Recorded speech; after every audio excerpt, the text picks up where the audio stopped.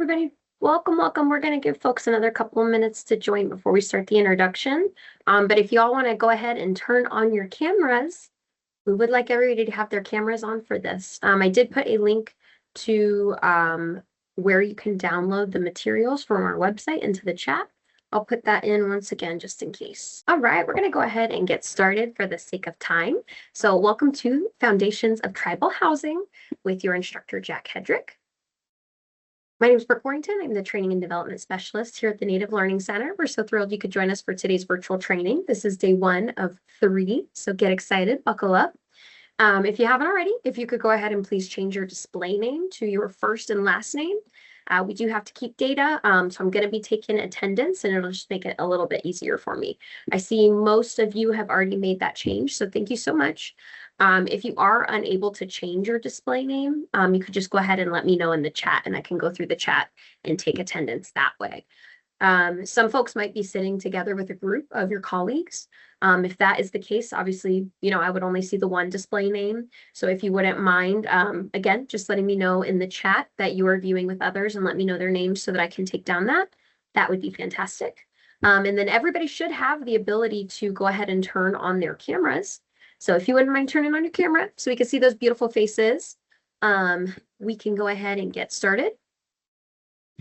If you haven't registered for the training, and again, if you're viewing as a group, you could also send me an email if you are having trouble accessing the chat, and I can take care of things for you that way.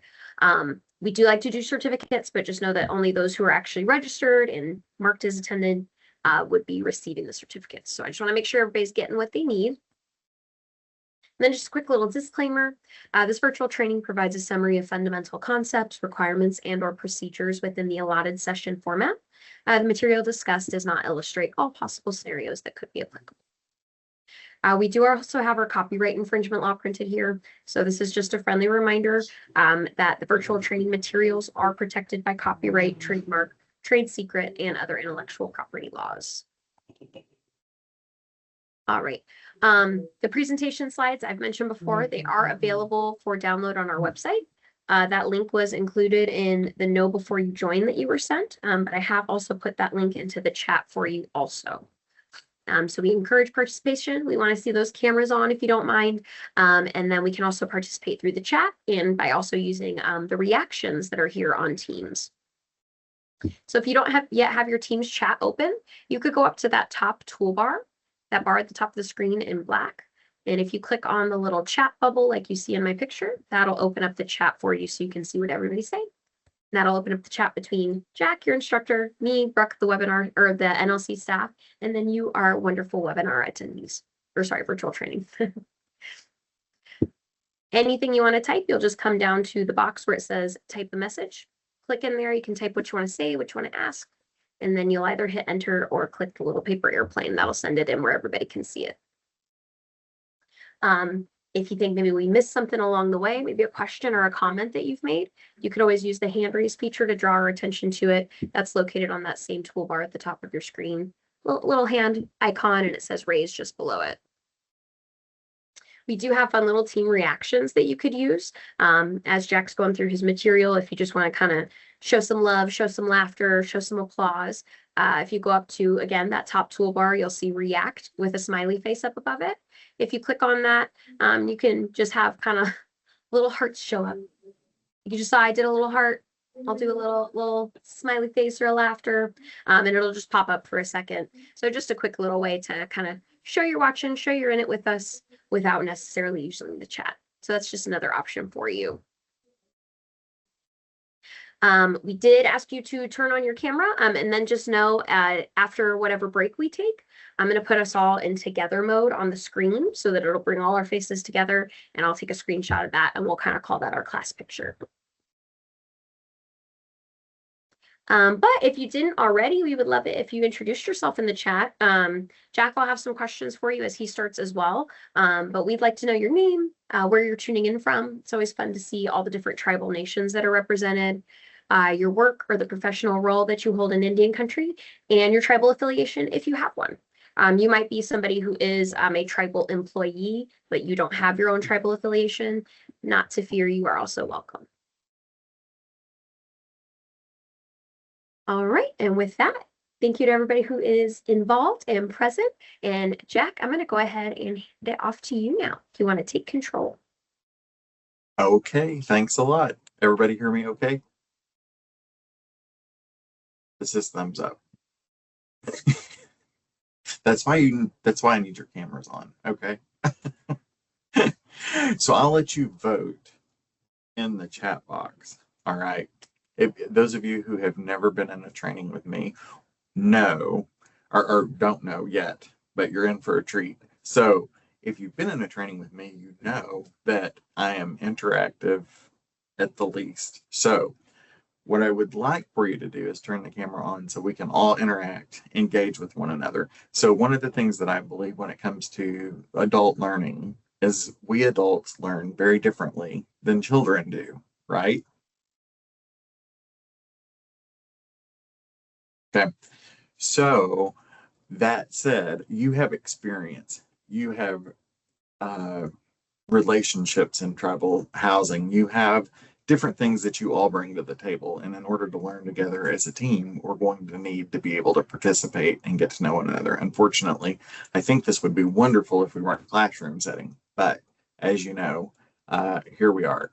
Things are the way they are. So, anyway, getting started in the chat, tell me, would you rather have 12 hours of lecture or would you rather have 12 hours of entertaining, engaging, fun activities that will stimulate your mind to learn more? I'll let you go ahead and vote. So tell me, do you want lecture or do you want stimulating, engaging activity?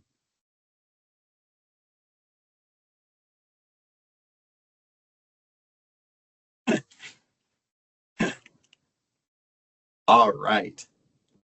That's the right answer because you know we're an Indian country, so I would just do whatever I wanted to do anyway. Ha ha. Yeah, there's where you can hit the laugh button, okay? Because we all know how it works, right? So to get started, I have been in Indian country for about 20 years, and I'm lucky to have to know and to uh, be a part of some of you in your operations already. But a little bit about me. So I have been in education and workforce development for about 25 years. I was the director of training for the third largest tribe, Bessie, in Oklahoma. At that time, we had 10,000 employees, and I had 15 staff members, and we conducted over 6,000 training classes every year, and that was around the clock. So we, everything from loss prevention in travel plazas to Title 31 and compliance training in casinos to government training on customer service. You name it, we did it. So that's a little bit about what I bring to the table and how that might be able to relate to some of you and some of your situations. So in the chat, always feel free to ask anything. I want you to know, okay, this is a safe place. And the elephant in the room that nobody ever talks about is all the tribal politics, right? So safe environment, you're safe to ask questions. You are safe to send those messages to us privately if you would rather do that, especially when it comes to different or difficult situations in tribal governance. So I get how those work, and it's always the elephant in the room. So I'm just knocking it out of the way and saying, politics aside, how do we get done the things that we need to get done to serve the people in Indian country? All right. Does everybody agree to that?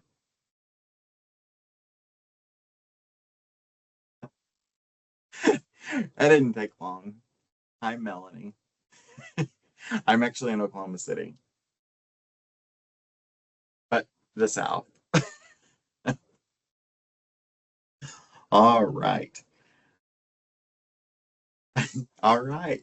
Good to see you. Good to see you. Okay, so to get started on our learning objectives. Oh, did I say I was going to control this? Or can I control this? Yeah, you should be able to take control. Take Perfect. control. That's the button I needed. Now I got to catch up to you. So a few of our learning objectives, essentially, this is a lot of nonsense that we have to do for compliance, right? Like it's what we do in our lives every day, right? Compliance is just something that we got to deal with. So here's the fancy language that we use for grant purposes. Essentially, the questions we want answered is why, right? Yeah. Okay. Um, we want to know everything about why there are so many acronyms and why nobody's ever explained what they all are, right? We want to know why it can't be easier. We want to know why everything comes from a different funding stream. We want to understand what it is that we do better. And so this training is really designed to help you gauge a better picture of what it's like to begin working in tribal housing. So we're going to talk about how those things came about. We're going to talk about some of the historical perspectives, the way things are now. That's going to focus, our big focus today is where we've come from, where we are, and answering the question, are we there yet? So in the chat box, do you think we're there yet? Or you can just nod or shake your head. That's going to be a no. Okay, Gina. So if you have worked in Indian country for any length of time, the answer to the question, are we there yet, is definitely no. I don't know that we'll ever get there in our lifetime, but we certainly are making strides every year, every quarter, every month, every day to build programs that better meet the needs of tribal members. So our opening reflection, I want you to think about what housing means beyond buildings. So instead of just the building itself, what does it mean to be part of housing? And go ahead and throw your answer in the chat box. What do you think it means to be part of housing? Okay. Home, family, stability, security, safety. Great. Those are really, really good answers.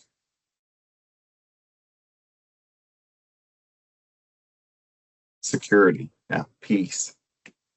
Okay, those are great.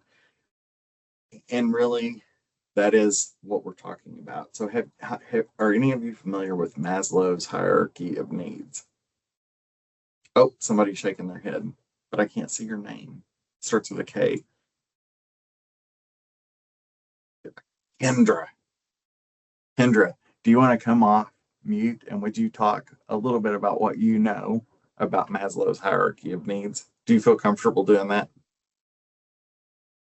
Sure. So when your basic needs aren't met, then you have no capacity to think beyond that. So you're not thinking of higher education. You're not thinking of all of these other things. I think that's it. Yeah, that is great. I mean, that's a really, really good insight. So according to Maslow, human needs are arranged in a hierarchy. So it looks like a pyramid, if you will. And that is your basic needs are at the bottom. And those basic needs are food, shelter, safety, love and belonging. These are all things that we need to be part of. But what the hierarchy does specifically is talks about food, clothing, shelter. Our basic needs have to be met before we can achieve anything else in the triangle. Okay, so the higher you go, the more it becomes interpersonal and relational type oriented. The bottom has to do more with tangible things like what is it going to take for us to survive? Does that make sense? So it's 5 tiers. The bottom tier, as you can tell, this one's for free. It's not in the PowerPoint, okay? So anytime I tell you this one's for free, it usually means that it's a nugget that you're not going to find in the presentation materials. It's a 5-tier model. You can Google it and see the model. The bottom okay, is your psychological needs. The next are your safety needs. The next tier, the third tier, is love and belonging. The fourth tier is your esteem needs, and that is self-respect, your desire for status, recognition, appreciation. And finally, the fifth tier. The fifth tier is to be able to realize what you need in terms of growth potential. All right. So it becomes very clear to see how if you don't have what you need as far as your most basic needs, you'll never be able to reach those higher levels unless your basic needs are met. So if I don't have a car, how do I get a job? If I'm living on a rural reservation in Lewiston, Idaho, okay, and I don't have a car to get to work, how are we going to make ends meet? Is that clicking with you? So unless those basic needs are met, they can't move up. They can't get any higher on that pyramid. Those are the basic things, the essential things that it takes to stay alive. What we've found is there's a lot of research in human resources from the corporate organization and tribal side, and that we see people, organizations that implement team building type strategies that want to focus on Maslow's hierarchy. And they say that by implementing programs that support employees, they actually see a 20% reduction in people that quit their jobs. So I'm going to tell you a story. I'm full of stories. All right. So I go to this tribe they're in a large city in the United States. All right. Most people that are working in this department, this particular department that I was working with, they are entry level workers. All right. They're making minimum wage. How do you think they get to work?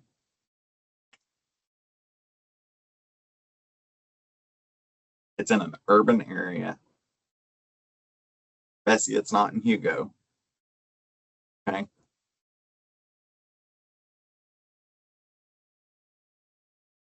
Okay. Public transportation. All right. So the department that asked me to come in and do some work with them, I found out that guess what they were giving for employee incentives? So if your attendance was good and you got like 30 days of being at work on time, you showed up, you brought everything, you know, that would make sense, right? They were giving away gift cards for gas to people that didn't have vehicles. So the people that get the gift card, they're like, what am I supposed to do with this?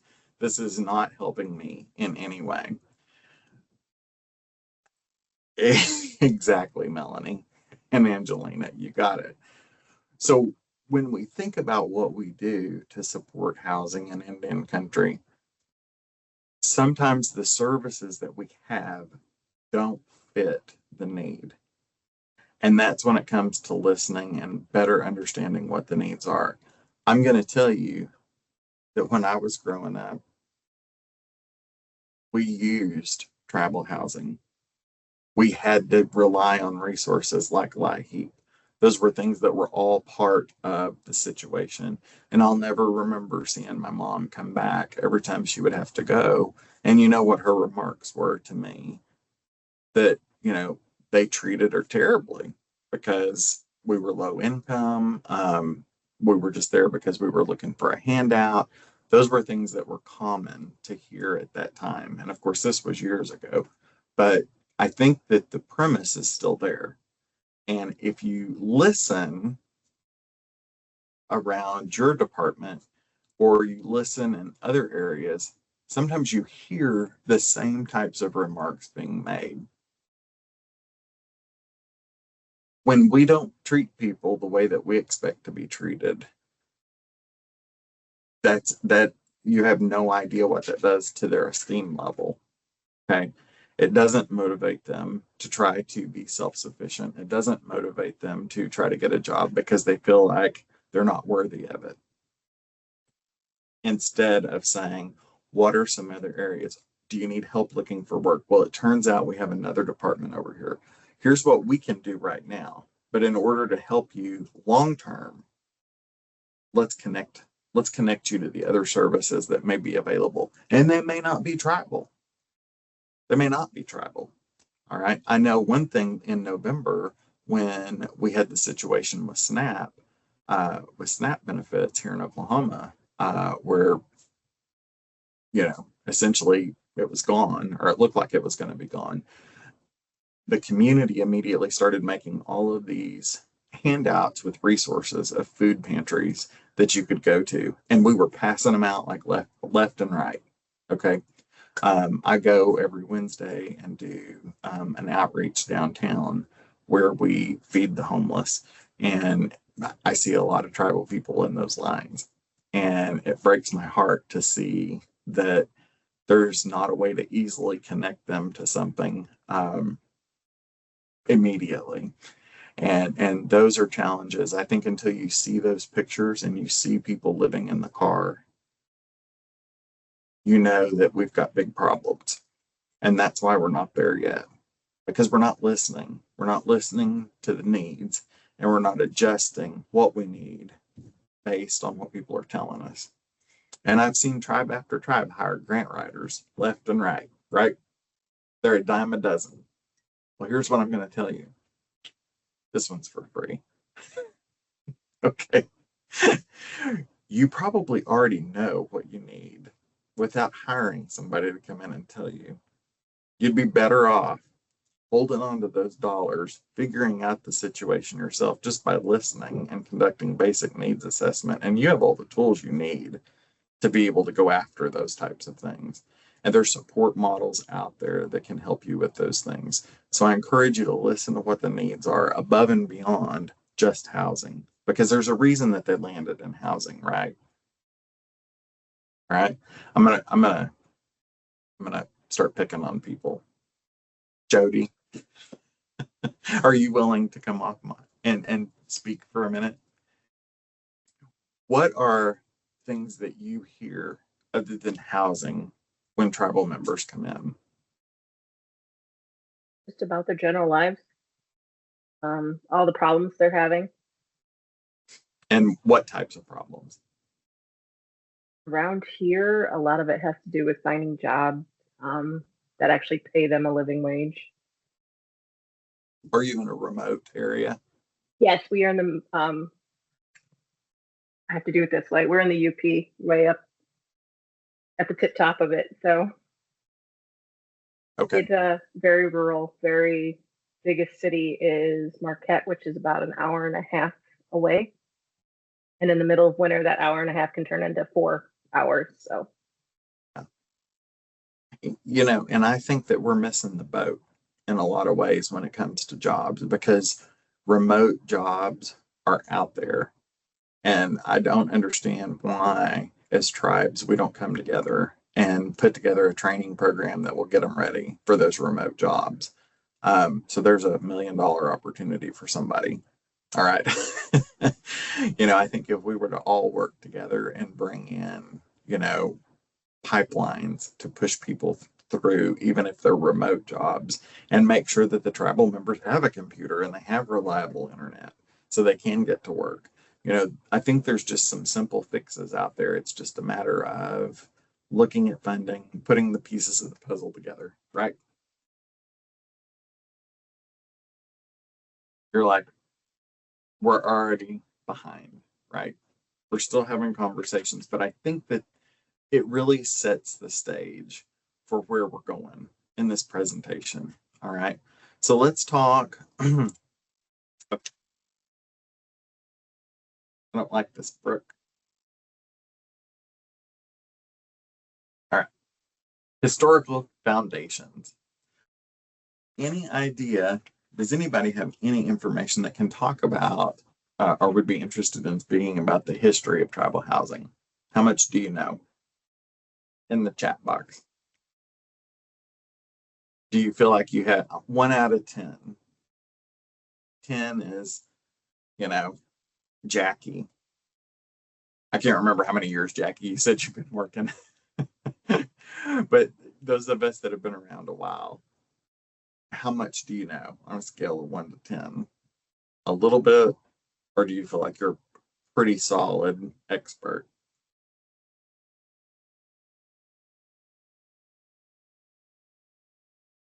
Okay. All right, Jackie, you're going to help me teach.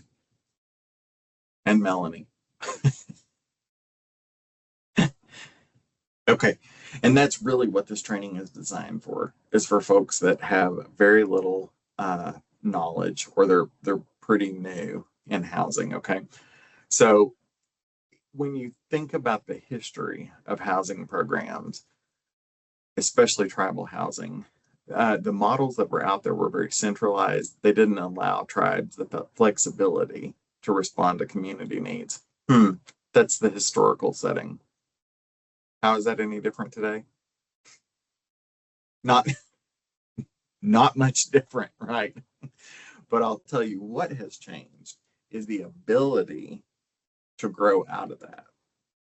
We've got some more capabilities, and we've got some more opportunities from outreach than what we've ever had in the past. What it takes is some new and creative and inventive ways to do things. And I think I'm so excited to see those of you that feel like you know one about tribal housing, because we don't have time to, spoil you and ruin you. You bring in new, fresh perspectives, new ideas, and I feel like you should share those, especially when you're coming from somewhere else in industry. You can look at a system and you're going to be the first one to go, this doesn't make any sense. And if you're confused, imagine how confused a tribal member would be. And so I think we've got to just implement some of those things. That's where we're at. That's right where we're at in tribal housing. Okay.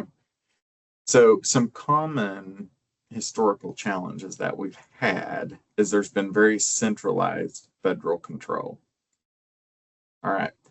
In other words, the federal government said, here's money, and this is exactly what you're going to do with it, without asking us as tribes, how does the money need? What type of money do you need? What does the funding stream look like?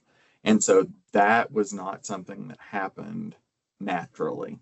Okay. The federal government had total control in the beginning. And so that is what has changed throughout the years. Not that they don't have total control still. However, we have more opportunities than what we've had before. And some of the tools that we're going to look at in this training, like SWOT. Who else familiar with the SWOT analysis? Give me a thumbs up.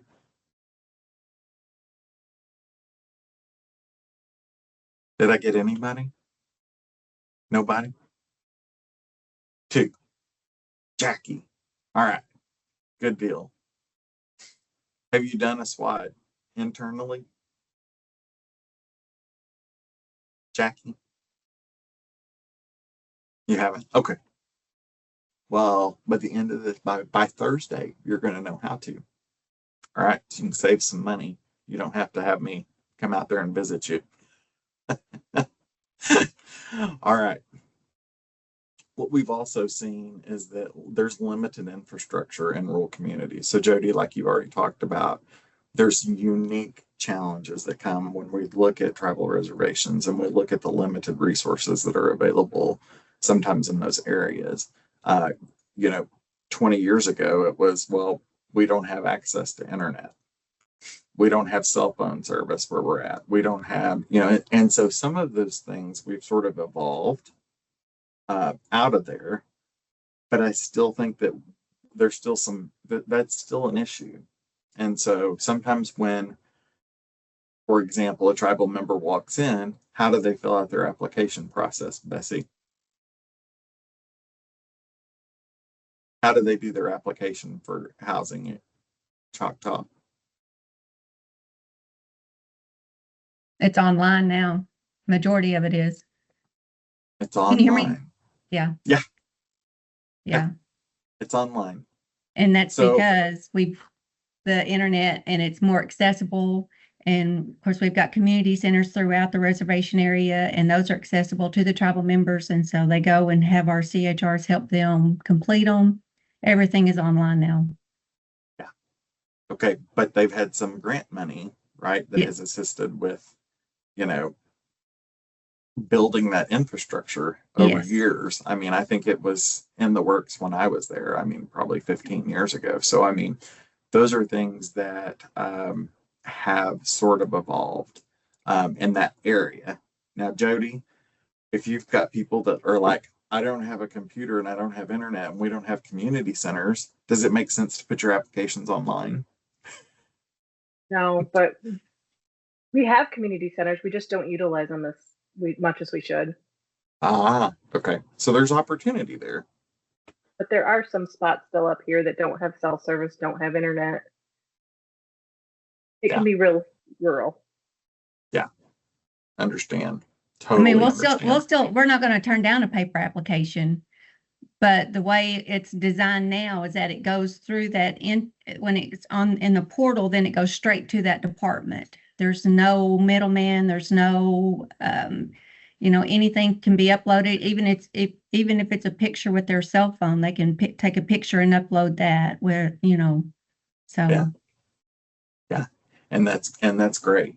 So see, a lot of you are offering both options. And so that's definitely hopefully a result of you listening to tribal members.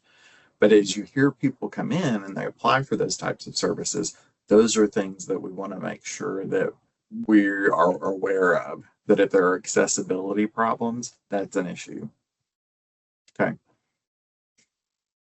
And then, of course, we can talk accessibility as a whole nother training, especially since we're working with federal dollars. Because when we work with federal dollars, what do we have to do? I'll throw a piece of candy if anybody has the answer. When we work with federal dollars, what do we have to make sure that we do?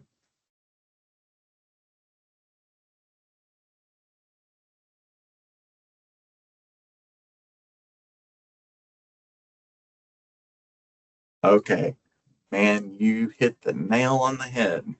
When we talk about using federal dollars, we have to follow federal law. I'm going to say it again. When we're using federal dollars, we have to follow the law, the federal law. When we're not using federal dollars, like I don't know that many of you have that opportunity available, but when you're not using federal dollars, you use what?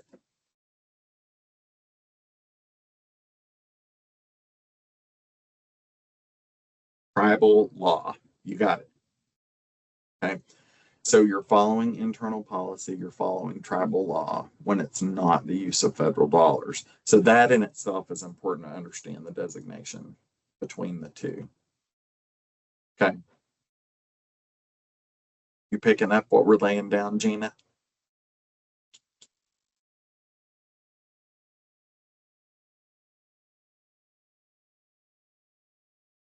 Maybe. Maybe. Is this making sense? Yes, or state. Thank you, Darcy, for mentioning that because specifically, is there anybody in here from California?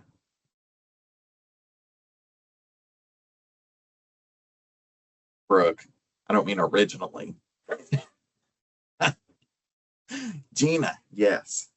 So in in California, you guys have made some pretty unique headway in terms of state funding. Does anybody want to tell me, or would anybody be willing to share what you know about state funding in California?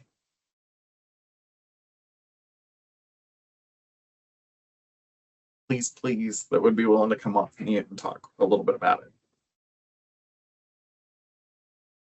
it. Darcy, absolutely not. I told you, politics aside, we're recording it, but nobody will watch it. They'll only watch it if I mess up.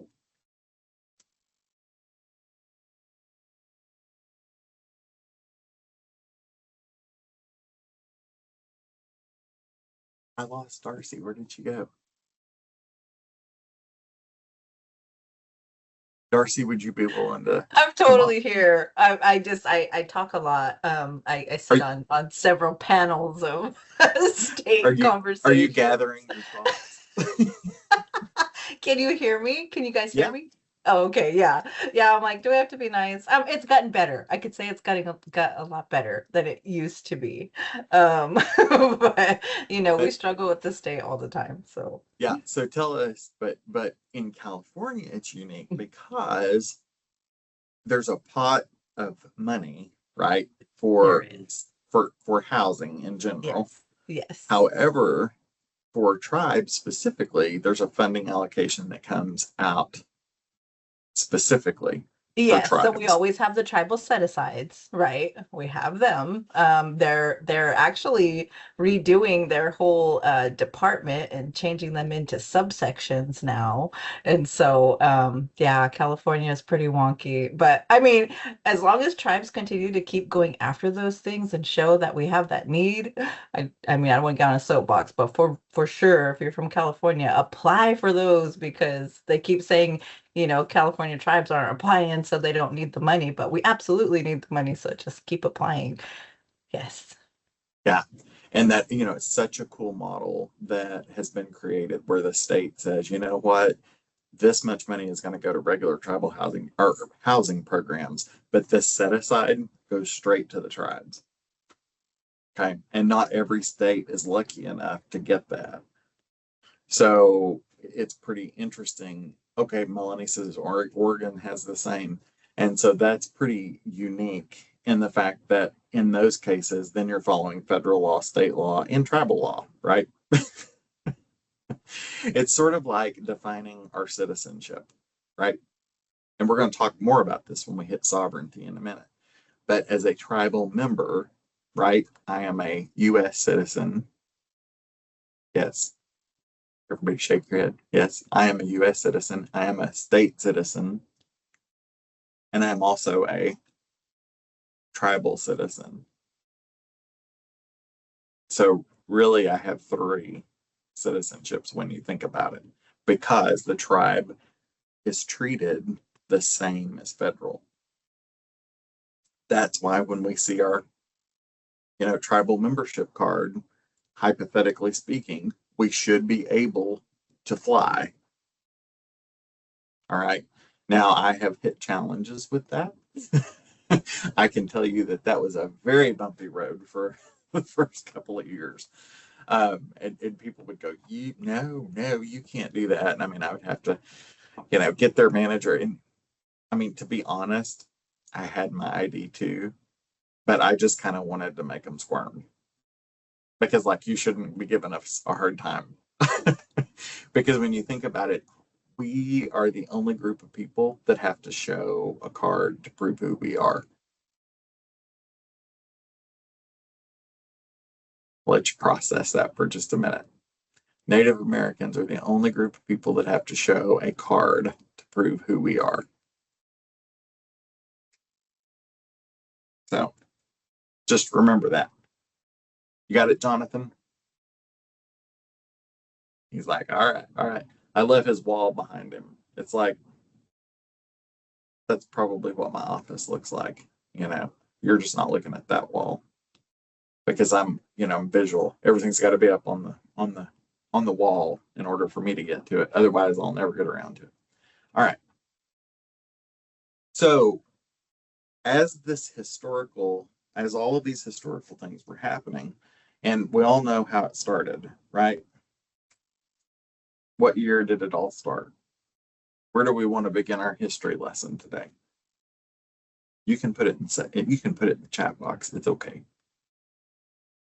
There's a year I'm looking for.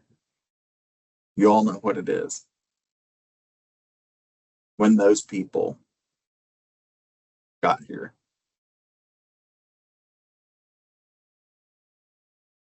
Everybody's like, is this a trick?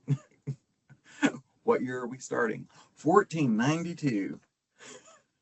All right. we see the arrival of Europeans in the Americas. Okay, so we're really not going to go back that far, but I just wanted you to give, put it in context here that we're hundreds of years in the making. Okay, so fast forward to 1776. During the American Revolution, what we saw is that tribal nations began to build alliances between Britain and the colonies. So at that time, during the American Revolution, that's when the concept began of, sort of, we're going to all work together to figure out, supposedly, how this is supposed to happen, how we all live and are merry together, right? Okay, fast forward a few more years, 1828, the election of who? Or we'll refer to him as that man.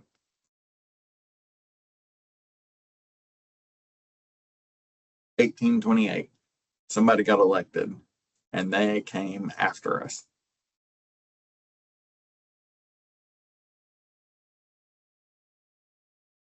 He's on the $20 bill, which is a reason why a lot of Native Americans will not use a $20 bill.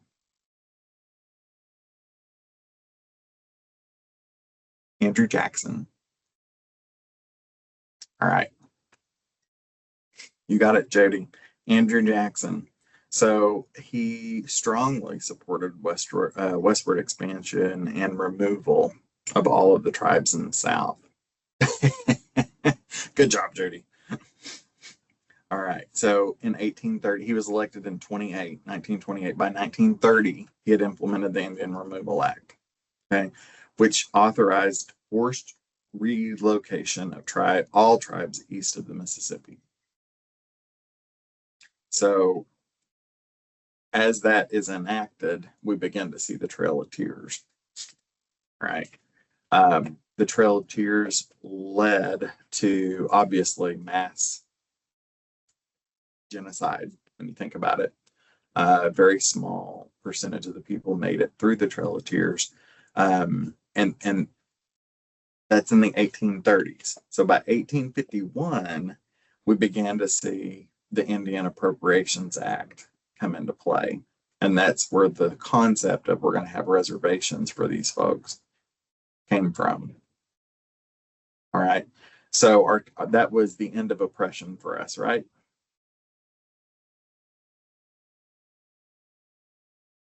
No. Not at all. Not in the least. Okay. So that leads to, this is in 1851. By 1892, we started to see this quote, which was, "Kill the Indian in him and save the man." Has anybody heard that before? Around 1887, around the time of the Dawes Act. Okay, there was this nationwide push, if you will, to kill the Indian in him, but save the man. All right. And how were they going to do that? Well, the Dawes Act. They said if you want allocations or anything related to it, you've got to get your name on the roll. Why did people not put their name on the rolls?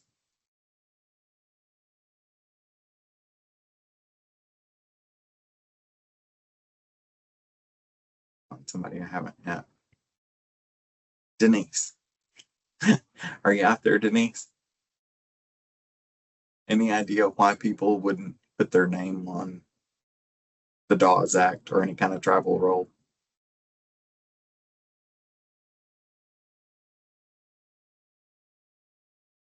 Identifiable by persecution. Yeah, they didn't want to be labeled Indian. And why? Because we didn't trust the federal government. Well,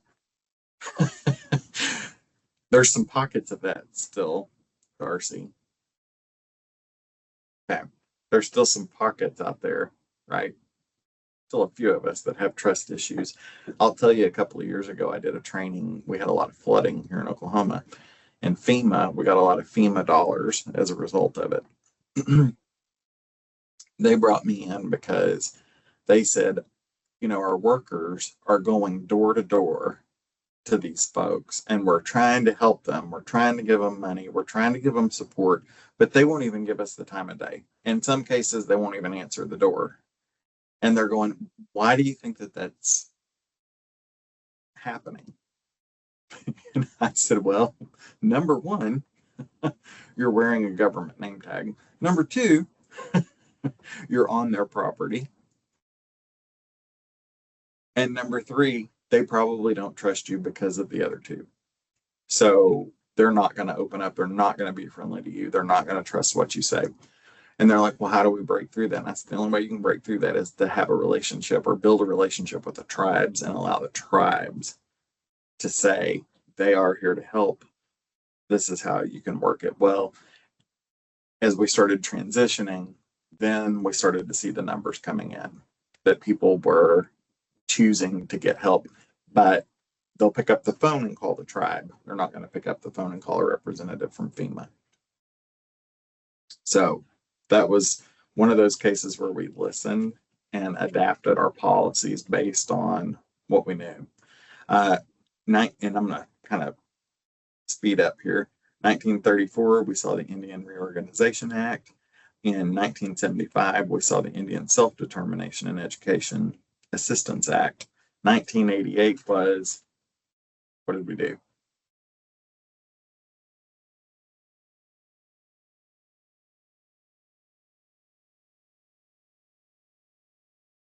I wish I had some reels here and I could spin it.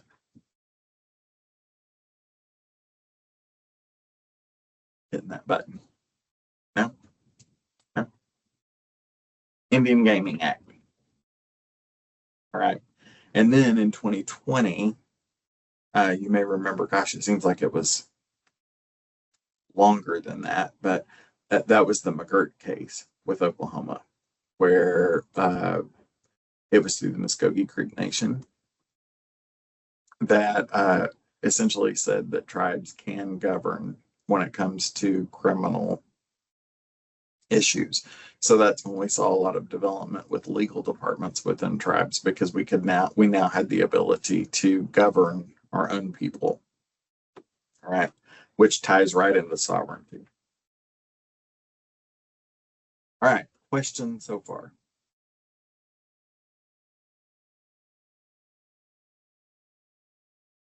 Is this making sense?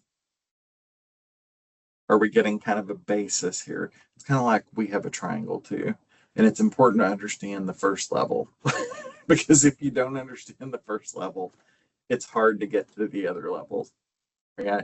We want to have a baseline here that we're all working with. All right. It's sort of like, this is like onboarding. You know, if you could have heard this the first week you went to work in tribal housing, what difference would this have made? Sort of like onboarding, okay? But we're kind of having to pick up midway for some of you. I hope there's some brand new people in here that can give some feedback on the training and what they think. And those of you who have been around, we're very interested to get your feedback about how helpful you think this would have been if you would have had it right in the door. Joke. Character. Ha ha ha. Character. Okay, let's talk about programs. This is where we're going to jump into abbreviations and we're going to fly through it because they're boring, right? And we want engaging, fun activities. So we're not as concerned about the acronyms. We're more concerned about making sure that we're in compliance with federal dollars.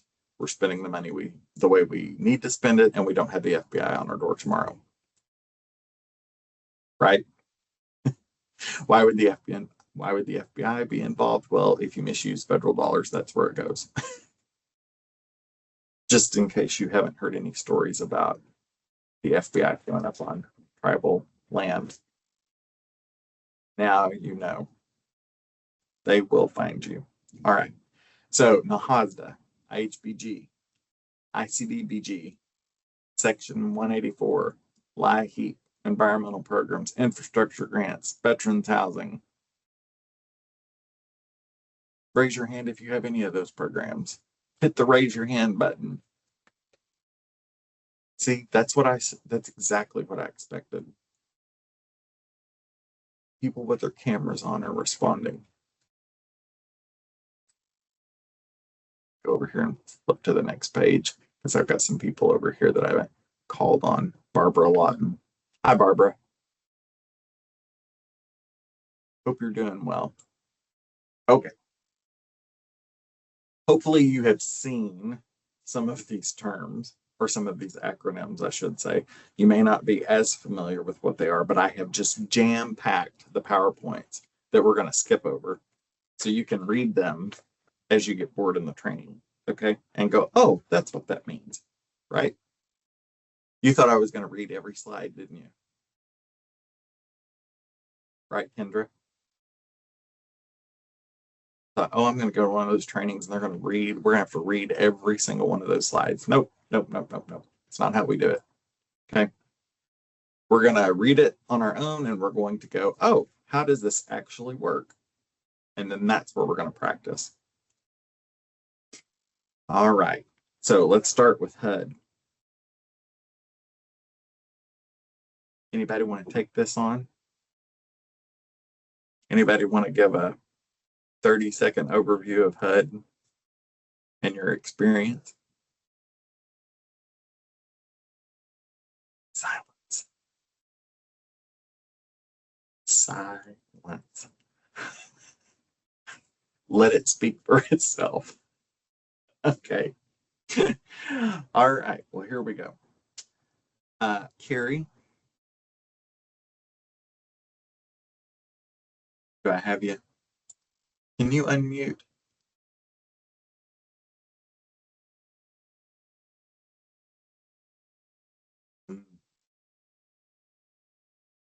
How about Melanie? Can you unmute, Melanie? Would you be willing to talk? I can talk. Okay. If you would, why don't you read that part about how HUD is governed? Sure. HUD is part of the executive branch of the federal government, led by the Secretary of Housing and Urban Development. The HUD Secretary is appointed by the President and confirmed by the U.S. Senate. HUD operates through regional and program offices, including the Office of Native American Programs, or ONAP, and tribal housing. HUD provides oversight while tribes administer local housing programs. Is that a pretty good overview? Jody's kind of... Go ahead, Jody. Chime in. No, tell us what you really think. I think that's a good overview. Okay. High level. It's like the 45,000 foot view, right? And so it really doesn't help us at all. In a nutshell, right? Because it doesn't really help us with day-to-day stuff, which is what we really need to get into. But it's important that you know what it is. All right. Okay. So I want to talk for a minute about NAHASDA. So NAHASDA stands for the Native American Housing and Self-Determination Act, which was passed in 1996 for implementation in 97. What happened is we had a lot of tribal leaders who said, you don't understand what we need, okay? And they're talking to the federal government, talking to administrative people at the federal level. And they're saying, you don't know what we need. We know what we need. We need to have more control and oversight in how the money's spent because we're able to run our own operation like it kind of should have been all along, right? But remember the history and how that started. It took 100 years to get that far, where we finally said, okay, we want to have oversight of our own programs. And at that time, that's when you saw this shift, if you will. Oh, there's my phone. Thought I had it off. Okay.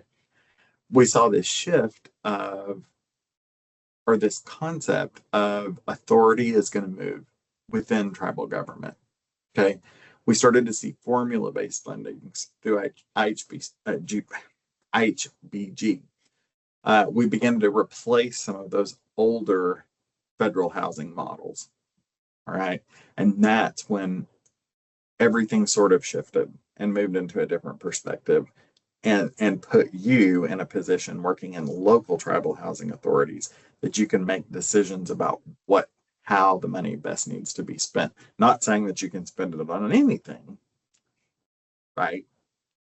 But you at least have control over your own program within certain parameters. All right. Indian Housing Block Grant. You can read all about it there, what it can and can't do. Important to know, it is a funding-based formula. And then I have a little bit more information here that Georgette with the Native Learning Center asked me to share.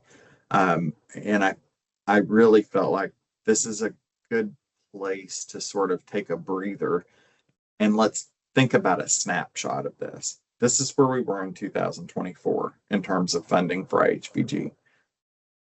Let's talk about looking forward today. Okay. The House Transportation, Housing, and Urban Development and Related Agencies, THUD, Appropriation Subcommittee increased 46 million or 4% in the 2027 budget over 2026. So the good news is we're trying to get more money, right? Oh, thank you, Brooke. She dropped it right into the chat. So let's take a look at those key proposed funding levels. Brooke and I've been like that. We've done this for years. We just think on the same level. All right. But take a look at that. Even a $7 million increase for training and technical assistance. All right.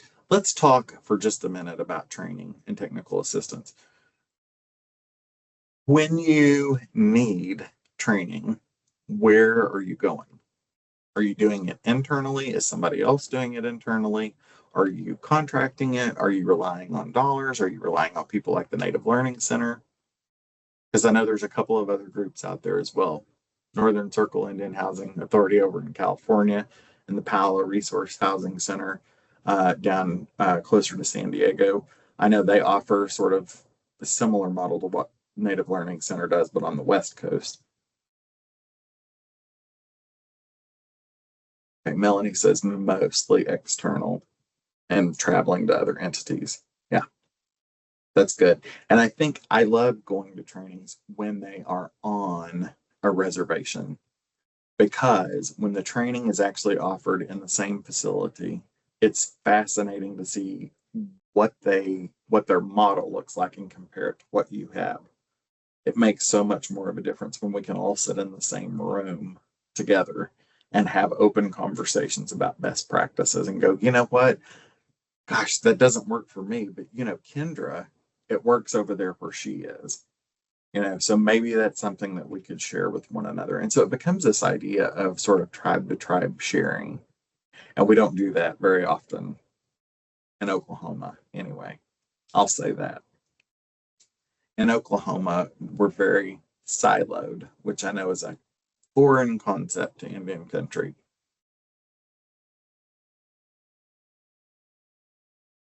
Just checking to see if you're paying attention.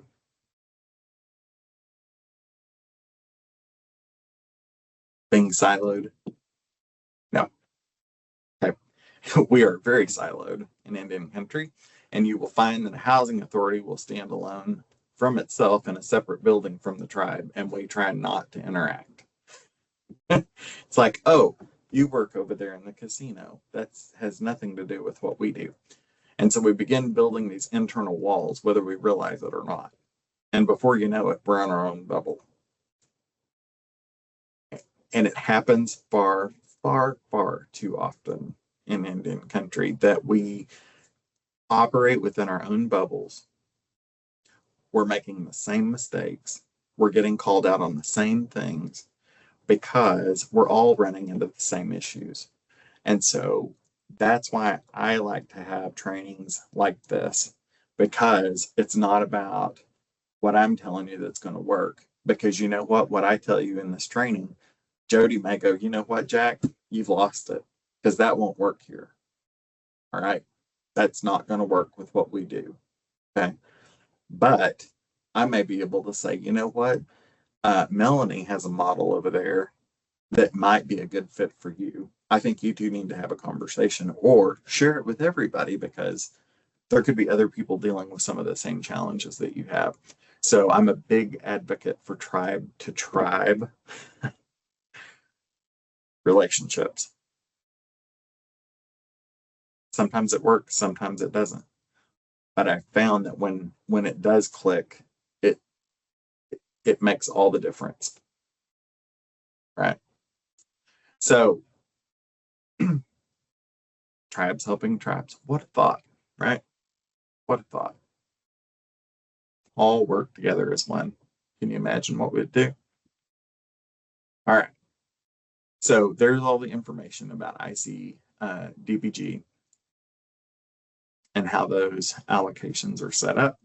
They are single purpose grants awarded on a competitive basis pursuant to the terms published in the Notice of Funding Opportunity. And for those of you who may not be as familiar, we've talked about procurement already, but there is a big, big manual that nobody ever reads unless they get in trouble, and it's called 2 CFR 200 or 300 or 400, depending on where your funding's coming from. All right. I know this because I also do the training for the National Native American Purchasing Association, and so we do regular updates as to what changes. One of the big updates that changed in the last 3 or 4 years was the ability to, we raised that cap on bidding. If you remember, all right, yeah, your accountants know 2 CFR very well, yeah. So one of the huge significant shifts that we saw in the last 3 or 4 years was that we raised that funding cap from 5,000 to 10,000. So we don't have to bid it out unless it's over 10,000. All right, I'll say that again. We raised that cap for 2 CFR 200. So if you are going to bid, you don't have to bid it unless it's over $10,000. So if it's under 10,000, you're pretty safe. I would still get 3 bids just to cover internally. But if you don't have, it's not necessary. I'll say that from a federal standpoint. Yeah. And I'm giving you the grin because some of you may have a different scenario where you are. But that's federal law now. All right. So let's look at how most of the tribes are using their IHBG funds. 41% on development. Does anybody have a development best practice? How have you spent IHBG funds from a development standpoint?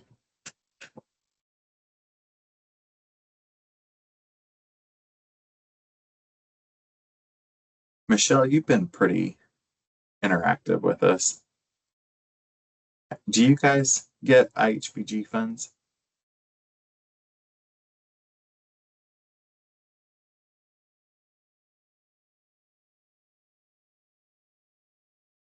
Barbara? Frank? Anybody?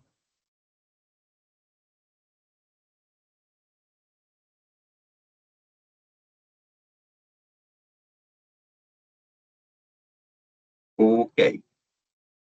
Beth, would you feel, or it looks like Jonathan chimed in.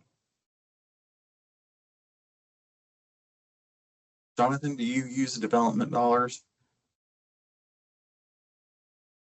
Oh, Michelle says yes. Uh-huh. Okay, I know that we do use them. I'm rather new to the job. I've just started about a month ago. Before I worked for the Tropical Casino that was actually a part of this area. But you wait. You worked for the casino? Yes, I worked directly. I worked there for about 4 years. And then you came to housing? Yes. I love it. I love that. I love it. Okay, go ahead. Okay. With the funds, I know they were using them to develop and build up new houses in the area to really survey the land and make sure that it's suitable for the houses being built. And a lot of times, it was really fun. Actually, doing my first week of training, they actually had me drive around with the staff and actually look at the housing in the areas and what we could really put down and what we're using the funding for. They wanted me to get an idea for how we're using it, what is going towards the skeleton of the houses, who's going to be put in what homes, etc. So pretty much it's not so much, but that's pretty much what I know about the grant, and I'm seeing how it's been used in the community. But once again, I've only been here for about a month, so it's not too much. Well, it sounds like you are a fast learner. I try my best. And so welcome to tribal housing. I think you'll find that it's a very similar concept of community, which I'm not sure what state you're in. In Oklahoma, we've got an association for Indian gaming. And so there's kind of the feeling sort of in that group, but I think what you'll find is that it's a little bit more close-knit with housing. So if you can find somebody who's been around for a little while and who really understands, I think you can definitely, that would definitely help you in the long run. So, and it's always good to have somebody that can bring a fresh set of eyes to go, why are you still doing that? We quit having to do that 2 years ago. Right. So just word of advice. I noticed that Jody put in the chat that they just built an $8 million apartment building with 25 units. Right. And at the end of the day, that's what we're trying to do. Okay. We're trying to get people housed. And why are we trying to get people housed?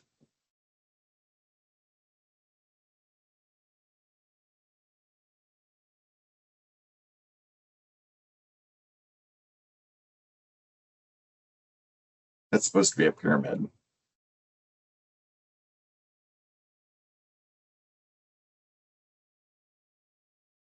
Maslow's hierarchy. Because if they don't have the basic needs met, they're not going to be able to do anything else. They're not going to be able to move up through those levels of the pyramid. Okay, Melanie, in your area, assume properties that are already built. Beautiful. And so I think what you'll find is, there's probably other people out there that follow a similar model. But there are some, like in Oklahoma, that it doesn't look like that. So I think that that's where we have some advantages, because when we have these types of conversations, which don't happen often enough, right? How many of you have been to a training that it's a 12-hour lecture and there's no interaction and we can't talk about from tribe to tribe what's happening? I would say that's probably pretty standard in most of Indian country. So I hope that you'll feel like you can participate and you can share some of those best practices. And man, there's some really good stuff that's popping up in the chat of what some examples are of what's going on. Okay, let's move on. Section 184. Bessie, you know all about it, right? Well, the 184, we offer the down payment assistance to tribal members that receive the 184 from another lending partner. So, but yeah, the 184 is we try to push that to our tribal members just because it's a great product. Yeah. And what is it? So it's a tribal loan. I mean, and it does, the main thing that I push on it is that it has no PMI. I mean, and it's a standard mortgage. It's a 30-year mortgage.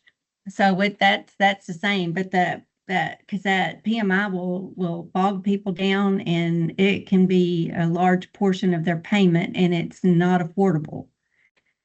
So Lee is probably the bigger expert on that 184 than I am, but she's not on the training with me. But yeah, she would be the one to pick because her and Angie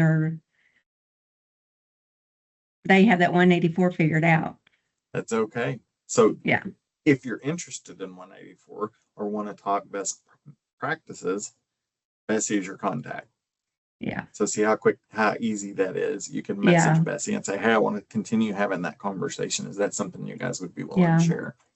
Because the lenders that we work with, they're nationwide. So we can reach a tribal member in Oregon or in California or in Florida and still offer that down payment assistance with tribal funds.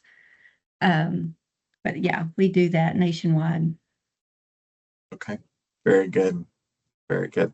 The slide really does a good summary of what that looks like. So let's talk about some more programs. LIHEAP.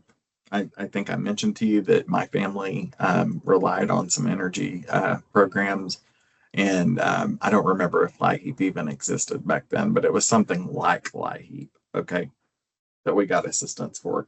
That's been like, well, I can barely remember what happened yesterday, a little long, well, plenty of years ago. I won't date myself, okay?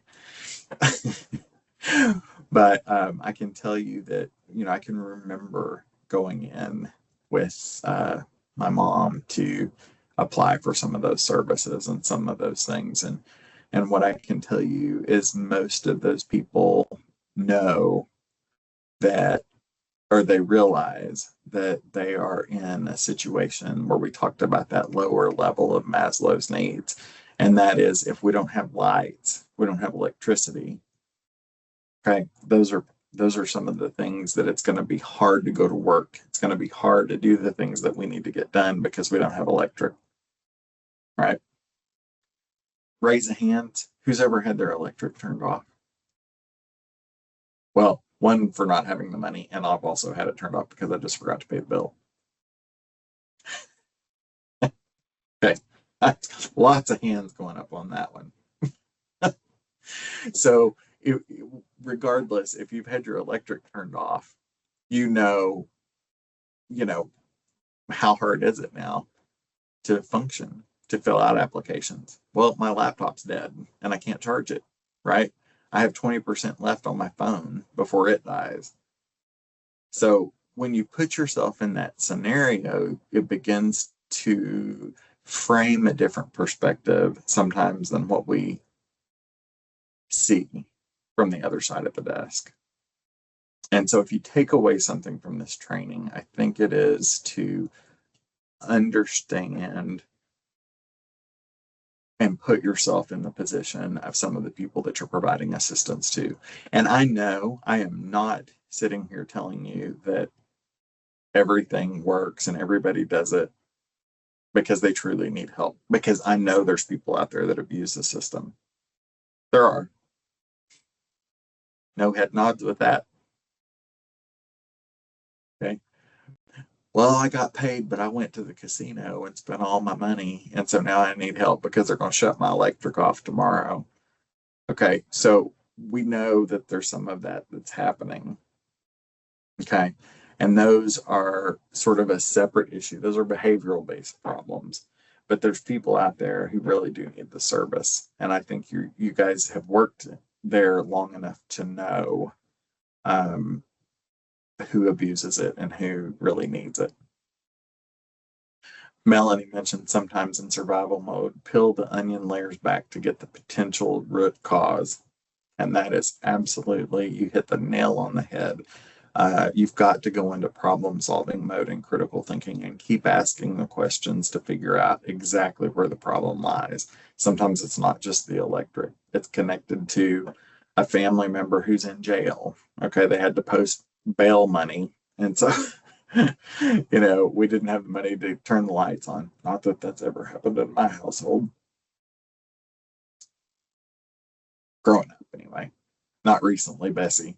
Don't go down there and start looking in Jailbirds and the Jailbirds newsletter for any of my family. They're all dead now, but 20 years ago, they would have filled up one of the pages. All right.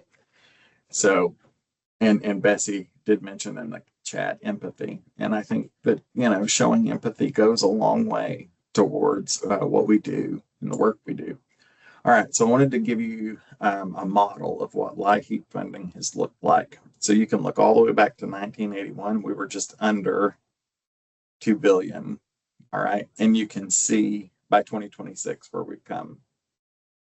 So we've seen more and more and more of an increase in funds available for LIHEAP, probably due to lots of reasons, knowledge, just the general knowledge that the program exists, and you've got more people that know how to implement it and can use it. All right. And so obviously the more people you find that can use it, the more money we need to implement it, right? But I want you to see it's almost doubled since 1981. So in 40 years, the funding in terms of billions has doubled. Do you think it's gone down in the last 2 or 3 years? Do you think the need has gone down? Absolutely not. So what we're working with now is this is where we were.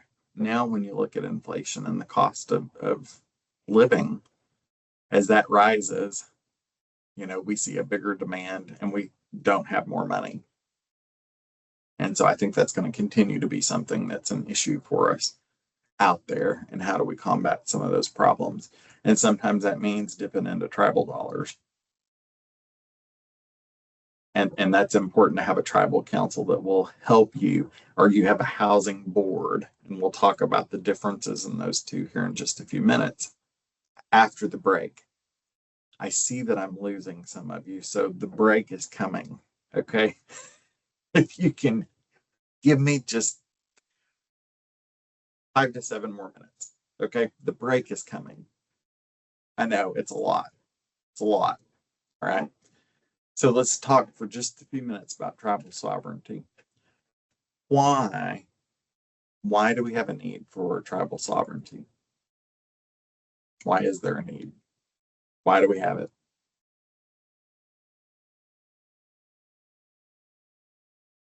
I know, Beth, you've had your hands up a couple of times. She's like, no, don't pick on me. That's okay. All right, Gina, that is right. Tribes are their own nation. So they are set up to govern the same way as the United States government. So that is, we are equal in that we can govern within our own regulations. All right. Most tribes do choose to follow federal law because it makes more sense. It's easier to regulate. It's easier to develop partners. Okay. We saw this influx after McGirt, especially, where tribes were deputizing members of the police department, and vice versa. The police department, they were deputizing tribal police, so they had the same level of authority in the community. All right. So I think we've seen some huge strides towards being able to completely govern on our own. Okay. And Darcy says we still do. Okay, great. Yeah, and we are self-determined. We are that. That's how we are. Unfortunately, over the past few years, we have seen cases where tribes have gotten into trouble and sovereignty gets called into question from time to time. And that's when it's important that we stand up and say, we are our own nation and we can handle ourselves. But it's always something that's going to be on the forefront. I think for as long as we're alive, that we're going to have that battle, and we're going to have to keep justifying why that we have the ability to be our own self-governing entity. So how does it impact housing? Okay. Local control over housing priorities, right? At the point when tribal leadership stepped in and said, we need to start managing our own programs. Okay, so sovereignty is what gives us the ability to offer the programs and keep the program within our own control. Okay. In other words, you guys don't work for the federal government. Make sense? In another world, if we didn't govern ourselves, you would be federal employees who are offering federal programs. It would look the same as the housing authority that's located in the closest city that you're in. Okay. You wouldn't be employed by the tribe, you would be over at the city office. Okay. Development of policies. Have any of you been part of writing new policies or tribal law? All right. So as our funding streams change, as things change at the federal level on the surface, we're constantly having to author new legislation, both within the tribe and outside of the tribe, that's going to best support what we need done. All right. And there are classes that are even offered through the Native Learning Center, I believe, on writing policy and procedures, SOPs, and then also being able to author legislation. Okay. I bet, Jackie, have you had any experience with writing policies or tribal legislation?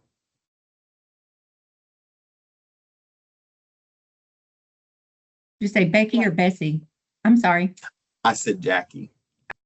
Can you hear me? I was wrong all the way around. Can you hear me? Yes. Okay. Yes. Yes. Right now, I'm currently working on a collections policy, taking a little bit out of each program and making one consolidated collections. Ooh, a collections program. Yeah. Gee, Yeah. how does that change for you? It's Like I been a said, struggle. it's a safe space. Well, it's been a struggle lately because, like we said, it's hard times now. It seems like everything's going up, and people have to pick and choose, you know, what they're going to pay. Are they going to pay their car and insurance or their rent? Are they going to pay the utilities? Do they have food? You know, and sometimes we're the last to get paid. So we need to update our policies so that we can all be on the same page. Yeah. And you know, goodness forbid that we have a collection policy in place, right? And the person that needs assistance just happens to be the cousin of the third person on the tribal council. So when your phone rings, who's calling typically in that scenario? Tribal council. Everybody doesn't feel safe yet. Tribal council. So it is the relative who sits on tribal council that picks up the phone and calls you and says, isn't there something that you can do? Isn't there some way around this policy? What can you do? Why do they not qualify? All right. So it's, in that, I'm sorry. no, go ahead.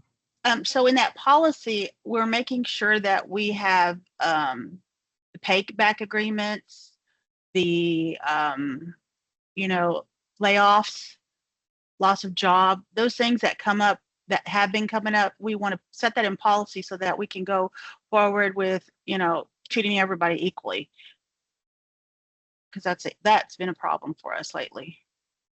Absolutely.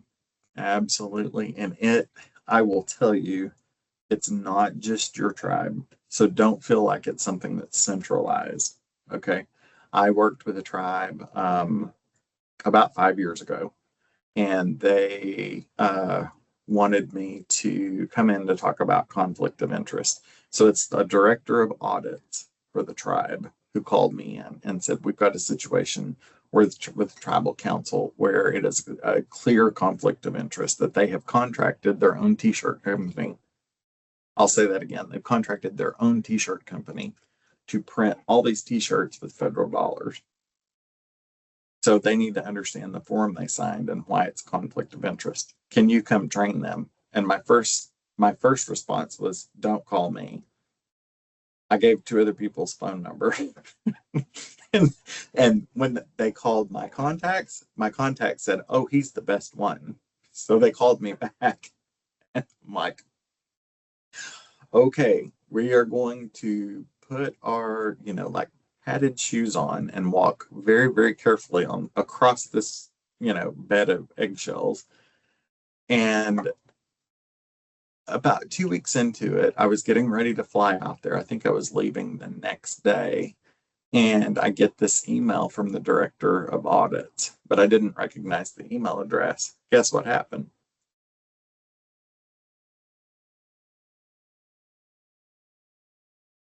The audit director had been terminated.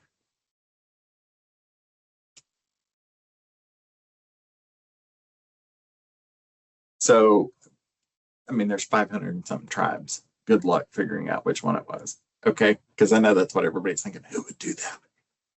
Well, there's 500 possibilities out there, so I'm not worried about it. But I use it as an example to say that in some cases we do see abuses. We see abuses of power. We do see conflict of interest. We do see some of those political things that we talked about at the beginning that are the elephants in the room. And I think that being able to have conversations like this candidly and say, how would you approach this? I think that that really helps us better understand sovereignty. Because in those cases where we see conflicts like that, what are we jeopardizing when we misuse, especially federal dollars? Future federal funds ultimately are sovereignty. Right? So it's future funding, but it is definitely jeopardizing sovereignty. And so I think that that's a great place to break. I see some shoulders going, oh, we made it. The good news is the second half is shorter than the first. And if we miss something, it's in the slides, right? So it's always a good reference back. So let's take about a 15-minute break. Does that sound good? That way you can check your emails, figure out how to turn your cameras on. You didn't figure that out yet. You can call IT and they'll be there by the time the training's over on Thursday. All right, I'll see you in about 15 minutes. The difference between tribal councils and housing authorities. And or is there a difference? And if there is not, why should there be? Tribal councils, their focus is on governance and strategic priorities for the tribe as a whole. Okay. With your housing authority boards, what we're looking for is operations, compliance, and services, not necessarily day-to-day operations, but a high level of operations. Right. The only place a tribal council, or I'm sorry, a housing authority board, where we would want them to have control of day-to-day operations would be in the event that the executive director or director of housing is gone. All right. So if that person was removed, it would make sense that the housing authority board would have more day-to-day influence over what's happening. However, if there's a director in place, it should be the director that's managing the day-to-day operations with the board that oversees the sort of overarching branch of the housing authority. That makes sense. All right. So the bottom line to know is that there's not a one size fits all. Okay. As you are well aware. Okay. Everybody's going to look a little bit differently. Everybody may be in the middle of a transition to a different type of a format. There's just not a place where everybody's going to be in the race together at the same exact time. All right. So there's going to be some tribes that are a little bit further down the road as far as implementation, and there's going to be some that are not quite that far. Okay. what we see, the larger the housing authority, probably the less oversight the board is going to have. If you have a very small housing authority, you're probably going to see more oversight from the board.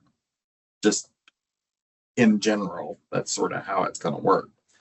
Not always the case, but I would say more often than not. So the tribal council governs the tribe.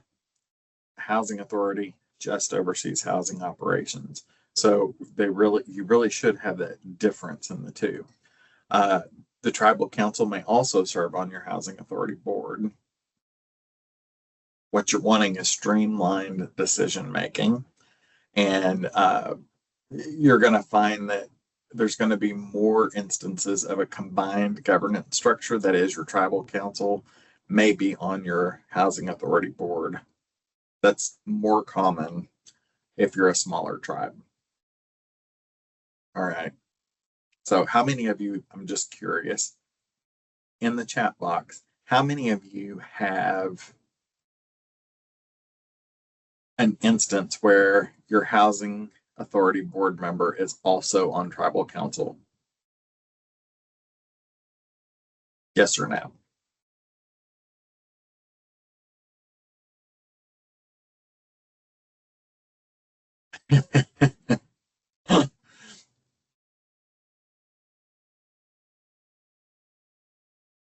Okay.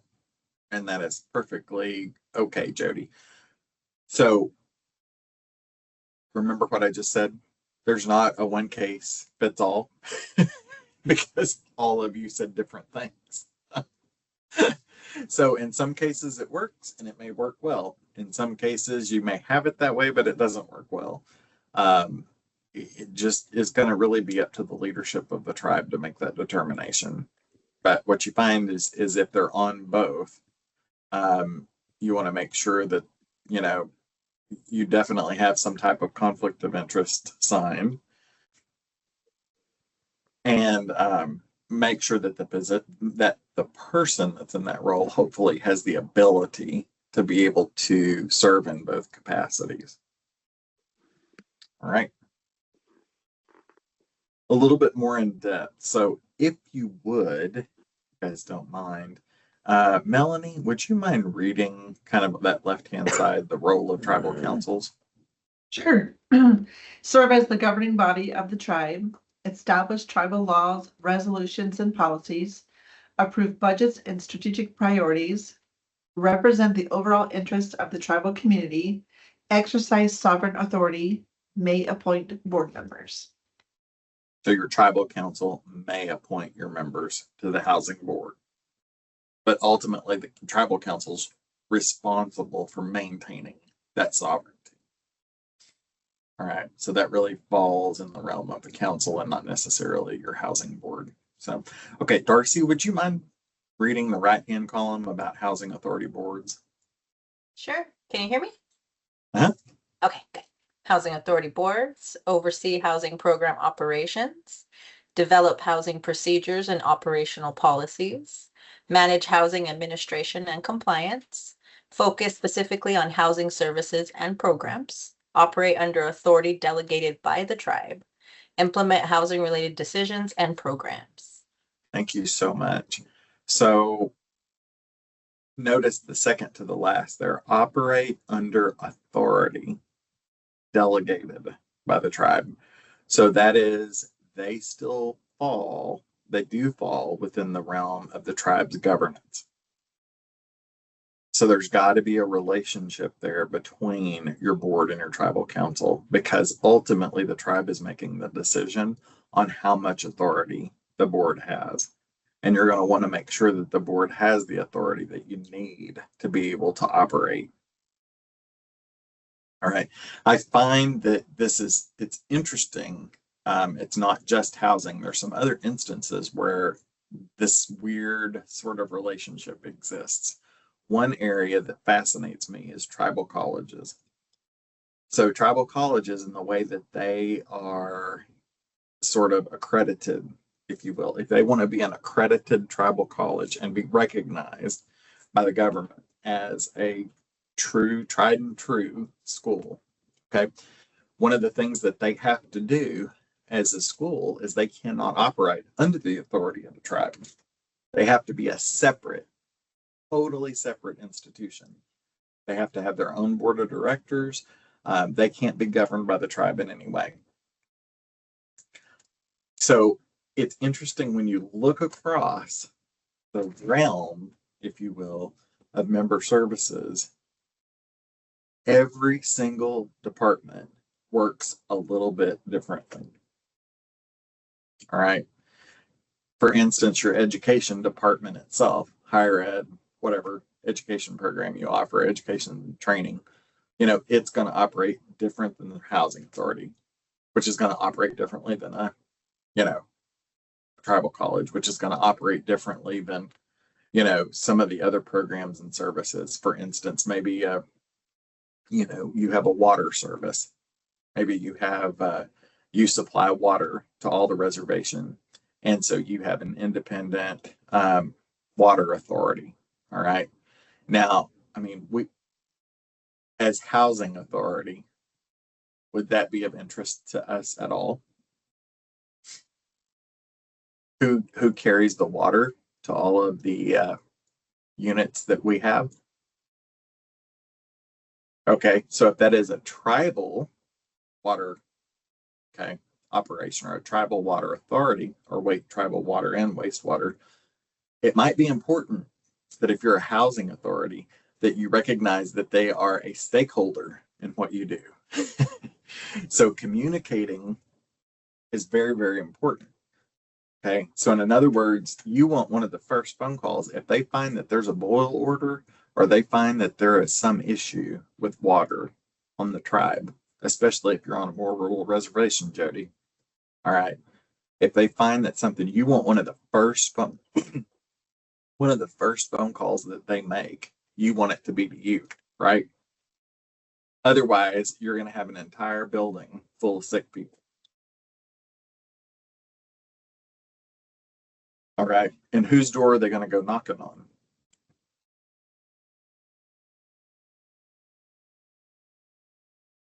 Right? Collaboration. You got it, Melanie. And I mean, you've just got to look at who the stakeholders are within your authority and make sure that you've included everybody that needs to be included. Okay, very good. So here's a sample housing authority chart where you've got the housing authority board sort of off to itself, but ultimately the executive director or your director is going to report to your housing authority board. So your housing authority board is going to give the direction to the executive director, who in turn manages the day-to-day operations. All right. And that's just an example of what one might look like. May or may not. Again, everybody's a little bit different. Notice that I also have an external auditor on there. Why would you want to have an external auditor?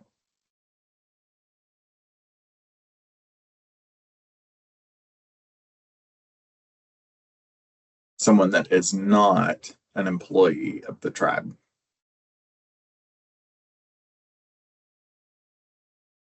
Checks and balances. Compliance. I'm going to tell you right now, if you have money to burn to improve your housing program, you better spend it on an auditor before you do a consultant. Okay? Because when it comes to compliance, protecting the tribe, the audit, the self-monitoring, the oversight that you have is more important than anything. Because if you risk that, you risk that loss of federal dollars. You're putting the tribe's sovereignty at stake. It's a domino effect if you're not in compliance with your own policies. That is, when I come in the door, all right, and I'm going to come to Beth, and Beth says, "Hello, Jack. All right, are you a tribal member?" "Yes, I am." And Beth goes, "Show me your ID." Because we talked about that, right? Even though we're tribal and we're walking into arms, we still got to prove who we are. Okay. Got to have that ID. All right. So, Bessie, I'll tell you a funny story if you want to hear it about how I had to go, the hoops I had to jump through to get my tribal ID renewed. But that's a separate training, separate conversation, okay, one that's not being recorded. All right. So I jumped through all these hoops, right? So I'm jumping through all these hoops with Beth. And we hit a point where Beth says, I know you're struggling with a difficult situation, and I realize that you left your pay stubs at home. Okay. So next time you come in, I want you to make sure that you bring a copy of these pay stubs. All right. So we can make sure that, we can check your income to make sure and verify that you qualify for this program. All right. 2 days later, Beth says, I've had it. I've had a mental break.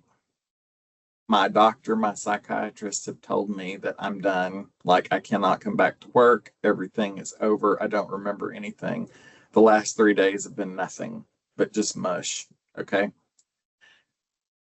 What are the chances you think that you're going to catch that income verification was never turned in?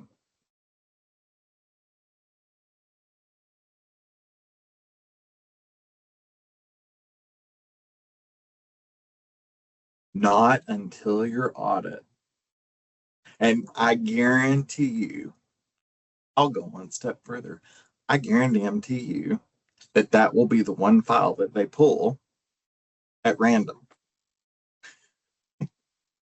You can have 247 files exactly how they're supposed to be, totally in compliance, and they'll pull the one that Beth, when she went nuts on us and took off up into the mountains in Idaho, and Beth said, I can't come back here. My doctor said, that's going to be the file they pull that's missing the income verification. And then what do they do when they find that file? They start digging for more. Because if there's one, there's 5. That's in an auditor's mind. That's what they're saying. I found one, so there's more. All right. It's kind of like the IRS. Okay. Like when there's a flag that goes up, there's 10 flags. So it is so important that you bring in an external auditor before you have a federal compliance issue or somebody walks in the door from any of the various funding agencies. I won't name any specifically, but let's just say they show up on your doorstep and say, oh, well, it's been anonymously reported to us because you've got the chief's cousin down there who's pissed off at you because that he knocked the door down over a drug deal gone bad, and you never got a new door for him. And so he called and reported you to the government and said that you were mismanaging housing dollars, right? It doesn't matter how it happened. The bottom line is they're at your door. And you got to open the books and participate. So having someone come in and check you even against your own internal policies, the challenge is we see our own policies so much that it is so easy for us to overlook something simple that's going to cause an audit, that's going to cause a finding. All right. And at the end of the day, when that report gets generated and sent back to your housing board, what's the question they're going to ask? Who was responsible for this? Right? How did that happen? Yeah. Darcy, I love the hand gesture. We're not going to say it out loud since we're recording, but we can just go. So, and I'm not saying that that's always the case. I'm just saying that questions are going to be asked. There will be an investigation to find out, to get to the bottom of it. What happened? Why did this? How did we get here? And in other words, how did this domino effect happen that this is where we're at, and now we have a federal audit finding, and how do we fix it? Jody asked a really good question. Does anyone else have policies so wordy that you can't understand them? Anybody?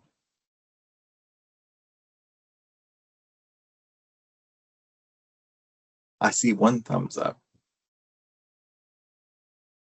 Or dated and they don't apply. And why do you still have them if they don't apply?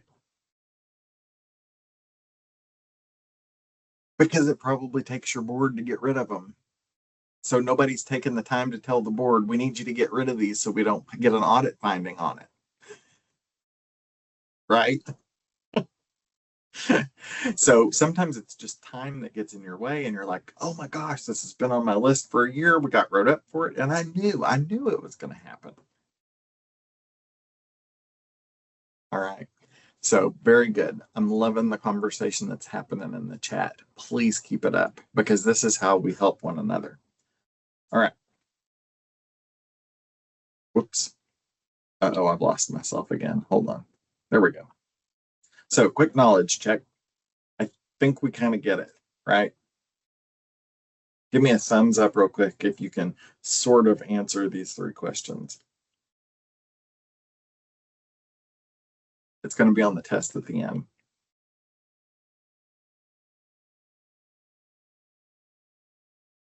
I'm just kidding. There's no test at the end, but I see a lot of thumbs that didn't go up. So you can tell them, start talking about a test in the chat, and then they're going to go. Yeah. Okay. So moving on, some challenges that we have. I want you to sort of self-reflect for a moment and think about what are some challenges within your own communities with how housing, how your challenges in housing connect to infrastructure, workforce funding, and community wellness.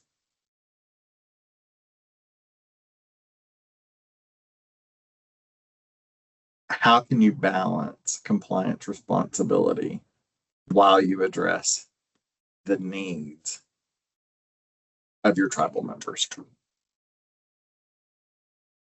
That's a deep, deep question.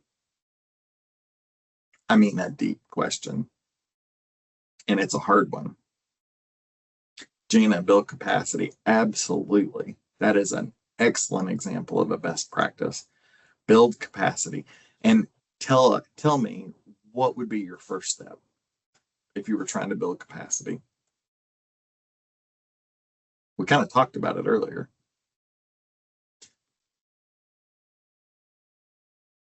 Okay.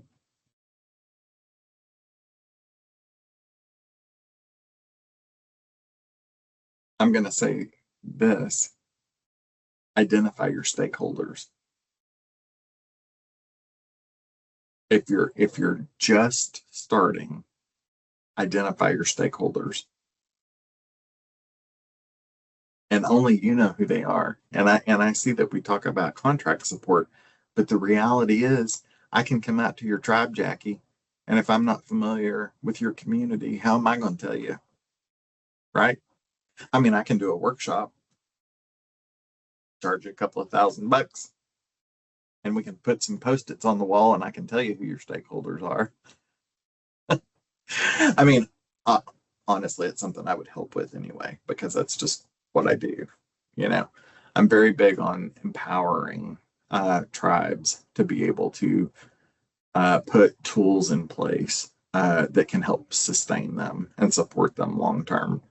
That's always a huge focus of mine, is how do we build a tool that's going to help you be able to continue long term. So stakeholders have to start it, and that you start at the base. Who's your first stakeholder? Your tribal members. Number one, because they don't have a place to live if you don't exist. And then just expand out from there. Who provides your electric? Who provides your internet? Who provides? Those are all people that you want to have some type of a relationship with, so you know when you have challenges that those are the people that you can call to help. And maybe you have an appreciation lunch once a quarter or twice a year, and you bring some of those stakeholders in and have conversations about how can we support, how can we provide better services.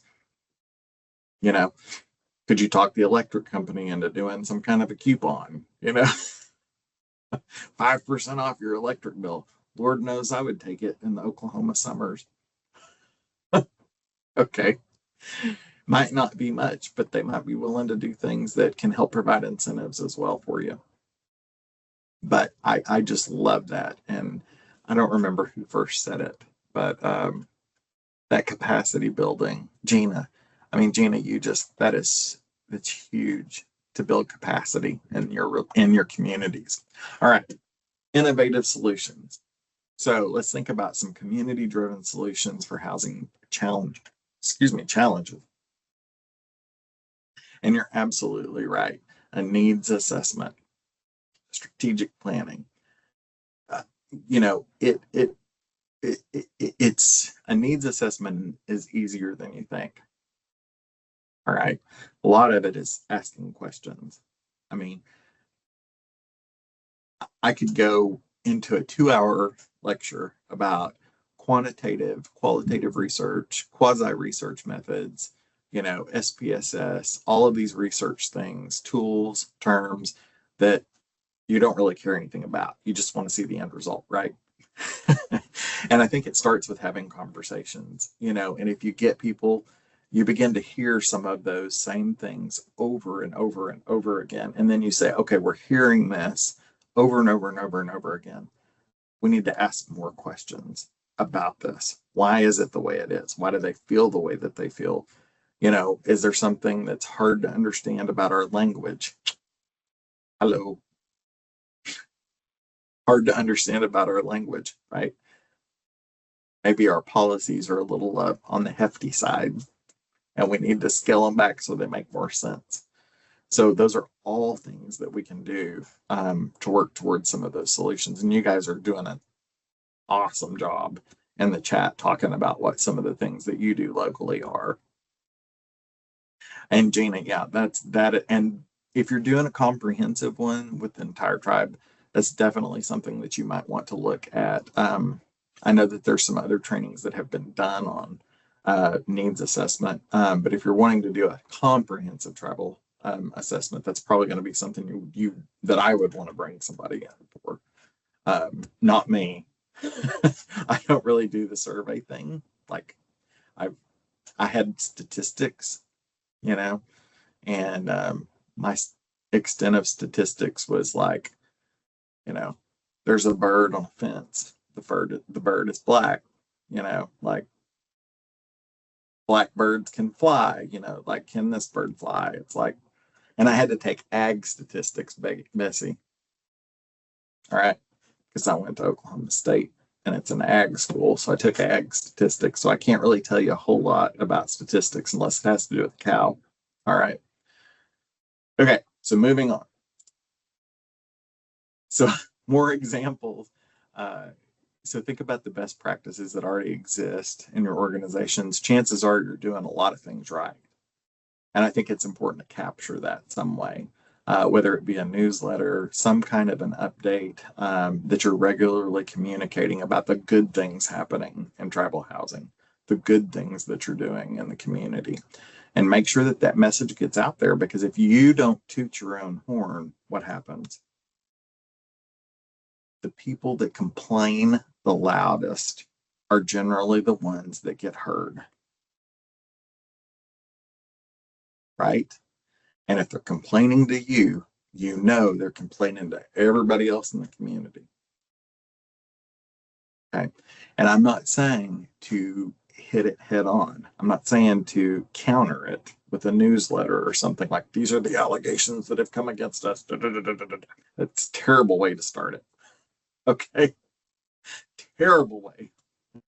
What I'm encouraging you to do is figure out how to showcase the great things that you're doing, because people are going to go, man, I can't believe that I'm hearing this through the grapevine when everything I see, it looks like they're really moving mountains over there. And all of a sudden the noise will start to, decrease in volume. And you just sort of ignore that as you continue to share the good things that are happening, and you're showcasing good examples of tribal members that have beat the odds You know, maybe they have gone into a sobriety program and they were, you know, had a lot of issues before, and they come in and ask for help, and you've watched them grow and you've watched them develop. You've watched them get training, move into a job. Those are, you know, those are stories that need to be shared. Those are the things that are going to make a difference for you. And especially, you know, in your grant purposes and reporting, those are the things that you need to be showcasing the true difference. All right. So let's talk about this from a case study standpoint. All right. And I'm gonna catch up on the chat here in just a second. I see it's rolling, and that's awesome. Okay. Because if we were having this in a classroom setting, we'd be having these conversations. All right. How should a housing authority respond to rising maintenance costs and long wait lists? Because this never happened, right?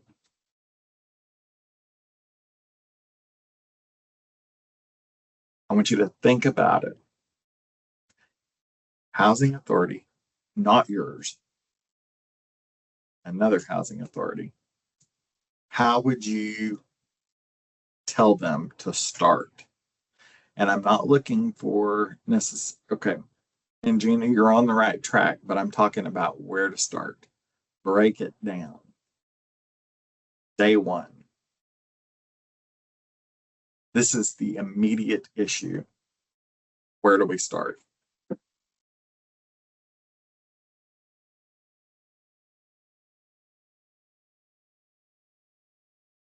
Could be find funds, record keeping, maybe,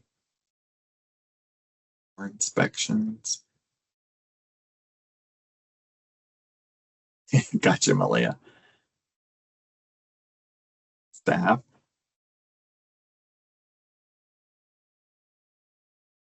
Okay.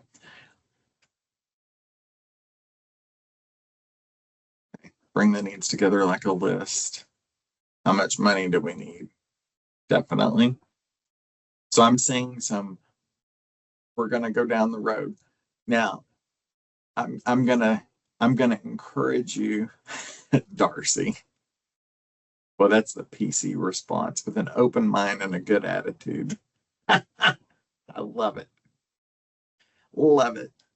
When you have to have difficult conversations, call Darcy. She can tell you how to. All right. So I would encourage you to back up for just a second. You remember we just had this conversation about stakeholders. Who are your stakeholders? You've got your folks that are program participants, let's call them, applicants. All right. In some cases, you may have rental assistance properties or rental assistance programs, I'm sorry, where you're providing dollars to help them find a place to stay, and the housing may not be provided by the tribe, right? You're just pass-through funding, if you will. You're getting funds to a landlord for somebody to live in a property that's not part of the tribe, right? They're going to connect in a minute. Hold on. I know some of you are going like, I don't know what he's talking about. Like, he's come back from break and his mind has left him, which happens sometimes, but that it didn't in that case. Everything's connected. So if we identify who our stakeholders are, we're going to see the building maintenance costs come from where?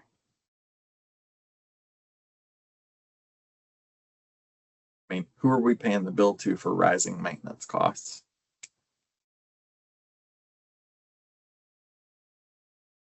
Contractors. So one, how do we bring those contractors in and say, you're going to have to work with us here? So negotiations is one thing, you know, drawing back. Yeah, Gina, you're getting it.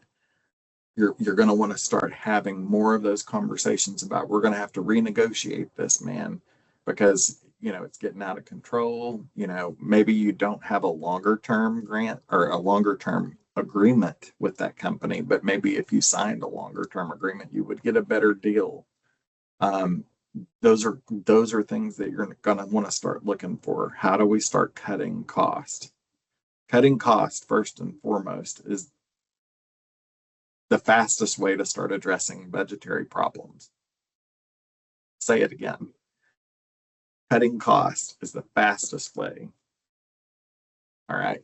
So if I'm going to cut costs, what am I going to do?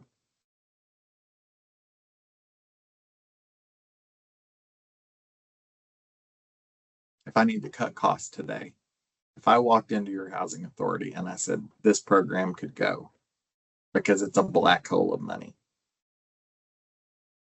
lay somebody off. What else? Internal auditing. Absolutely. What else? See where waste is happening. I'm going to start looking at every penny. I'm sorry, we don't have pennies anymore. Just making sure you're still paying attention. We don't have pennies anymore. Every dime we spend. He wants to know, I want to look under every rock and I want to see how we're spending every dollar. All right. Combining programs. Go for the least impactful program. Flatline operations. Man, you guys are doing it. That's it right there. Take a screenshot of that chat box. That's how you do it. All of those things. Cut travel. Okay. Start looking at those things. And if you haven't done this already, all right, in my home office, I have my mission statement written, and it is taped underneath the light switch in my office.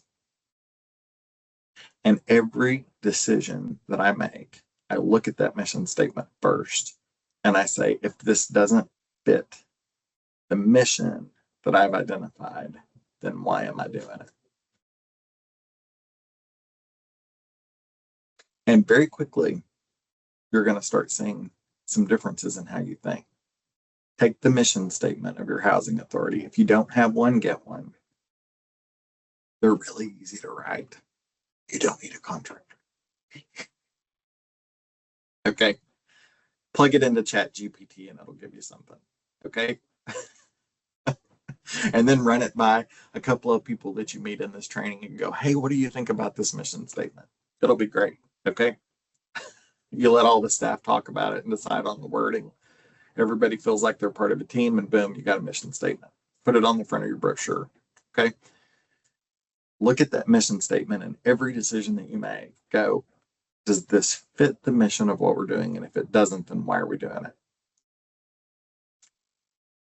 It's going to make you rethink. Okay. It kind of goes back to that old adage of people may tell me what they believe their priorities are, but show me how they spend their money, and that will tell the true tale of what they prioritize. And I think you can use the same philosophy with your tribal members. I mean, realistically, you may tell me that you're doing everything right. Obviously, you are not. Okay. And it may not be, it may be things out of their control. And I'm not talking about those cases. I'm talking about the cases where it is within control. Now, the other thing, what about the long wait lists? How do we combat that?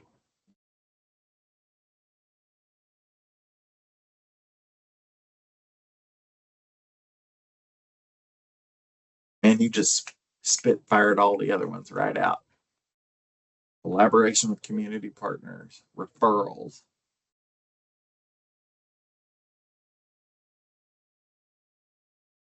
Maybe if you don't have housing units to put them in, what do you do?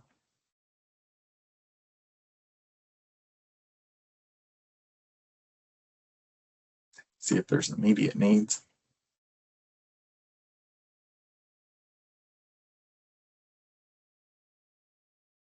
Does everybody have rental assistance? Not everybody. Some do, some don't. I see lots of different head shakes going on.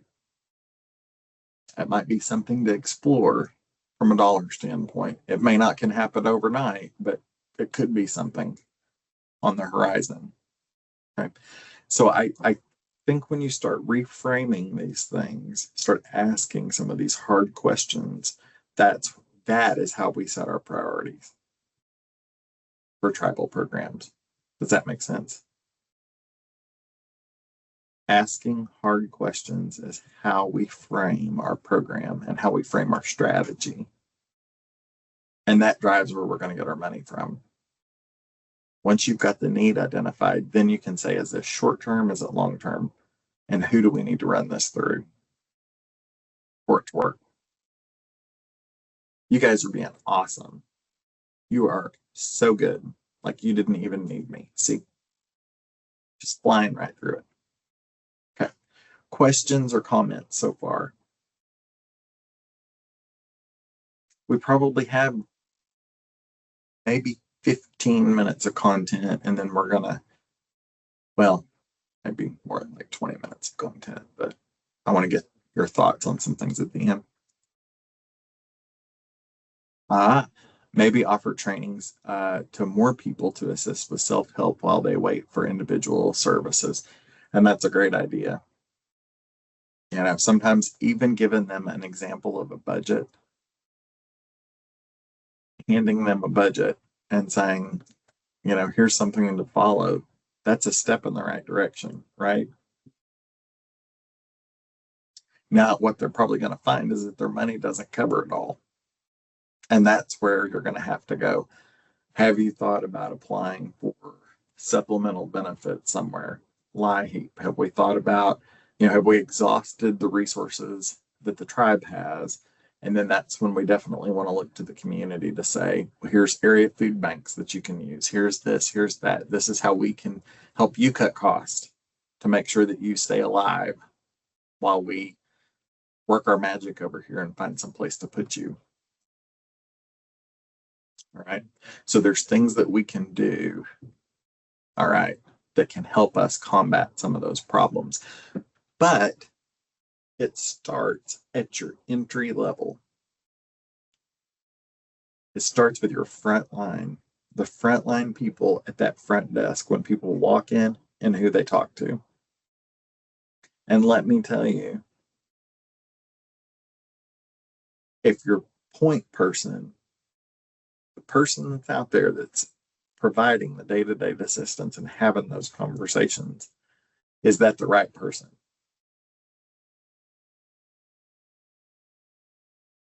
Sometimes the answer is not training. I always said I can fix just about anything unless it's behavioral. Okay. If it's behavioral, there's not a lot we can do. All right. But here's my tagline, my motto, and I'm going to let you borrow it forever. Okay. Are you ready for this? Higher attitude, train skill. Higher attitude, as in hire somebody with the right attitude and train the skill. They can learn the skill by coming to the trainings. They can learn the skills by on the job shadowing with other people. They can learn the skills through other things. But if they don't walk in the door with the right attitude, the last place they belong is the front desk. All right. And those are things that impact the entire office. All right. That can set the mood wrong because you get a tribal member that comes in and they don't feel like they've been heard at the front. By the time they bring them back to you, what do you expect? They are not going to be very happy. Okay. And then it becomes this difficult conversation that we have to have that could have all been avoided if somebody would have treated them with respect when they walked in the door. All right. If you don't have a candy bowl, get one. Maybe not. Maybe get a candy bowl and then a sugar-free bowl. I can't say that to Indians, right? We all have diabetes. So it's like, get you a sugar bowl and a non-sugar bowl. But, you know, a little a small thing. I have a fridge in my office and I keep bottled water in there. And if somebody comes in, and I don't offer it to everybody, but if they look like they're out of breath or, hot, I offer them a bottle of water. Small things like that go a long, long way. Okay. This is really, really good. Okay, so here were some sample solutions. I don't know that we spoke to any of those directly, but it doesn't matter because I think what we came up with is way better than what I could have ever put on the PowerPoint slide, right? Because we're engaging tribe to tribe. We're talking about true best practices and what really works in the field. I can put it on a PowerPoint all day long, but that doesn't mean that you take it right off the screen and it just works. That's not how it happened. So I think having the conversations that we're having, and Jody mentioned even a coffee bar. They got a coffee bar in their office. I don't know where Jody works, but I'm about ready to move I over paid for there. that myself. You paid for it yourself. And a lot of times we do. But it's just, it makes a huge difference, doesn't it?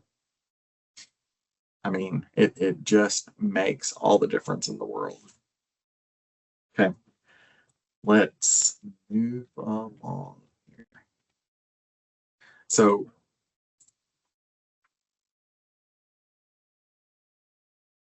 all right. I think everybody pretty much knows. The only other acronym that we haven't talked about that I'm sure you're familiar with, programs are commonly administered by tribal governments, housing authorities, and tribally designated housing entities. And I'm sure that, gosh, I can't think of her name. She just left. She was on here. Maybe she flipped to the other page. Let me see if I can find her. She's from California. Darcy left us. Make a note. Put that in her file, Brooke. No certificate for her. Okay. So I was hoping that she could speak. Oh, okay. Sorry, Melanie. I guess I missed that. I miss a lot of things, even the hand gestures. That's why it's like if you hold your hand up, you might have to tell Brooke to get my attention. But there are TDHEs. Okay. You may hear a lot of talk about a TDHE, and what that's all simply referring to is it is a tribally designated housing entity. So a housing authority. All right.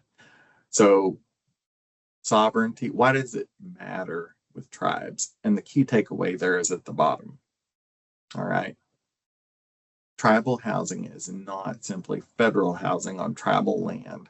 It's housing shaped by tribal self-determination. That's the important thing to know.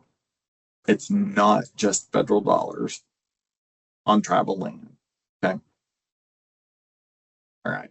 And does everybody have tribally owned facilities on land and trust?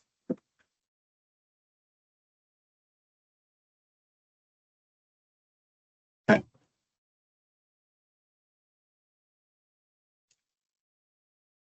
All right. Most of you, not everybody. So those are things that you have to think about. If that land's in trust, it is totally at the tribe's discretion what operates on that land within reason and following federal law.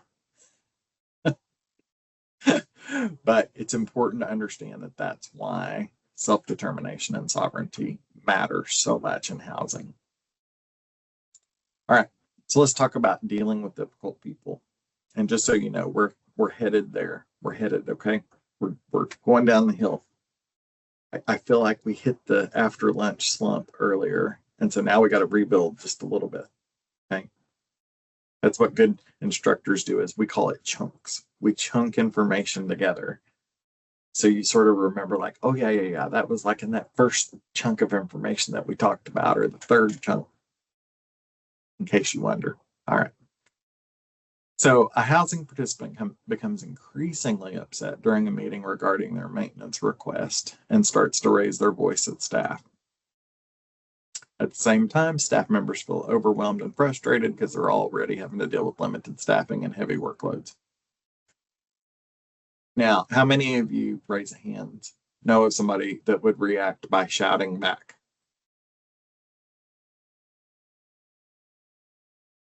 I think most of us that work in Indian country, I think most of us that work in Indian country know at least one person on our staff that would probably just yell back. And before you would know it, you would have a knockdown drag out in the parking lot with tribal police showing up, the regular police, and next thing you know, it's totally out of control. All right, so how should that situation be handled? Yeah, front page news, Jody, you got it. Next thing you'd know, you'd have a call from the chair, the chief, tribal council, everybody would be over there. Okay. Security, pull them aside in a space where they can sort of fall apart. I will remind you, we're going to go back. What did we talk about at the very beginning?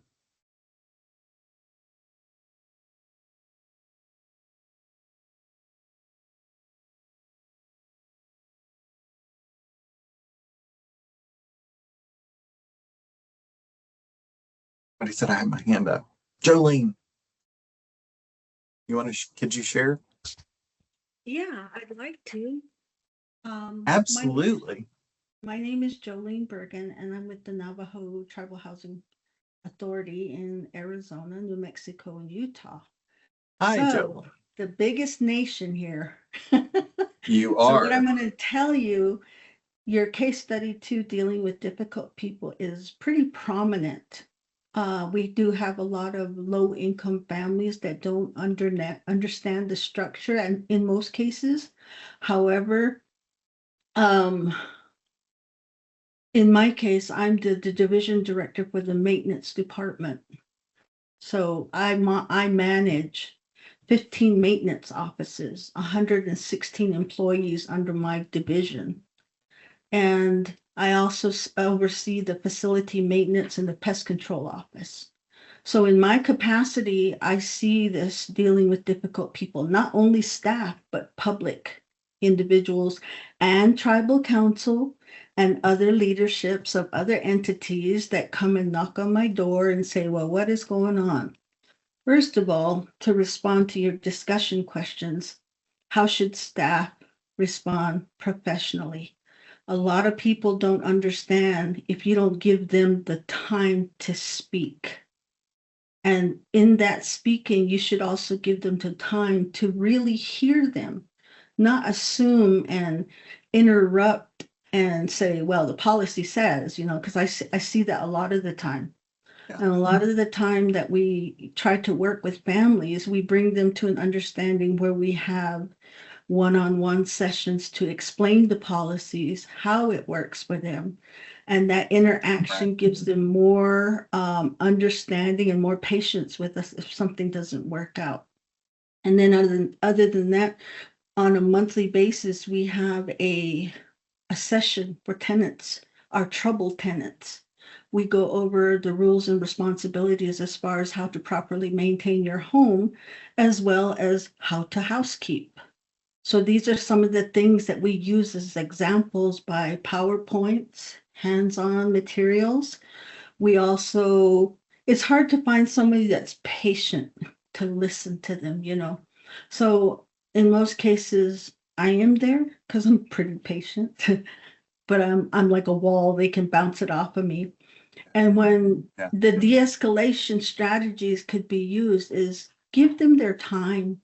They're fed up, worn out, probably disappointed in our services. But if we find out what the issues are, then we go back to our staff and say, well, this section, this project, this unit section is having these difficulties.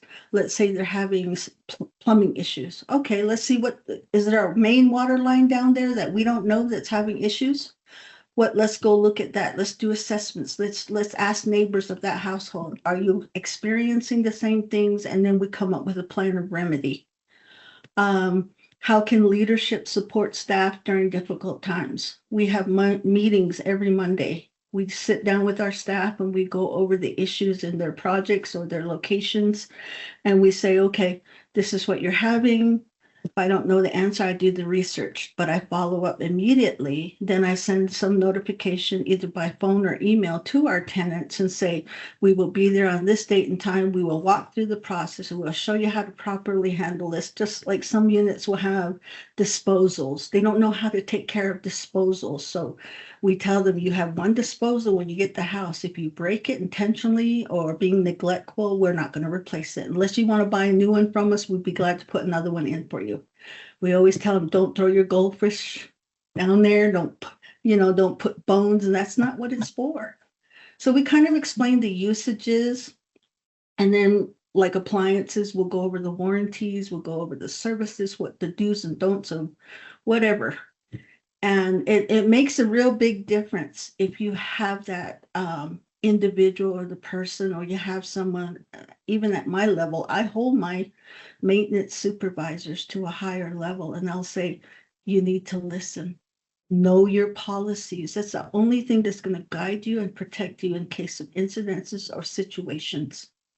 So, it's doable if you make the effort and the time to bring those training methodologies into your housing authority or your TDHEs.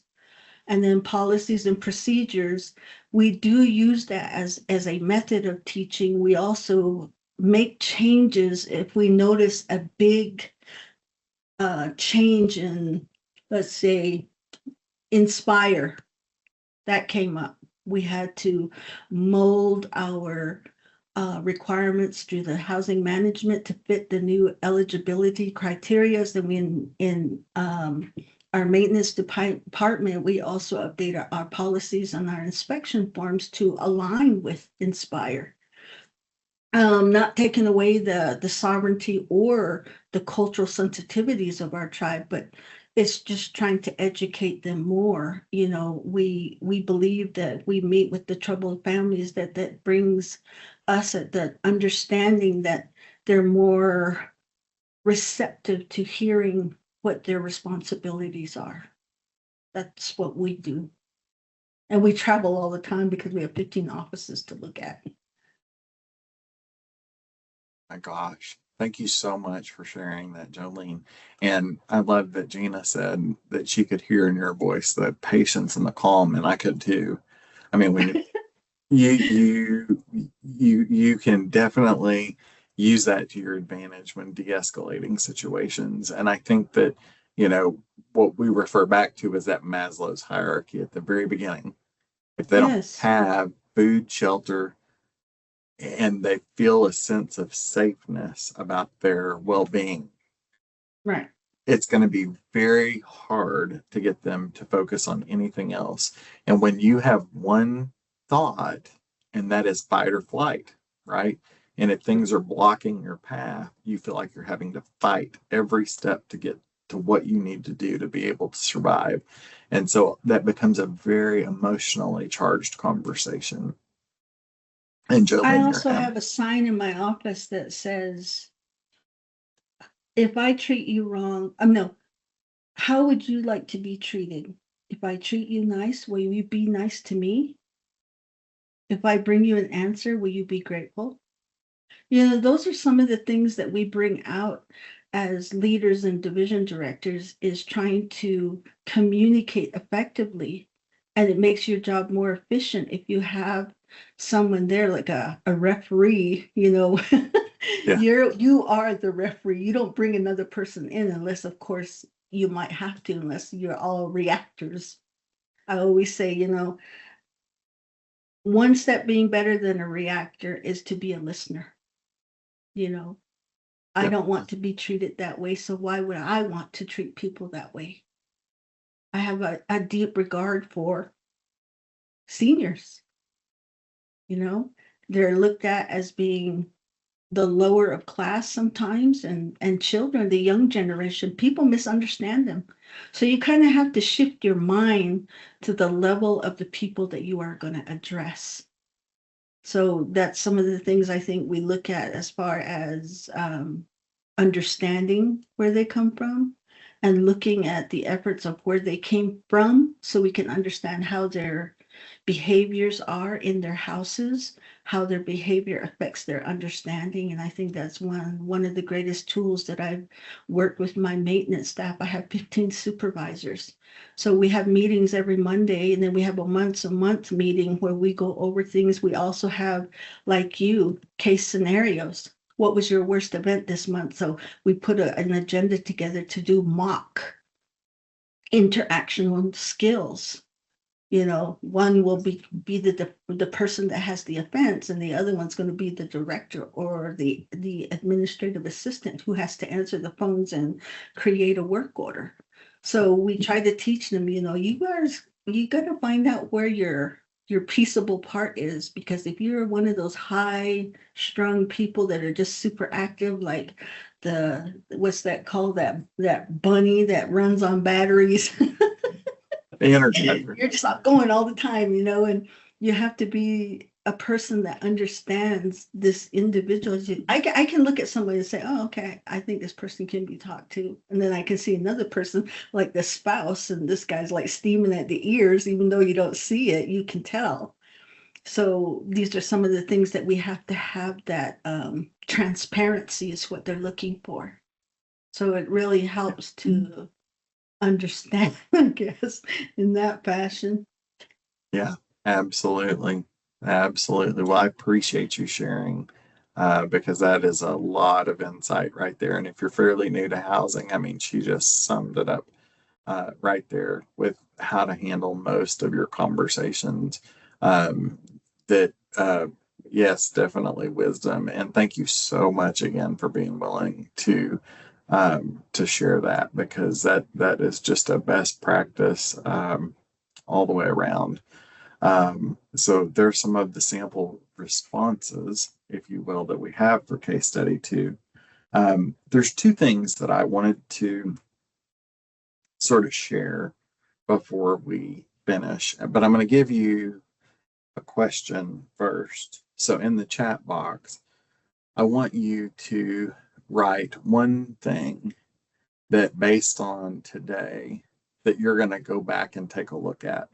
Is there something that just kind of set with you that you're like, you know, I think I'm going to go take a look at this, or I think I'm going to try and change my approach to this? Or what is one action item that you've taken from today that you're like, I'm gonna go back and I'm gonna take a look at that? And while you think about that, this is what I want to share. So this book was written by Frances Hesselbein, and that's actually called Hesselbein on Leadership. And she says, in a world where the rules are constantly changing, millions of people in every sector of the economy are wrestling with the new demands of leadership. And just for reference,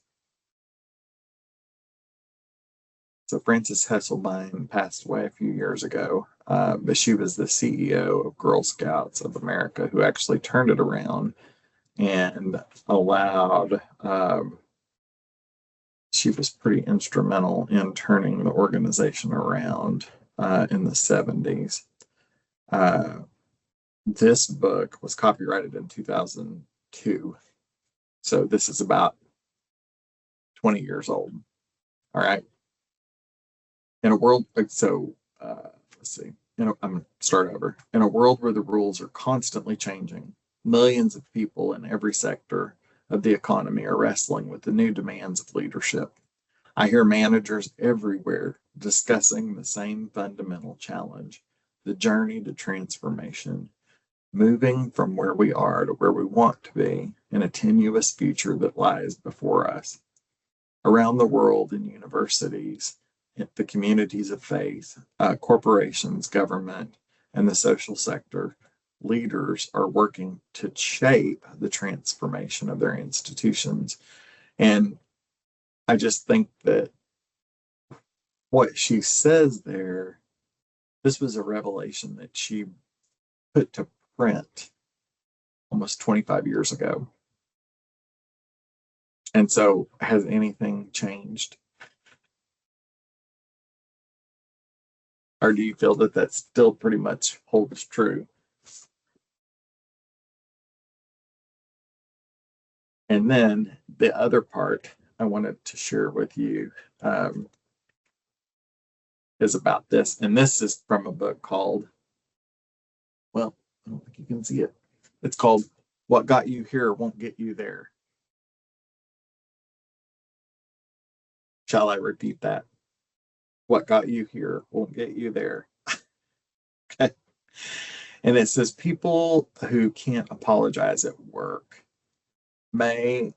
people who can't apologize at work may as well be wearing a t-shirt that says, I don't care about you.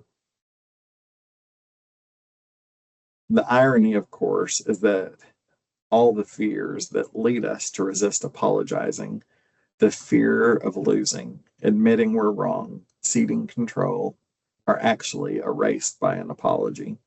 When you say, I'm sorry, you turn people into your allies, even your partners. He goes on to say, I picked up on this paradox when I began studying Buddhism in graduate school. As a Buddhist, I believe that we reap what we sow. If you smile at people, they will smile back. If you ignore them, they will resent you. If you put your fate in their hands, i.e., cede power to them, they will reward you. And so I think that's a pretty good note to end on based on what we have covered so far. Just as a changing perspective, how do we get there, wherever there is? And so I think that, answering some of these questions are uncomfortable, and they're meant for you to sort of squirm a little bit in your chair and go, that one kind of hurts, because we're not there yet. And we need to be cognizant of that and constantly think about ways for improvement and quality. Tomorrow, we're going to spend a lot more time talking about SWOT. We're going to spend a lot more time on policies and procedures. We're going to get into a little bit more of the nuts and bolts, okay, of how do we look at what we have and how do we make some improvements. And I really hope that we get the level of participation that we had today or more, because it's going to be even more critical to be willing to share what's working and what's not working. All right. And only you guys can share that. I can tell you what I see, but in reality, I'm not in the field every day with you. So I think it's very important that you bring your wisdom and your knowledge, again, because hearing that experience, that personal experience, is the best way to get where we need to be. In the comments, I see that you've got that. I'm going to pull all those comments here in just a minute, but you are free to unmute. I have two sort of items of business. Brooke will have to take us out here in just a second. But before Brooke comes back on, I'd like to hear from you if you feel like this training, okay, because this is the first time that we've tried this. Okay, this is the first time. You are the guinea pigs. Okay. And you will not hurt my feelings. I have been doing this for 25 years and I know how to take constructive feedback. I used to be the type of person that had to take the evaluations and not look at them for 3 days or I would cry, and now I'm like, oh boy, no, I am a big boy. There is nothing that will bother me typically anymore. So I would like for you to think about, what that means. To you. And I'd like to see what your thoughts are. Do you see any room for improvement? Do you feel like it's on track? Is there anything you'd like to see added? you could just add that in the comments. I would appreciate it.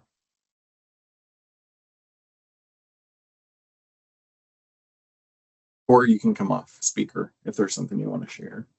Do you feel like this is meeting your expectations?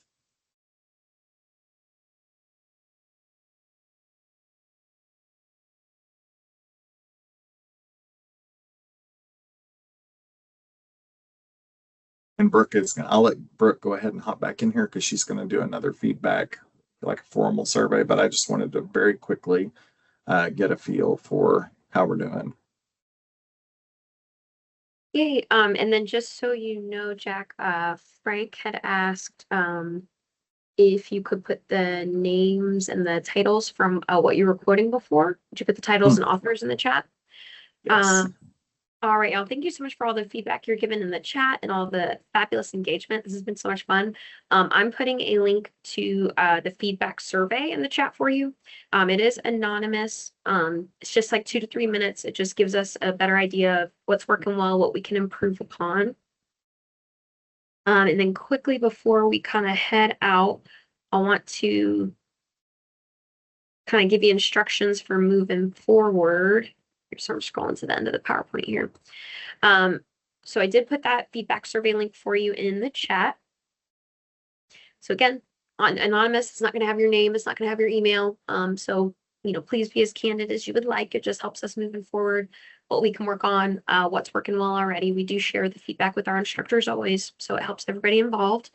Tomorrow it is going to be the same join link that you used today. So it's going to be same time, same place. You'll just join in through that link.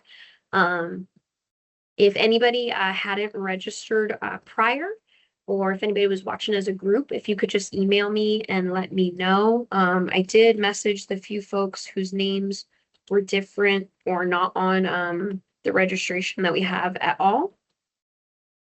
But if you maybe missed it in the chat, if you just know you haven't registered, maybe reach out to me by email and I can get that taken care of for you. You know, we also get funding that we would like to keep so that we can continue providing trainings to Indian country. And the way that we do that is by maintaining our compliance and mining our data. So this is the data I have to collect. I'm not trying to be too much of a pill or anything. It just helps us to be able to keep doing what we've been doing all this time. So I do have these links for you on displayed on the slides right now. So if you need to register, you could click on that top link, and then pre-registered attendees, all of you who already did register, like I said, same time, same place tomorrow, you can just use that same link. It's going to remain persistent throughout these 3 days of training. I encourage you to check out our webinar archive on our YouTube channel. YouTube's a free resource for everybody to use, of course. Our webinar archive goes back about 2 years. We have some of our other virtual trainings recorded and posted there as well. My email is already in the chat. So if you ever need help finding anything, or maybe there's a particular topic you want to learn more about, I can always put together something for you and give you some links. I encourage you to follow us on social media. We post about our upcoming events all the time. We're on Facebook, Instagram, LinkedIn, Twitter. And if you are a podcast fan, we do have an in-house produced one, the Hope a Thing, a Native American podcast, and you can listen to that wherever you listen to your podcasts. But otherwise, that is all we have for you today, folks. I'm going to hang back and keep the chat open just in case anybody has any questions or anything like that. If you want to keep asking Jack questions or share some feedback with him, that is great too. But I'm going to go ahead and mute, other than saying this has been an amazing first day, and I hope everybody's able to come back for day 2 and day 3 as well. Hey, everybody. Welcome back for day 2 of the Foundations of Tribal Housing training with your instructor, Jack Hedrick. Back for day 2, y'all. So happy to see everybody's name. I would love to see everybody's faces. If we could start turning on our cameras. Good morning, good afternoon, depending on where you're at. My name is Brooke Warrington. I'm the Training and Development Specialist at the Native Learning Center. Thanks for coming back for day 2. If you haven't yet, if you could change your display name to your first and last name, because I'm going through and taking attendance. And all my folks who are here for all 3 days, we get certificates of completion. If you maybe don't have the ability to change your first and last name on your teams, you can always just send that to me into the chat. And then as long as you're registered, I'll be able to have all the information. Some folks like to sit with other colleagues while they're viewing the training. So if that's the case, feel free to let me know that in the chat. But the biggest thing is to turn on those cameras. We want to see your beautiful smiling faces. If you are not yet registered, you can always reach out to me. I'm going to put my email in the chat for you right now, and then you actually should be able to just click on that link that is in the slide as well. Just a quick disclaimer, this virtual training provides a summary of fundamental concepts, requirements, and/or procedures within the allotted session format, and the material discussed does not illustrate all possible scenarios that could be applicable. Then we got a little copyright infringement law. So just a friendly reminder that the materials are protected by copyright, trademark, trade secret, and other intellectual property laws. I have already put the link to download the materials from a web page on our website. I'm putting that in the chat once again. Like I said, they're available for download on our website, and the link was also in the note before you join, and it is in the chat. Your mics and cams are not disabled right now. Actually, they are on. So please go ahead and turn on your cameras. We are going to use the Teams chat to communicate a lot throughout the training, though. If you need to know how to access that, you'll go up to that top toolbar that's on your screen, and where you see that little chat bubble, it should also say chat below it. But if you click on that, it's going to pull up a conversation between all of us that are within the training. You can come down to that little box that says type a message, and you can send whatever you want to say or ask. If you think maybe we've missed something, or you have a comment that you would like to make, you can always use the hand raise feature. That's also available on that top toolbar. There's a little hand icon and it says raise. That'll bring your name up to the top of the list of participants, and then we'll know you want to jump in to offer some insight or maybe ask a question. And then if you just want to show a little love as Jack is going through his slides, maybe show a like, love, applause, certainly laughter. We know Jack's a hoot. You can do that using the reactions feature. So once again, that's available on that top toolbar. It is a little smiley face and it says react. And if you pull that down, it'll bring up a little icon just briefly by your name. It'll just pop up temporarily at the bottom of the screen. All right, and if you don't have your camera on, you can go up to that same toolbar, and where you see the camera icon, if yours is off, it'll have a slash mark through it. But if it's on, there won't be one. But you can always just click on that little icon, and that will give you the ability to turn on your camera.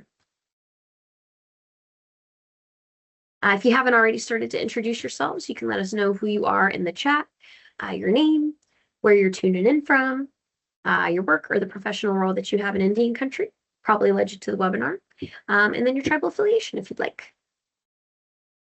But with that, I'm going to go ahead and hand it over to you, Jack, if you want to take control. And I'll be here available in the chat if y'all have any tech support issues. Looking forward to day 2. I just love the ability to just barge in and take control. I got a new phone. I got a new phone at the office, and now when somebody else's phone rings, there's an option that you can just barge into the call, and I just love it.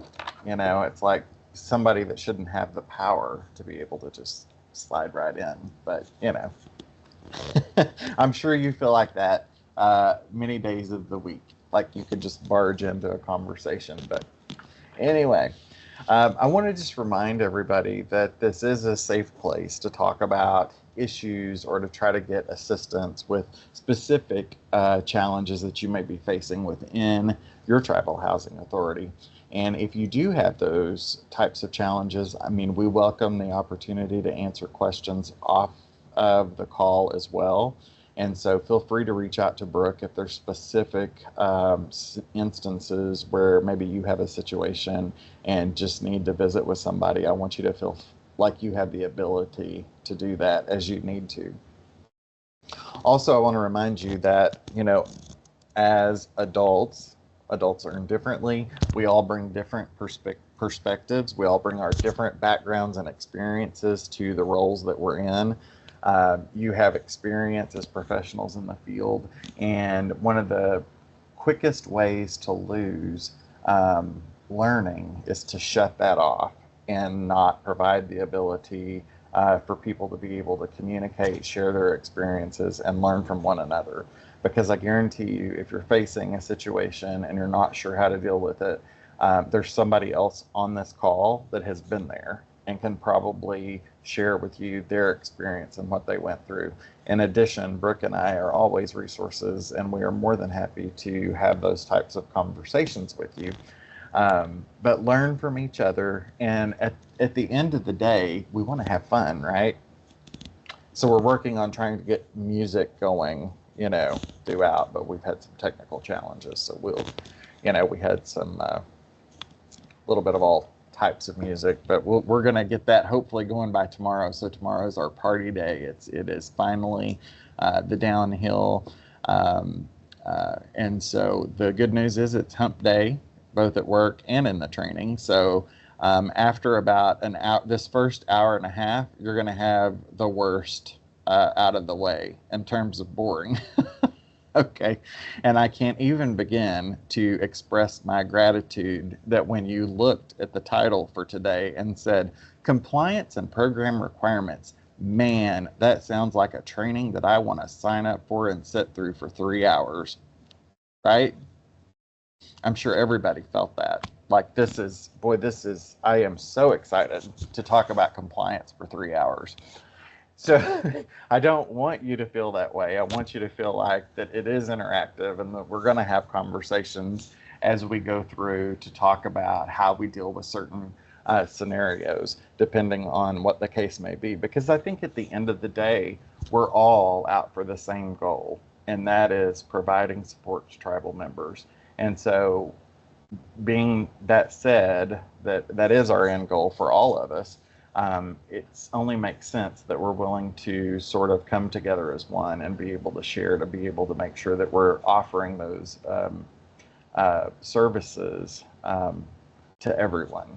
And I commend you for the job that you do, because it's not easy. We know, Brooke and I both know, we've visited many reservations over the course of the time that we have been here.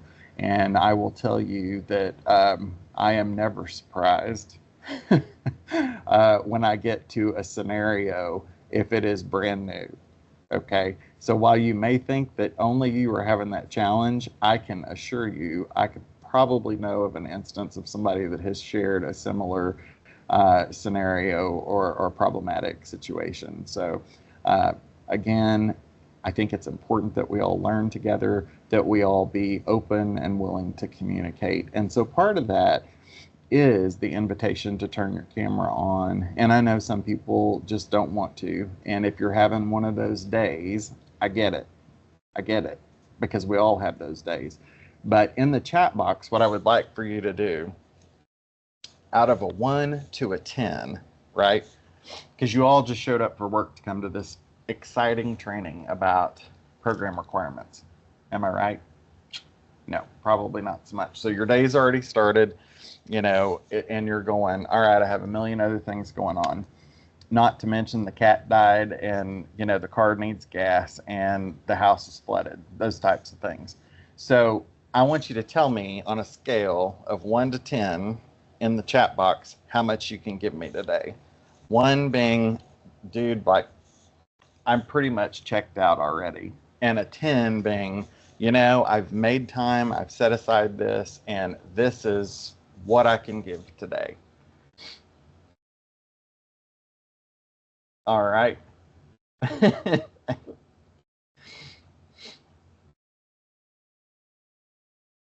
All right.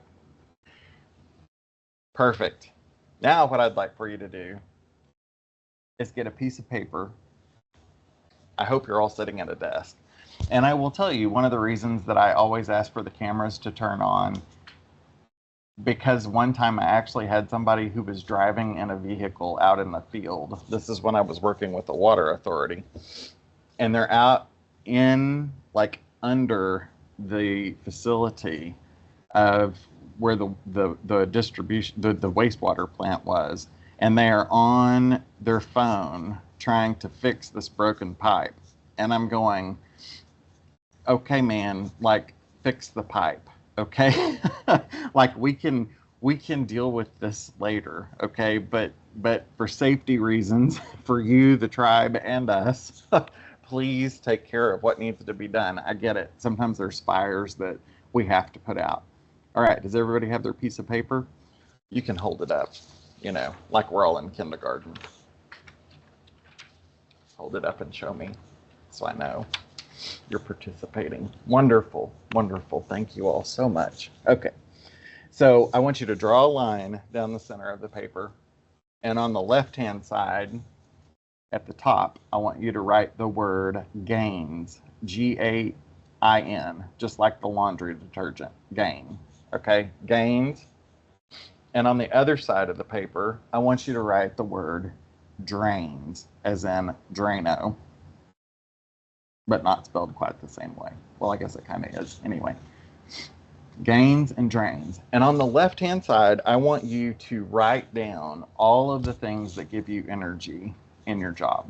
What are the things that you come to work for and go, man, this is refreshing to me. It gives me energy. It gives me the boost I need to do what I do. All right. These are the reasons that I come to work, and these are the reasons that I feel drawn to do this work in Indian country. And then on the other side of the paper, under drains, I want you to write everything down that takes your energy away. So what is that one phone call that you get or that email that sucks every last bit of life out of you and that you absolutely dread about what you do? And you can give me a thumbs up when you're done. I'll give you a couple of minutes.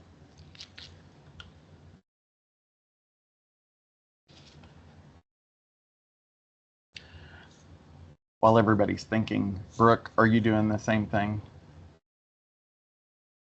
I'm just curious. Are you willing to share what your gains and drains are? Or maybe just one or the other?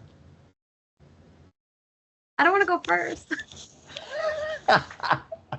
We lead by example.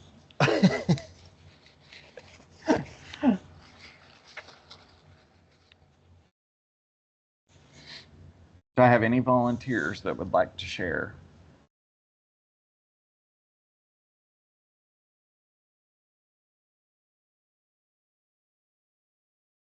Melanie, I see you raise your hand.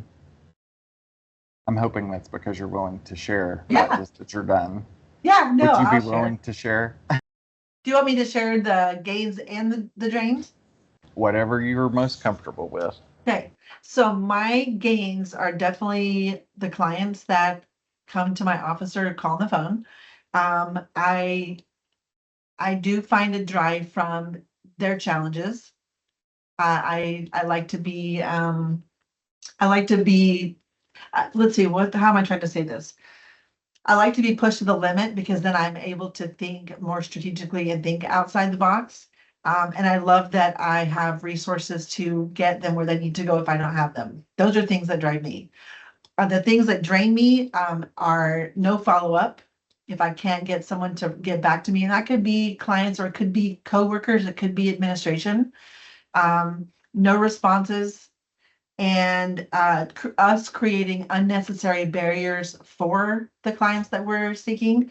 And probably my biggest barrier that drains me the most is an unwillingness for, I'll just say the tribe in general, unwillingness for folks to think outside the box, to push limits where they can be pushed to think, because it's not a one size fits all in every situation. It's different. And I say that because I manage a state of Oregon homeless prevention grant that has really enabled me to be very creative in the ways that I provide services.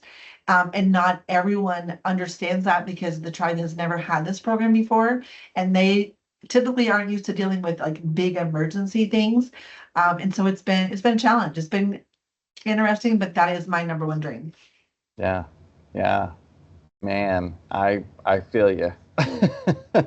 and it is a challenge, especially when you're trying to do the things that need to be done, but still have the requirements that you have to work through. And so it's constantly thinking, like you said, out of the box to come up with some of those strategies. And in case you're wondering, my personal email is unboxedjack. So, at Gmail. So everybody always laughs when they hear that and they're like, Oh, I get it. Like out of the box, unboxed. Yeah, yeah, exactly. Thank you so much for sharing, Melanie. Is there anybody course. else that would be willing to tell us for just a minute about yours?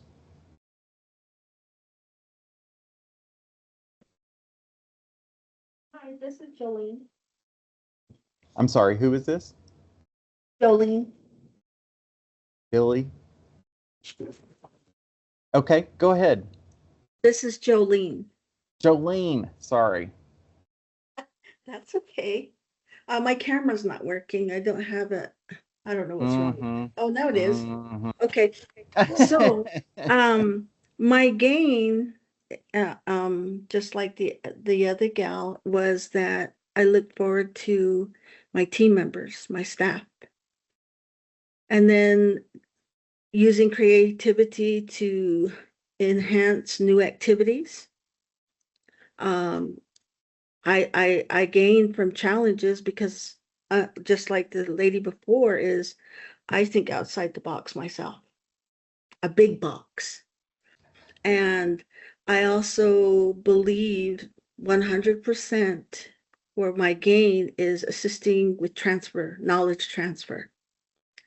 And my biggest drain, I think, is the lack of understanding from council or BOC boards, um, them being non-responsive, creating barriers, and idleness, complaints.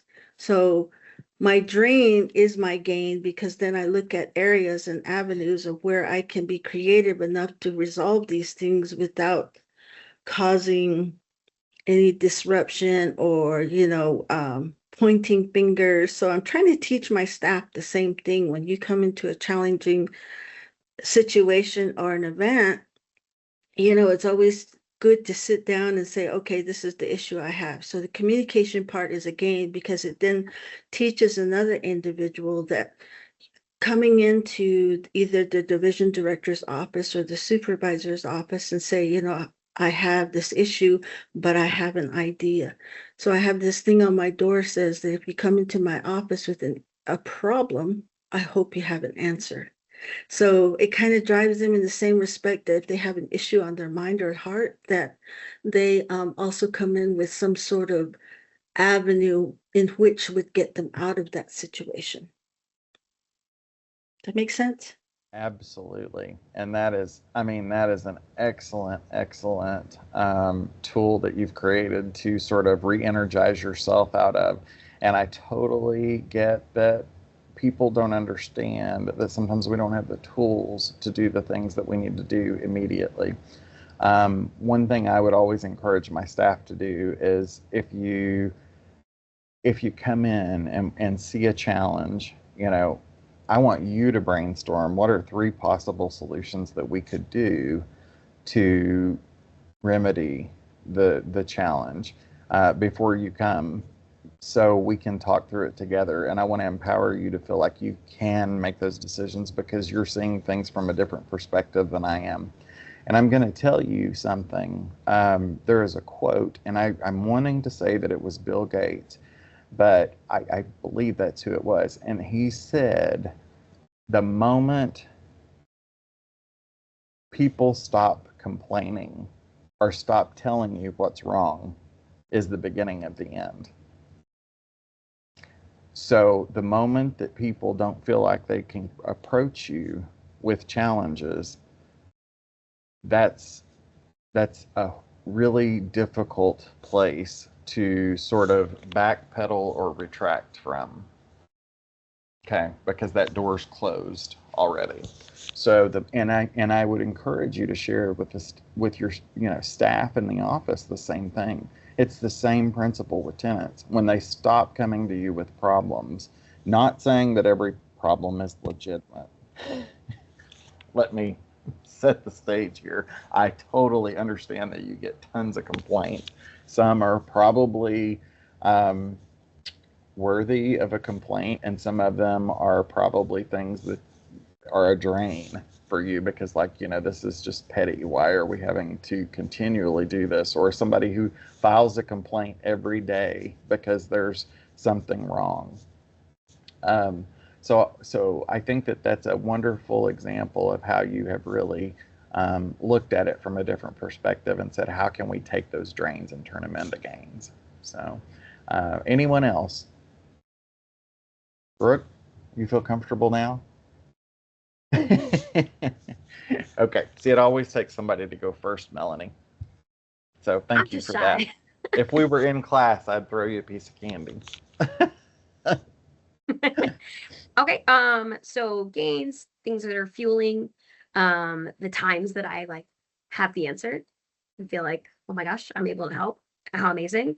The times that something that is being requested is something that we are able to kind of do and do right away, and we are able to help. And then when things go right and things are going swimmingly, and you kind of have that like confidence in your work and in yourself that, we're doing the dang thing. Drains are endless seas of emails and red tape. Yep. I think we can all feel your pain. We can all feel your pain there. Yeah, those You are know, my the gains and red my tape drains. just feels never ending sometimes. And it's like, what else could I do, that could possibly cause this to get back within our control. And so I think that Melanie hit it, Malia hit it too, talking about, no, not Malia, maybe it wasn't Malia. Somebody said something about Gina, drama in any form. All right. So I will tell you, if you have drama in your office among office staff, this backstabbing, this he said, she said type of scenario, I can 100% guarantee you that the people that you serve see that. So if you're getting complaints on your department and there's tension or animosity in the office, tenants, whoever you're serving, are going to see that, and they're going to feel it as soon as they walk in the door, as opposed to walking in the door, just like with this training. You feel like you're in a place that people are going to listen to you. They're going to respect your experience and what you bring to the table, right? And so they want the same, both your tribal members and the people that you work with. And so I think that identifying those gains and drains, it puts it on paper. It says, this is a challenge that I've got to figure out how to work through. And when you begin to reframe those and think, how can we turn this into positive so it's not consuming the majority of my time, that's where we need to get. There's one thing that a principle actually that's called Pareto's principle, and it's the 80-20 rule. All right. And I use it in a lot of different ways. All right. I'm going to explain it to you how I see it as a trainer. All right. Teaching adults, 80% of the training time should be spent learning from one another. I'll say that again. 80% of the time should be spent learning from one another, and also through experiential learning. That is hands-on learning. So that's why we did the case studies yesterday. We'll do more case studies today. We're going to do more case studies tomorrow. 20% of the time should be, anybody want to guess?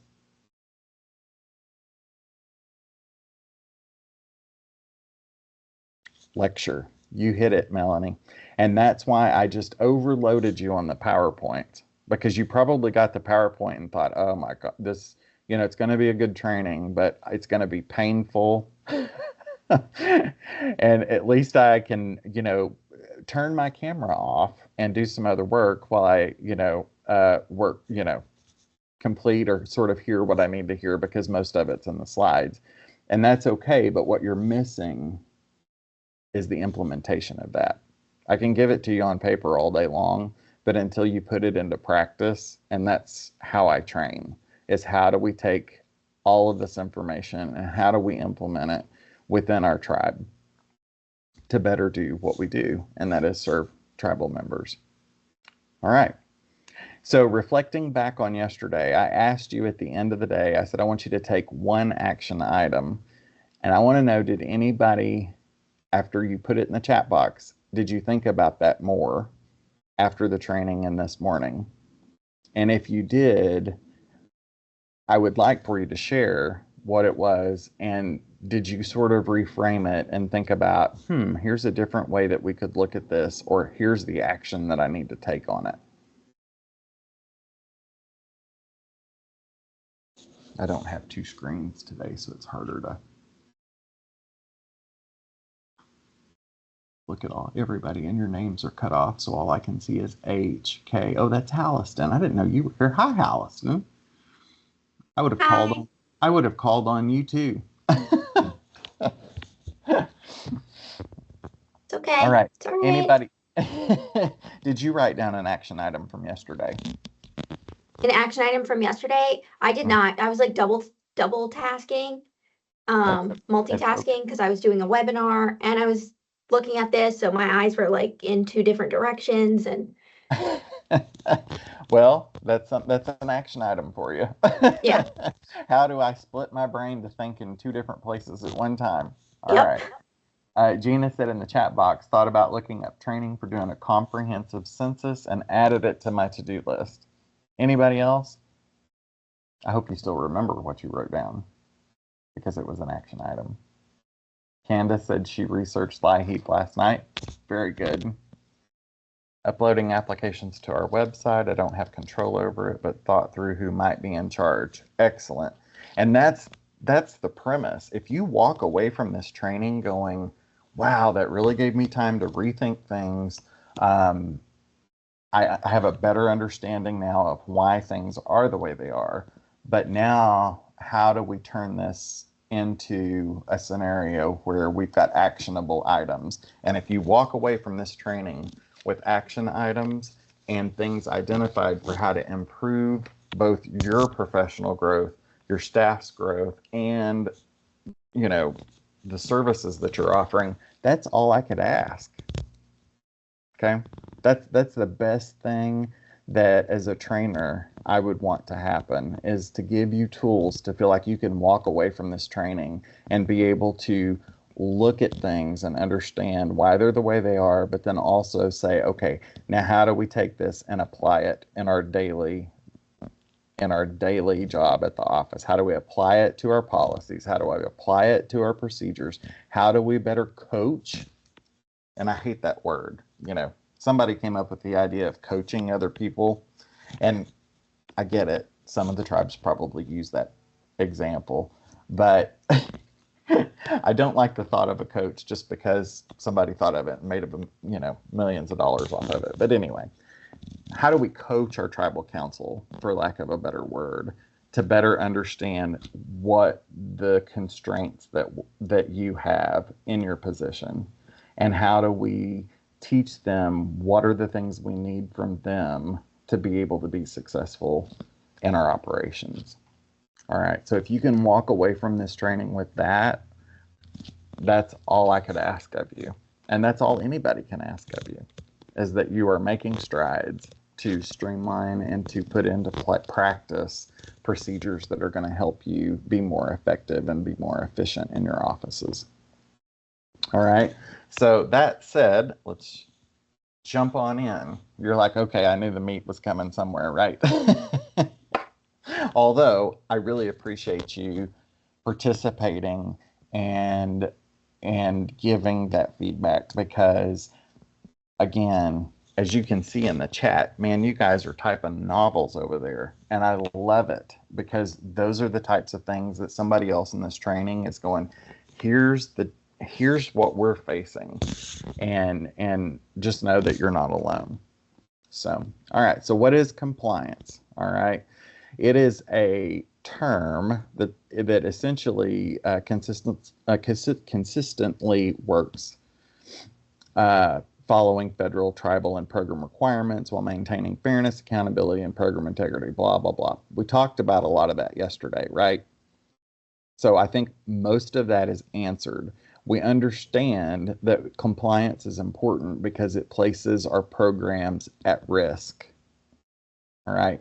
If you walk away from today's training, I want you to write down the reason for compliance is to maintain funding and keep programs fair. That is the purpose of compliance. All right.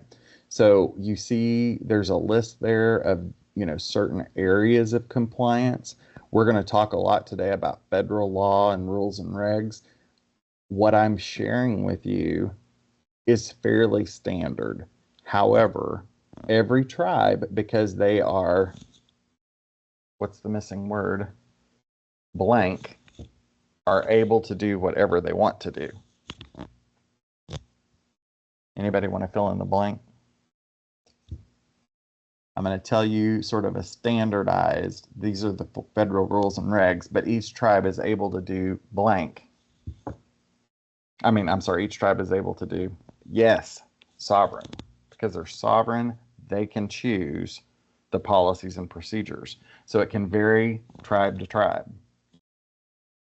So I don't want you to walk out going, look at this PowerPoint document. This is what this trainer said it's supposed to be the case. Okay. What you can do is walk away going, I attended this training and I found that we are the only ones that seem to be following this rule. And then it gives you the opportunity to say, I heard other tribes explain this is why they're do this, or this is why they have this policy. And it gives you some extra ground to support maybe your case or to find out a better understanding of why things are the way they are. Again, that tribe to tribe assistance and comparison goes a long way when you're talking policy. All right. So understanding income eligibility and poverty guidelines. So we have income eligibility to ensure housing assistance is provided fairly and households most in need. All right. Do we agree that what the federal guidelines are is poverty? What is the federal poverty guideline? For two people. Anybody want to throw it in the chat? I know somebody out there knows.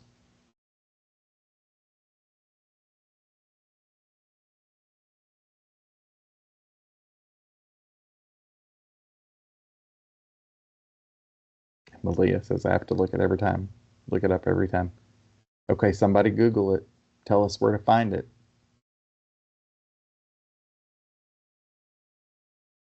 Because we have to be resourceful when we don't know all the answers.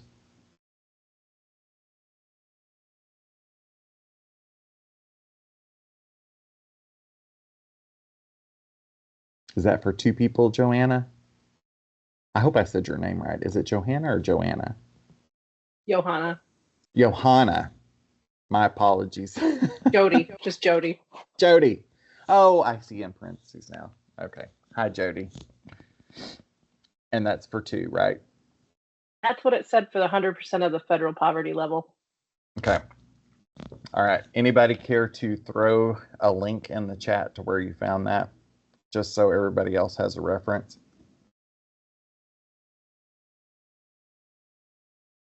Okay, Angelina, she brought up an excellent point.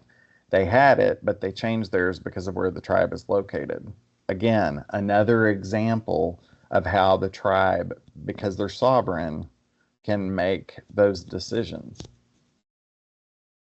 All right. Very good. Very good. You can all give yourself a pat on the back. A++. Okay. You can use Google. All right. So the things that are going to factor and determine eligibility is the annual household income.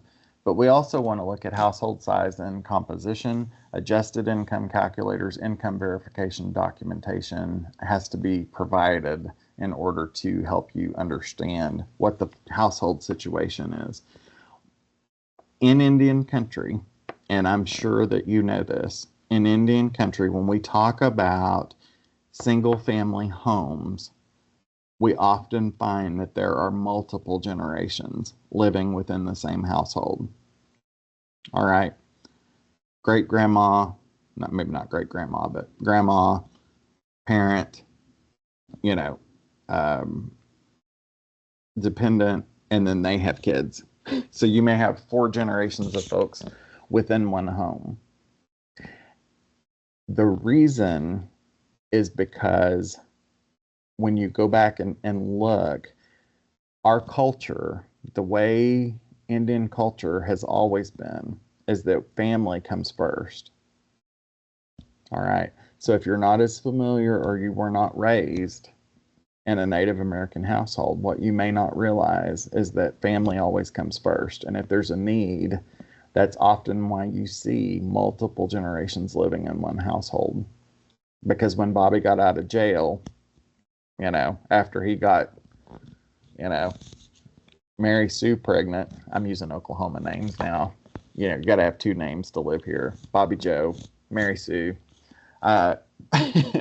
They're all staying in the same household. All right. Bobby just got out of jail, but, you know, his girlfriend lives here, but, you know, together they made a baby. So the baby's half, you know, or a percentage of whatever the father was, because he's a tribal member. So technically the child is a tribal member. Okay. Do you see where we get messy very quickly?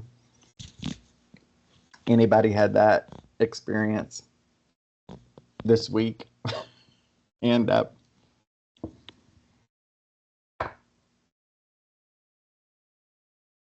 Jolene. Yep. Yep. And it's not the first time it's going to happen. All right. So if you have not experienced it yet, you're probably pretty new, and I will tell you that it's coming. That's the best advice that we can offer. But there's a group of people here that can, you know, give you some advice or guidance on what to do when you hit some of those difficult situations. All right. Okay. Malia says, just today I received my official state income limits from HCD in my email for 2026. Very good. Very good. So you have to look in a lot of different places. It may not be the same depending on your funding. And that's why the compliance is important. Understanding compliance, I should say. So there's a whole lot of information there about understanding income eligibility and poverty guidelines. All right. We talked a little bit yesterday about what happens if we run into a scenario where, you know, someone left. All right, Brooke just got totally, she's lost it. She's like, my drain list has gone beyond 1 page. I'm having a breakdown. This work has caused me to have, you know, cancer. I'm out of here. My doctor says I can't handle it. And she just walks out. Well, little did you know, she wasn't collecting all the income verification for the 45 people that she has processed in the last 3 months. All right, what happens?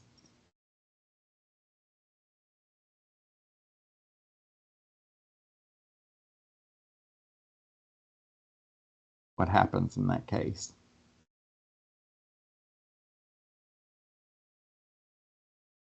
Anybody? Okay, they're going to receive a big finding if they're audited.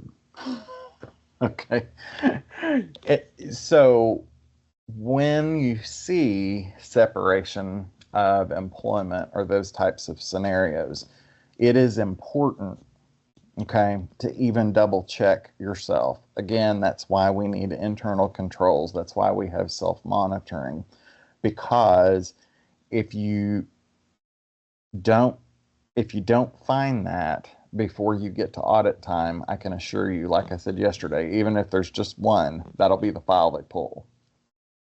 All right. And then guess who gets left holding the bag because you're out of compliance? Brooke's already left. She blocked you on Facebook. You've tried to track her down and she's gone. All right. She said, I'm done. You're dead to me. Okay. I hope you don't mind me picking on you, Brooke.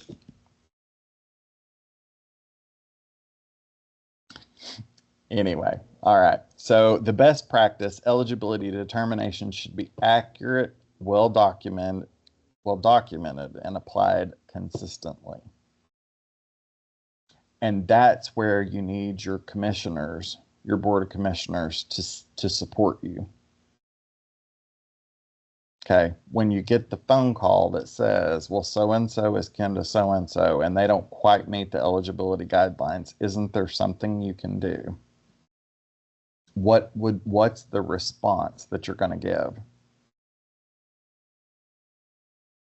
You get a phone call, and say it again, you get a phone call, and it is so-and-so that's applied for assistance, is a family member of a high-ranking official. Isn't there something you can do? Because they don't quite meet the eligibility guidelines.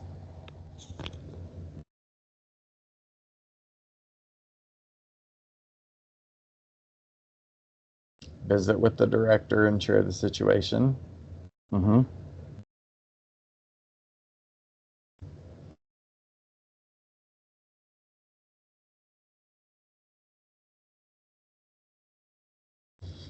Okay, be polite but firm and explain the funding rules.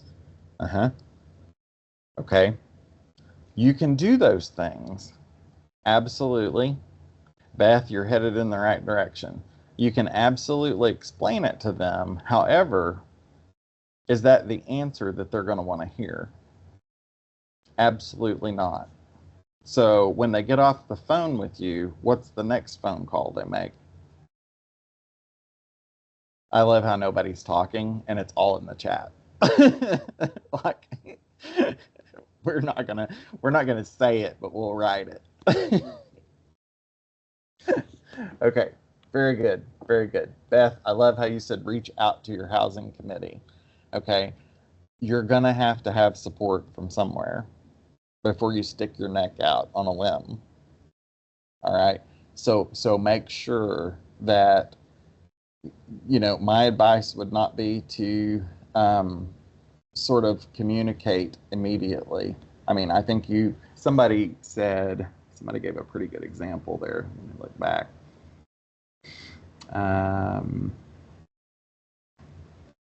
Be polite but firm and explain the funding rules. And I think you have every right to explain the funding rules, but say that's all that I can do within my control. All right.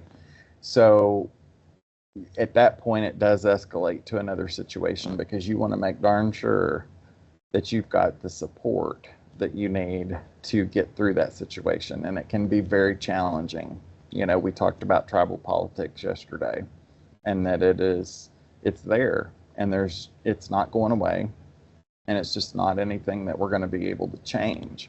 So we have to be very cautious, and you have to make sure that everything is documented. All right. When you have that conversation, document it. Okay.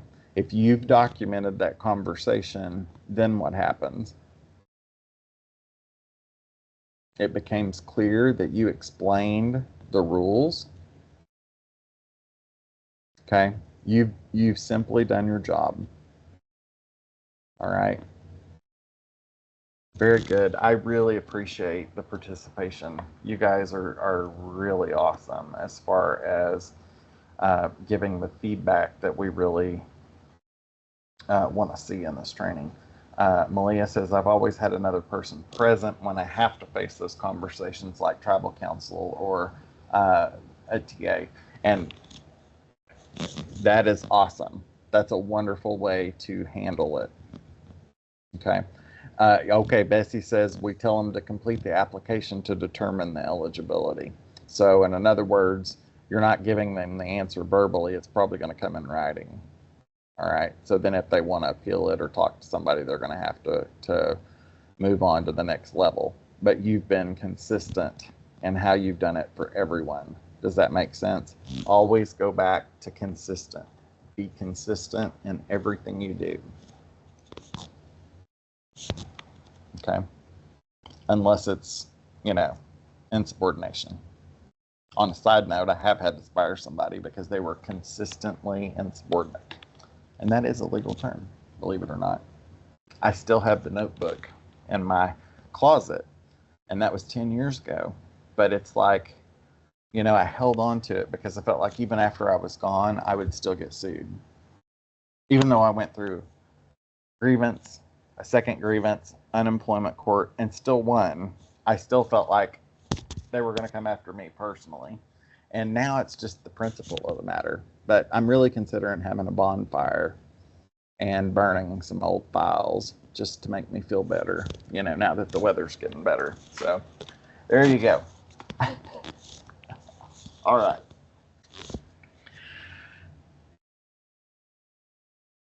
So when we look at eligibility determination, all right, income verification and calculations are done. Household composition review. That's what we just talked about. There's multiple generations. Does anybody have an example that they'd be willing to share about a situation that you've dealt with that had multiple generations under one roof and how it was a little bit complicated determining the eligibility?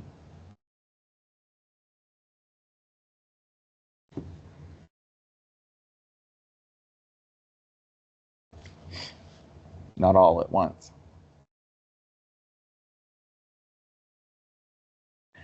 No names. You don't have to say who you are.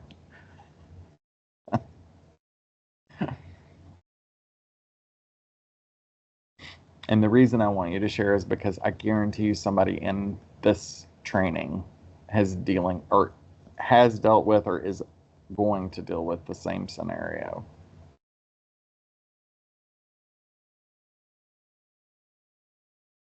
I can try to speak on it. I'm in accounting, so I don't see a lot of this side of it. But I know that Go right ahead. we have descendants that are maybe living with a non-tribal parent, and the tribal parent is usually in jail. That's interesting. So it's a descendant of a tribal member who is living with a parent who's not tribal. Okay, Correct. that's one that's different. Okay, go ahead. And so I know sometimes they live with maybe the tribal member grandparent. Or sometimes we do make concessions to allow the descendants because they're minors into housing. It's based on our internal policies. Very good. Internal policies, right? Notice how she said that's based on our internal policy. So again, those are going to vary tribe to tribe. And it's important that you understand and be very clear about how you're going to determine those eligibility requirements and then stay consistent. All right. Because that can cost you in the long run, and ultimately it does affect your funding. All right. So that's what needs to be shared. When you say how we determine this case is contingent upon future funding. You like the verbiage there? How we determine this case is dependent on future funding. All right. So admission and screenings. And what I would say is whoever's doing your admission paperwork, again, it's an understanding, and does it feel like a safe place that somebody can walk into and say, I need help. I need help. This is what's happened. Granted, I know there's people that do abuse the system, and those are not necessarily the folks I'm talking about, but it is important to maintain consistent professionalism to everyone, because even if you know or believe that the system is being abused, you still have to maintain that consistency, because you can get in the same trouble if somebody calls you on not being eligible, okay, but based on paper they are. Okay, that can get you in trouble too. So you kind of have to look at both sides of that. So what are the wait list procedures that you have? Does anybody have a wait list, and would you be willing to talk about how you move people on that list? Because it's not necessarily straight down the list. I know. Jolene. Yes, ma'am.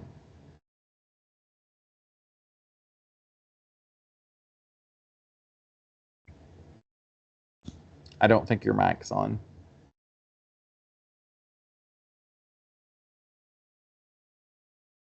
Jolene. Jolene. Can you hear me now? Sorry. Now I can hear you. Sorry. Thought I was about going to have that, to sing guys. the whole song, and I don't know if I know all the lyrics. It's okay. I'm not blonde.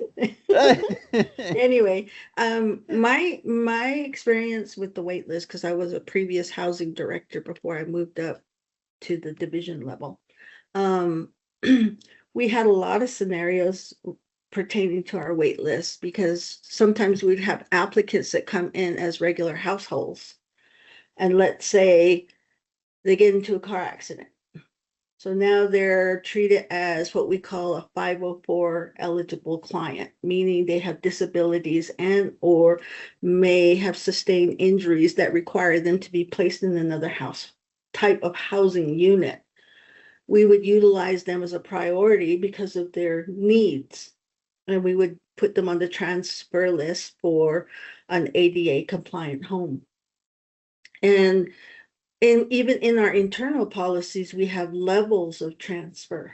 Like we follow the federal guidelines, which indicates we can move families who are overhoused, meaning that the family is small and the house is too big and too many bedrooms. Vice versa, the house is large. I mean, the family is large and the house is small. So those are the three considerations other than domestic violence, which we fall under and utilize VAWA as part of our federal guides to place women of domestic violence or victims of domestic violence. We also have housing for, like I said, the disabled or people who have medical issues. And we utilize our wait list to move these people around. But the only way that they move around is they have to meet those qualifications of disabilities or overhoused, underhoused. We also use a point system. So if they're residents of the community, they get a point. If they're a veteran, they get points. Are they elders? Are they full-time students? So we have a variety to evaluate a point system. So it kind of puts us in a position that we can monitor who we place and when. Like if we get a 3-bedroom and we have 2 families that are 3-bedroom, we have verbiage in our policies that indicates date and time. So let's say they both have the same points, they both need the 3-bedroom. We look at the application in itself and it says one was dated, they were both dated on the same day, but one submitted their application, was received and completed at 9 o'clock. We had a secondary one for the same date, same need of a 3-bedroom, but they came in at 9:05. The 9 o'clock person would get it because they were there first. They were verified, made the eligibility list. However, we also have another segment that says we offer the house to that individual family. And let's say they don't like the location. We don't place families based on preference of location. It's availability. So when we place them in that area and they don't want it, they have 5 days to decide whether they accept it or decline it. And if they decline it, we offer it to the next 905 person that was on the wait list. So we have a method in which it works very well. And it's easy for us to monitor. And it's made our lives, if you will, family lives, more efficient in placing them. That's what we do. Thank you so much. I mean, you could not have done a better job explaining that and coming up with a system that it sounds very equitable in how you manage the admission, the screening process, and placement.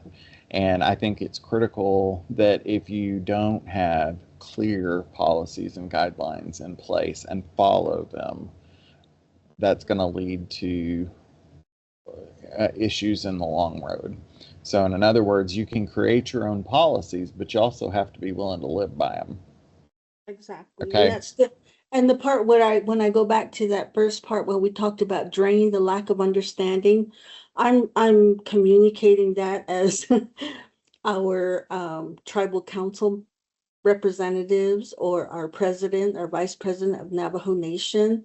They don't know the policies, so we always try to be a resource to them by saying, we can come in and we can train you on this and that so you have a better understanding. So when these people out of the community, we're not saying no, we just say we need to find a way to get you eligible. So if you're high income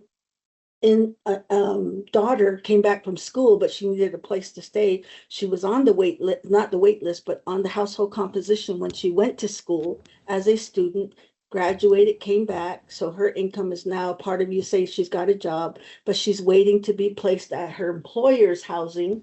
Let's say Indian Health Hospital, they have housing for their individual employees. So we're waiting for her to get her house. She stays with them temporarily. We do tell them that will affect their income calculations or their rent. So we do an interim research. And then when they leave, we do another research to get them back online. So in that case, we do make some recommendations. We're also a resource center where if people are 200% of the income guideline or low poverty level, then we go ahead and refer them to tax credit, other resources within our area that are like tax credit that would meet their income levels. Or if they're high income, we refer them to another basis of applying through our home ownership program. So we have resources for all of our indigents of our tribe, but it's just taking the time to educate them, educating leadership and saying, to be compliant with our federal guides and the responsibilities of the grant that's given us, we have to follow these policies. So this is how we do that, is by providing the educational resources to our upper management and our upper tribal government. Mm-hmm. And that is an excellent point. And I even added it in the chat on educating tribal leadership on housing guidelines and processes. And you may not be in a position to be able to make that happen. However, you can certainly make the recommendation, do they know? And are they educated on it? Now, the response you get may be, we've already told them. Okay, so just be prepared that is some feedback that you might get. All right. So we get feedback a lot. Yeah, I'm sure. Is we attach a policy with a cover letter indicating all of the whys, the do's and don'ts, and the whys that we determined that person ineligible, but we do make recommendations on the backside with pamphlets and flyers to say these are other places that are resources that we can do on a referral basis to aid that individual. Right. That's awesome. That is awesome. And let me ask you this, Jolene, when you guys have a board meeting or any of those types of things, do you put time on the agenda to educate them when it seems like they've forgotten some of that? Yes, we do. We do that quarterly. We do have like for instance, one thing that we did transition to was changing our policies to match the new HOTMA requirements under HUD. So when we did that, we did our policy changeovers and we do the presentation to our board of directors, which then goes to the president's office and it comes back. And yeah, we do that all the time. Awesome. That is great. So there's some really, really good examples of best practices there. Lots of those surfacing today. And that's exactly what I wanted you to be able to hear. I can say it all day long, but the fact that you've got somebody else in the room who has the experience that Jolene has, it's obvious that they've created some best practice models. And I think it's important to showcase that because that's where the work's happening at the ground level. And you guys know better than anybody the challenges and the struggles that you're facing every day. All right. Thank you so much for sharing, Jolene.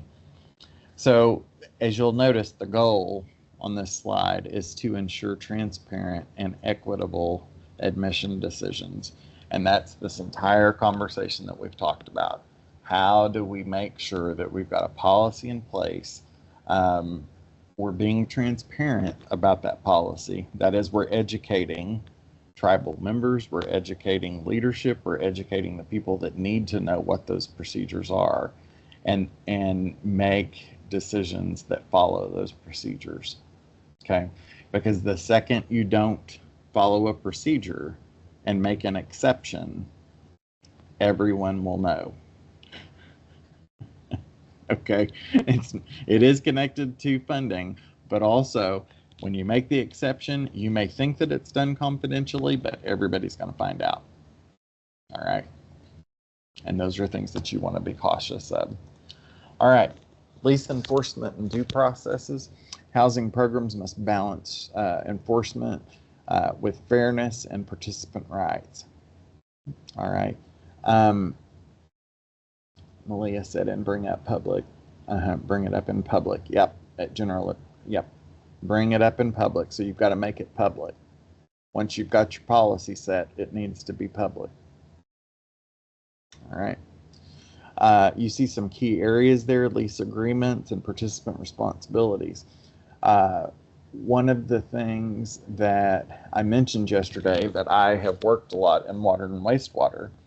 And one of the scenarios that I ran into, it's probably been 5 or 6 years ago now, but it was a tenant within a housing authority, and there was a wastewater system that was part of the tribe, but they had allowed their child, well, I say they shouldn't say they allowed them to, but the child kept flushing toys down the toilet. All right. So eventually, guess what happened? The toilet backed up, right? And what do you think was expected by the tenant?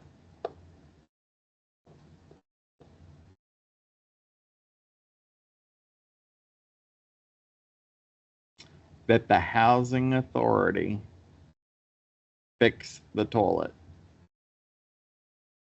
Okay. Because there wasn't a specific policy in place that said, children should not flush things down the toilet. And from working in wastewater, I will tell you, there are only 3 things that go in the toilet, and that is paper, pee, and poo. That's it. Okay? If you have a tribal water authority, I would highly encourage you to communicate with them and develop promotional materials that you could share with tenants that say, just because wipes are flushable does not mean they do not cause major problems within the water system. Okay, those are things that need to be communicated out. And the expectation from the tenant is that the housing authority had to fix it. Well, the housing authority called the water authority, and then it became a fight between them to see how it should be handled. And of course, eventually it came back and the tenant was told, you're responsible for the damages. And it was not a good scenario from day one.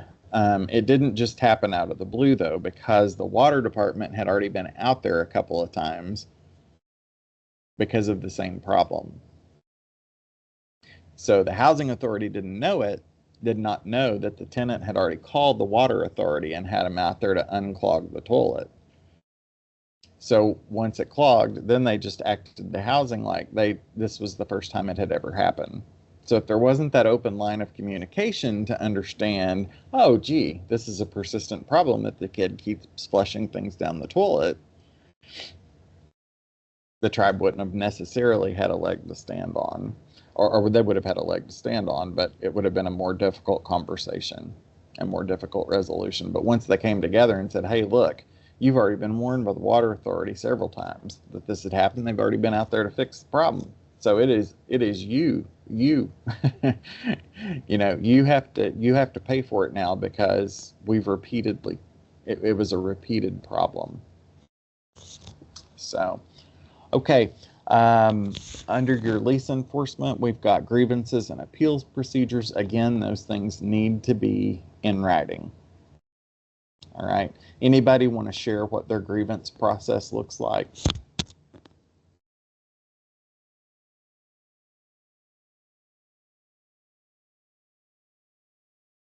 I'll quickly say ours, I haven't done it for a while.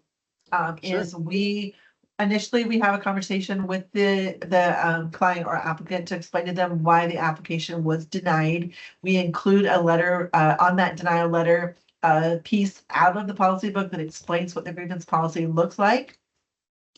And then they are explained that they have 10 days to write a request to be heard at the housing committee. The letter has to go to the housing chair and to the director. It has to be within that 10-day period. Well, once that's presented, it goes to them, and then they have a conversation. They present it to the committee. They have their meeting, they determine the eligibility, and then they mail a letter directly. They have the ability to show up in person, be on Zoom, or not participate at all if they're not interested, so that they have a voice to explain their situation as well. Okay. There you go. The grievance process is in writing. It's communicated. The rules are set. All right. It's important that the rules are available. Okay. Again, the more transparent you are, the easier it is to navigate through those difficult situations. All right.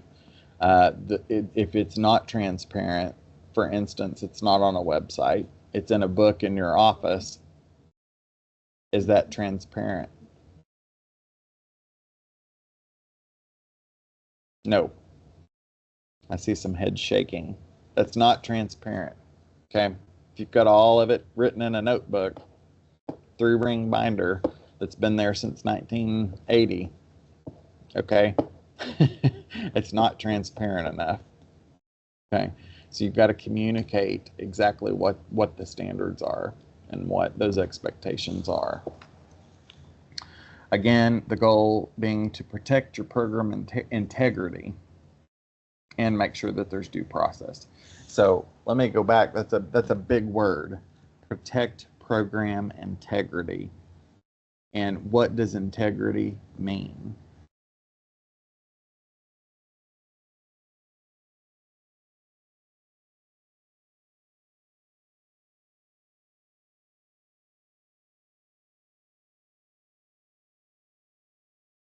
Anybody?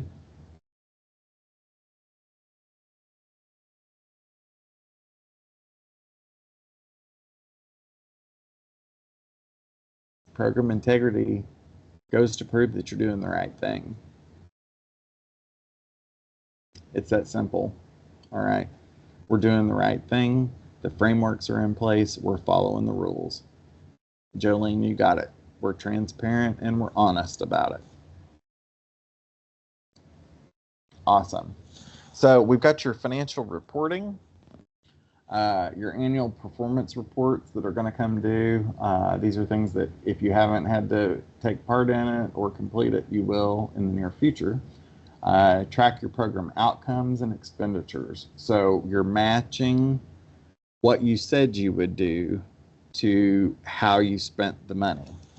Somebody once told me, they said, you know, you can tell me what your values are, what your values and your beliefs are. You can tell me all day long, but show me how you spend your money and I'll tell you where your values lie. Okay. And they were talking about budgeting. Okay. So when you have conversations with tenants, you know, some of that can come into play. Okay.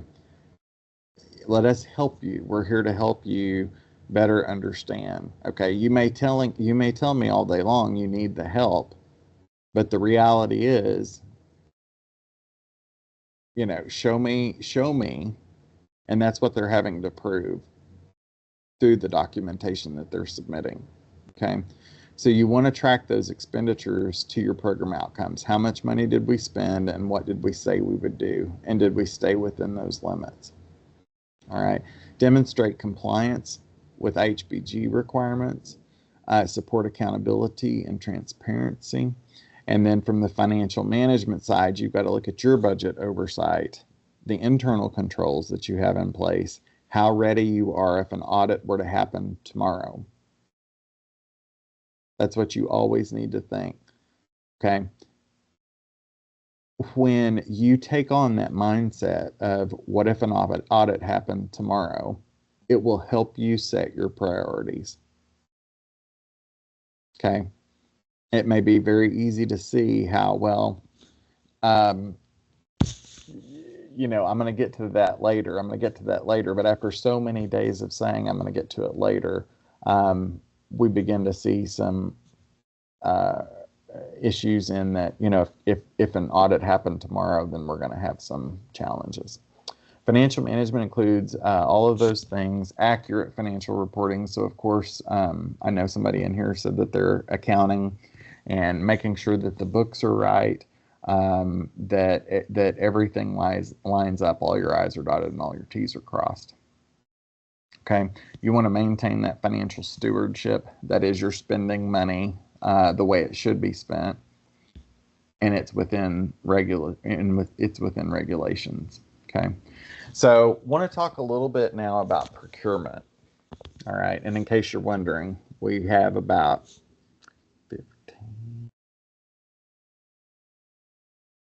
18 minutes until the break. Okay, so if you can hang with me, like we're almost at that hump point. Okay, hang with me. We got about 18 minutes and we'll hit our break, and that will be sort of the halfway point. Want to talk about something that's going to affect every tribal program that receives any kind of federal funding, and that is 2 CFR 200. I mentioned it yesterday. I know that it sounds technical, legal, and sort of intimidating, and it kind of is, but at the core, what it's really about is stewardship, accountability, and protecting tribal programs so that they can serve the communities. All right, and 2 CFR 200 is not just housing. All right, we're talking procurement across the board. So like we said yesterday, if you receive federal dollars, you're expected to follow federal law and federal rules and regs. So any program you have that is a tribal program that gets any sort of federal dollars, you have to follow 2 CFR 200. You may have more specific internal controls above and beyond 2 CFR 200, but you at least have to maintain what the federal law says. All right.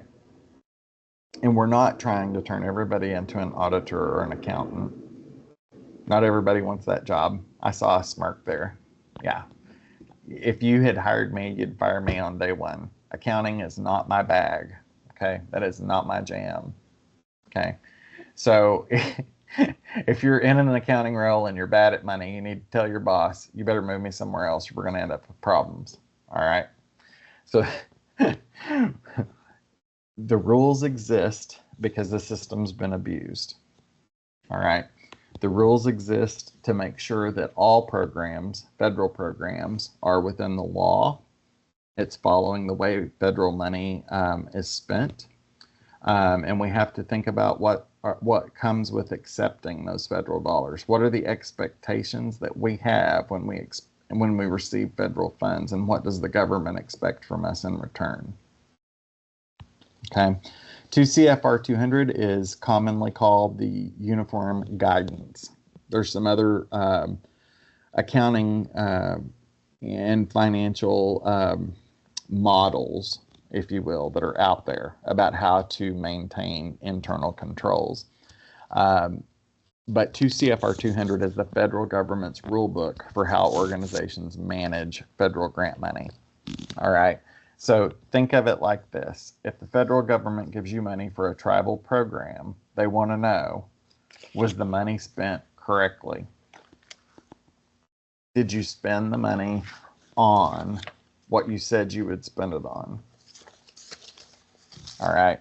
Was it spent on approved activities? Was it documented? And is it reasonable? That's why we have the guidance of 2 CFR 200. It's a common set of rules that all federal programs have to abide by. All right. The reason that tribal programs need to understand it is because if you receive funding from HUD, BIA, Indian Health Service, Department of Labor, Department of Education, DOJ grants, Substance Abuse and Mental Health Administration, just to name a few, if you receive any of those dollars, then you're expected to follow rules and guidance set forth in 2 CFR 200. All right. The moment that federal money enters a program, federal requirements follow the money. All right. Even if the tribe is sovereign, they still have to follow federal law. All right. Even if the funds pass through another agency, it's still federal dollars.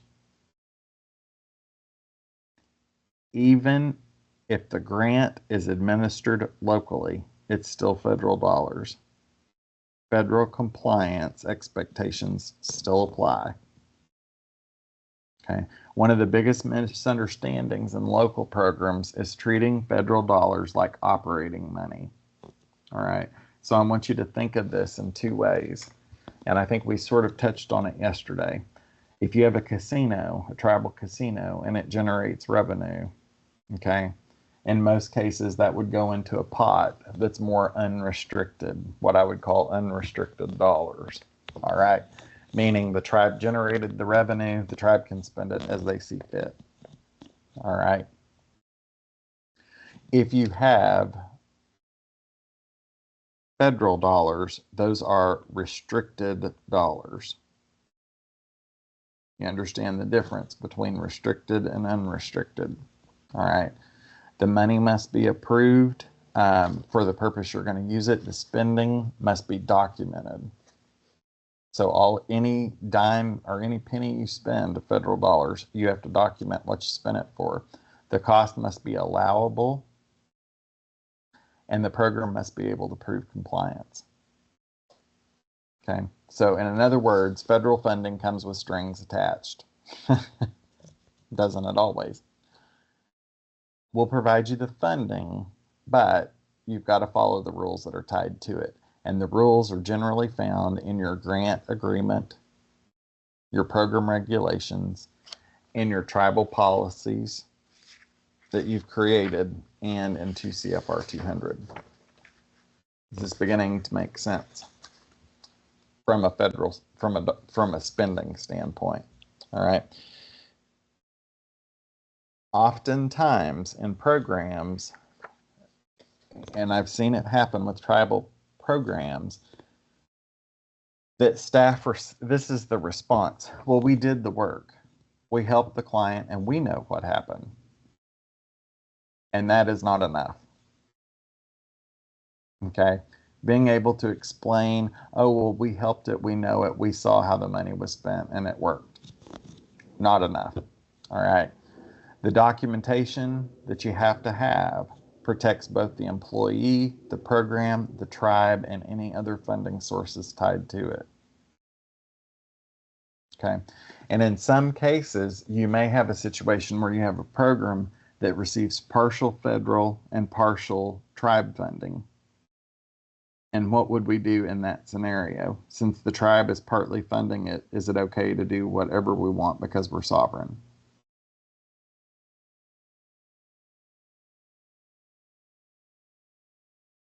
That was a question. I see one head shaking no. It's easier to follow the federal rules and treat it all as the same. It is easier to follow federal rules and treat it all the same. Okay. That is if there is federal dollars tied to it, you're going to have to follow the federal guidelines. Okay. All right. That means, do you have all of your forms signed? I'll say that again. That means you have all of your forms signed. Okay. Procurement records, receipts, timesheets, policies, approvals, monitoring reports, meeting notes. All right. Everything has to be accounted for. Okay. When it comes to purchasing, one of the areas we sort of struggle with in terms of procurement. Federal programs and federal rules require that purchasing is fair, competitive, ethical, and free from conflict of interest. Say it again. Federal rules require programs to be fair, competitive, ethical, and free of conflict of interest. And we're going to talk more about conflicts here in just a few minutes. Conflict of interest. I told you a story about it yesterday. All right. Internal controls are just safeguards to make sure that if the audit happened tomorrow, you'd be ready for it. All right. Internal controls are meant to prevent mistakes, prevent fraud, catch problems easier, protect your employees, and to protect the tribe. All right. Some examples include separation of duties, which I told that, have told that story a couple of times. When you, just because someone terminates their employment, even if you terminate it, you're still responsible for whatever that person oversaw. So you better make darn sure that they have left it in some acceptable form. Because at the end of the day, it doesn't matter. You can't just say, well, that person's not here anymore. It's not how it works. All right. The program is tied to the funding, not the people implementing it. All right. Good controls are not about distrust per se. It's more about accountability. All right. So far, does the accountant agree with me? In theory. In theory, right? I'd like to say that it is clear as mud, right? Yes. Okay, so let's talk a little bit, just touch on it. We're going to come back after the break and talk more about it. But one of the best things tribal programs can do is self-monitor before an outside agency arrives. All right. You don't want to wait for HUD or your auditors or your federal reviewers to find the problems for you. All right. That's why we have monitoring. Okay. And why it should be built into your program. Are our files complete? Did we follow the policy? And I will say that is the policies of the government and your own policies that you have created. Nothing gets you faster than creating a policy and then realize that you didn't follow the policy on something, and then a federal auditor comes in and says you didn't follow your own rules. I mean, you can't get more of a slap in the face than that, right? When you wrote the rule but then broke it and then they found it. You don't want to be in those types of scenarios, okay? You want to make sure you follow the policy, that your documentation is in place, that your staff is trained. Okay, so part of it is staff training as well. All right. And Melanie, I know that you, and I think there's a couple of others who are directors that are in here. And I think that that speaks directly to you, and that making sure that you understand what the rules and the policies are, and that your staff is also, they have an understanding of what's expected. And they're looking to help you self-monitor. That should be built into their jobs. All right. The other thing, you want to make sure that all of your deadlines are met. If you put deadlines, which you did in your grant, okay? So small self-monitoring, the ultimate goal is that it's identifying small problems before they become major findings. I'll say that again. Self-monitoring identifies small problems before they become major findings. All right. What happens if programs don't comply? So if we're out of compliance, it gets serious. Okay. Findings and audit, you've got corrective action plans that are going to happen. The tribe may have to repay part of the money. So it's not just necessarily your future funding. You may have to repay part of what was wrong. Not you per se, but the tribe. So somebody's going to be accountable for it. You may get a delay in future funding. You may lose the grant altogether. And it tarnishes the tribe's reputation and it jeopardizes sovereignty. Because they say, well, if tribes can't agree to abide by the rules, then why should they be any different than any other group that's out there? Okay. So it's not just about rules. It's really about being good stewards. And that is, we're spending the money on the things that we said that we were going to spend the money on.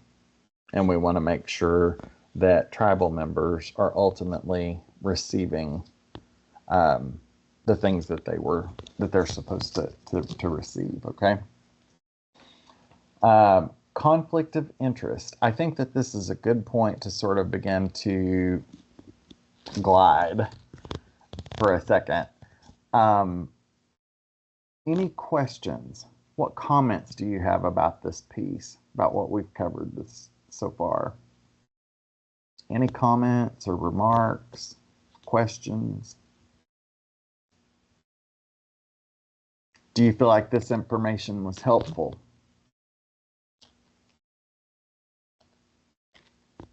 Either a thumbs up or a Did you already know it?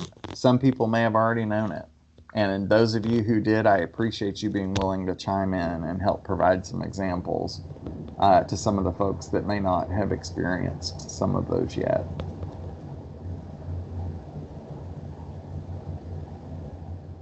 Okay, Jody said, I know it because it's part of my job, and that's good. Grant, they know it pretty well. Good. Good.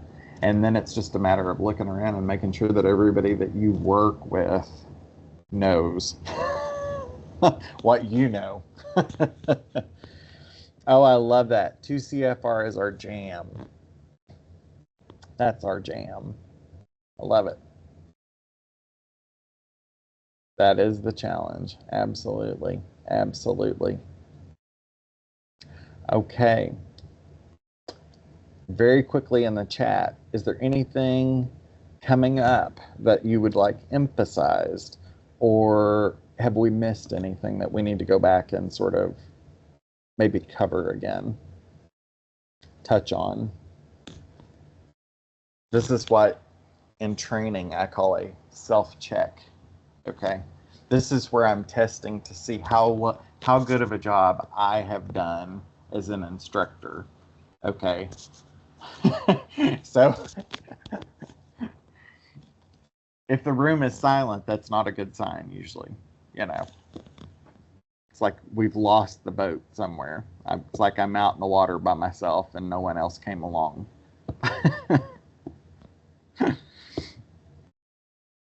We had a Halloween door decorating contest last year and we created a 2 CFR grant monster. Oh my gosh, that's hysterical. I love that. Love it. Love it. Love it. Love it. Oh my gosh. Too funny. Super circular monster. Absolutely. Absolutely. All right. Well, let's go ahead and slide into our 15-minute break. And the good news is we are over halfway finished with the training. So I appreciate it again. You guys are so supportive and so participative, and I do thank you for that. So we'll take a 15-minute break. See you in a minute. Okay, welcome back. I was about a minute late. You know, I was like jamming to Lizzo and forgot all about it. All right. So let's roll. Procurement and conflict of interest. So procurement is the process of purchasing goods, services. So it's essentially how we buy things, okay, in Indian country. Some examples include how do we hire contractors for large-scale projects, especially building facilities, contracting for window replacements, any way you spend money, that's where procurement comes in. Now, in the chat box, if you don't mind to let me know, do you handle your own procurement, or do you have a tribal procurement office that things run through, or both?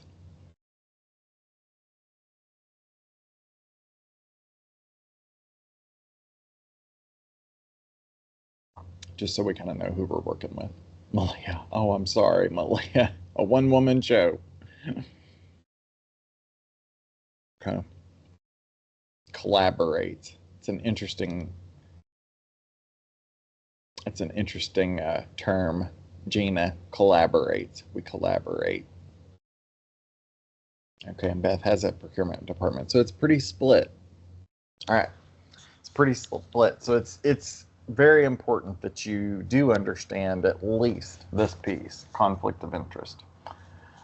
When we purchase anything, we need to make for sure that the things that we're purchasing do not cause concern or a red flag, if you will, for a clear conflict.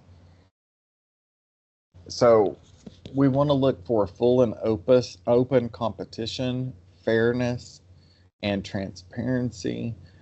We want to make sure that we document, record who we got bids from, how the if you submit an or list an RFP, if you will, a request for proposal, and have contractors submit bids, and then that selection process. So if you don't have a procurement office, it's important that you have rules and policies for how you secure contracting and how you spend money.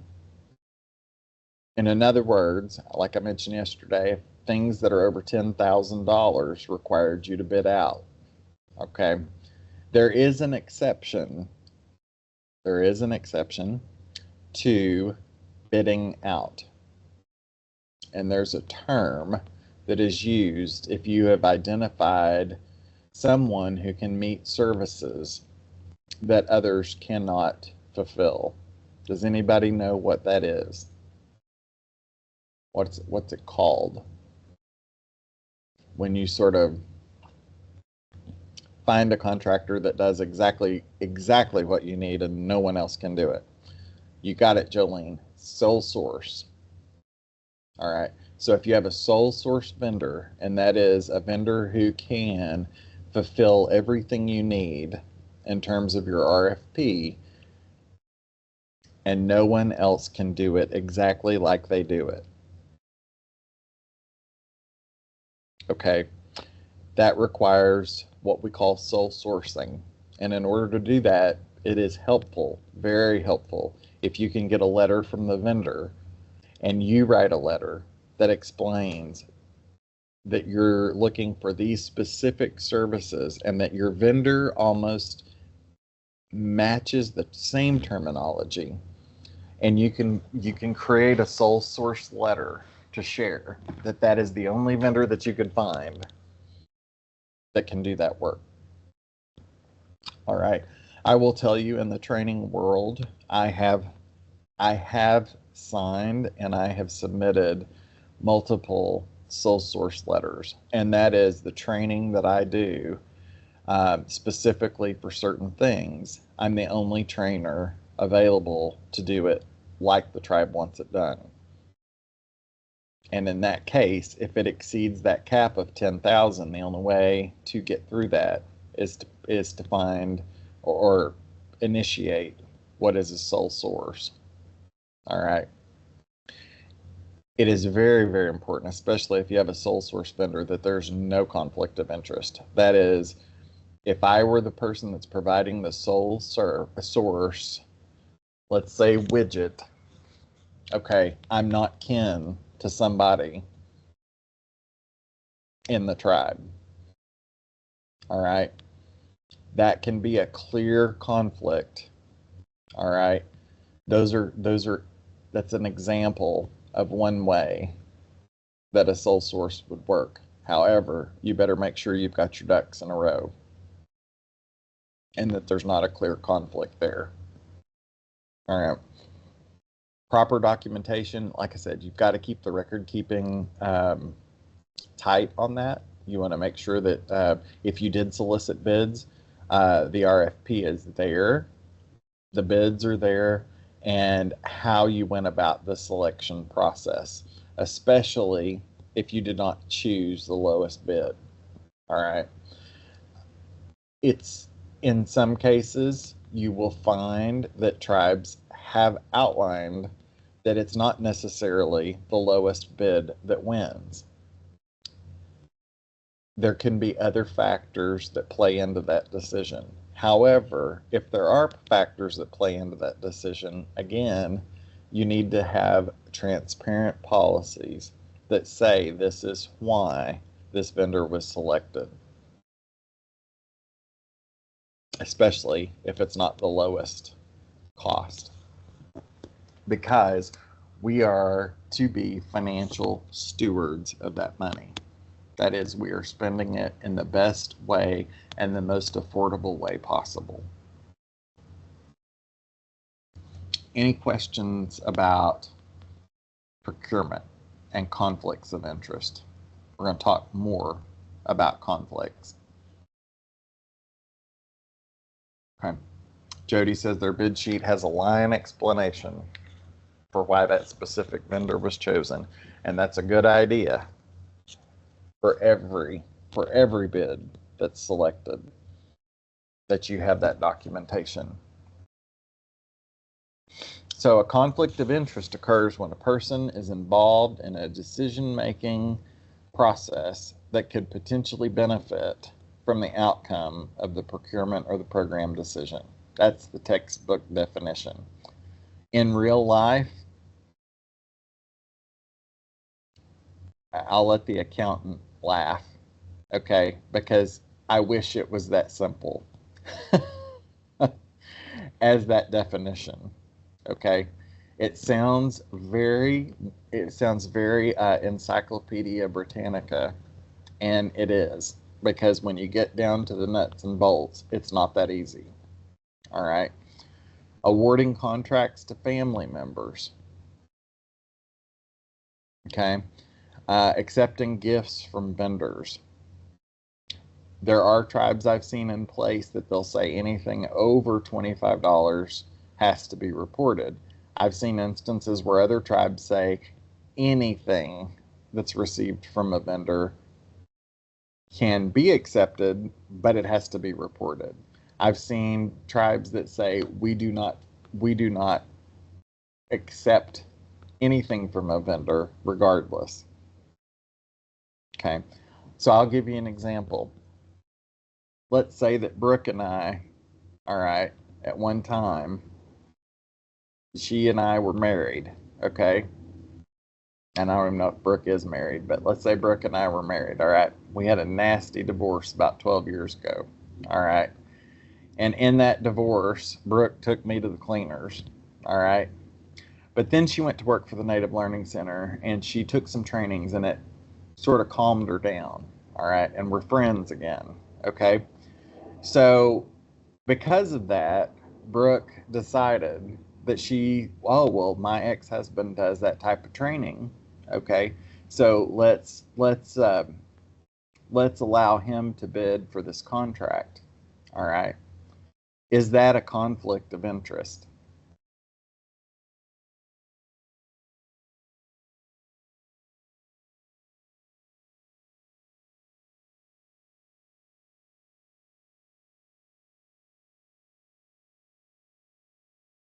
Kendra says yes.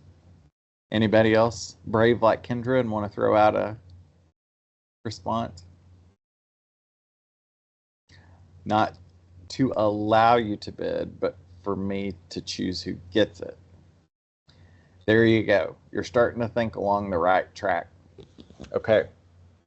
So a conflict, it may not be a clear conflict, but if there's any influence in who made that decision. So in other words, if Brooke is on the committee that decides if I get awarded that contract, that's conflict of interest. All right. If that were to be caught, that could be possibly like I and the tribe have to repay the money if it was an audit finding. Okay.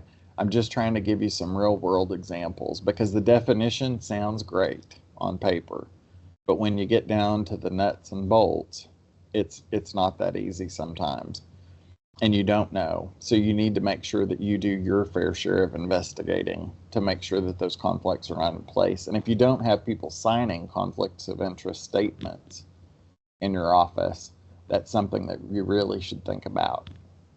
Okay, let's say a staff member has a family member who has a fencing company and the housing authority is getting ready to contract somebody, and you tell your family that we're getting ready to do this. Okay, the family submits the bid's awarded, the work is done, and then somebody says, oh, well, so and so, did you know that while they were putting the fence up, somebody made the comment that the guy that owns the fence company is the brother's wife, works at the housing authority. What just happened?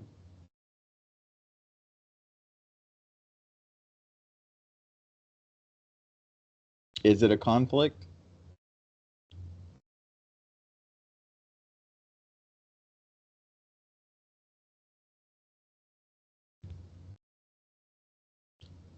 Okay.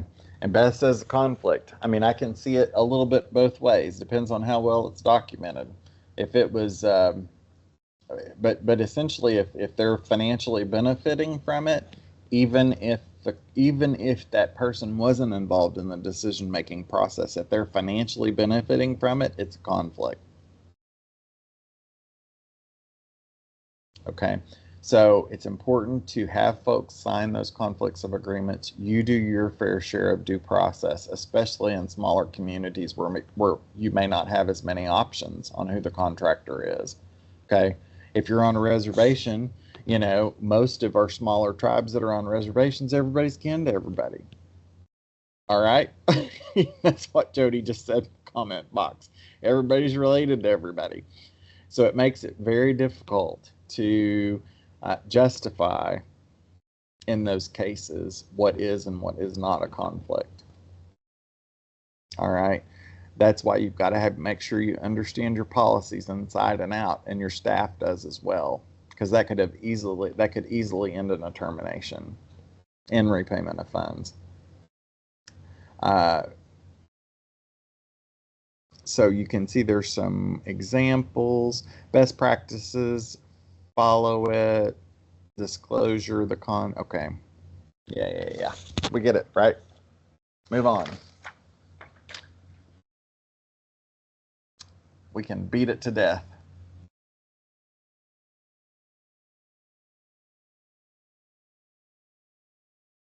We had to define how close a relation is considered a conflict. Yep. It's clearly documented that there may be a conflict before the bid was awarded. Would that work?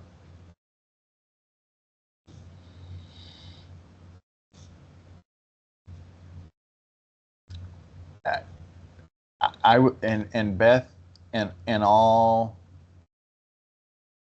you can get feedback from me and from the group about what our thoughts would be. However, my guidance to you would be to take that to your board.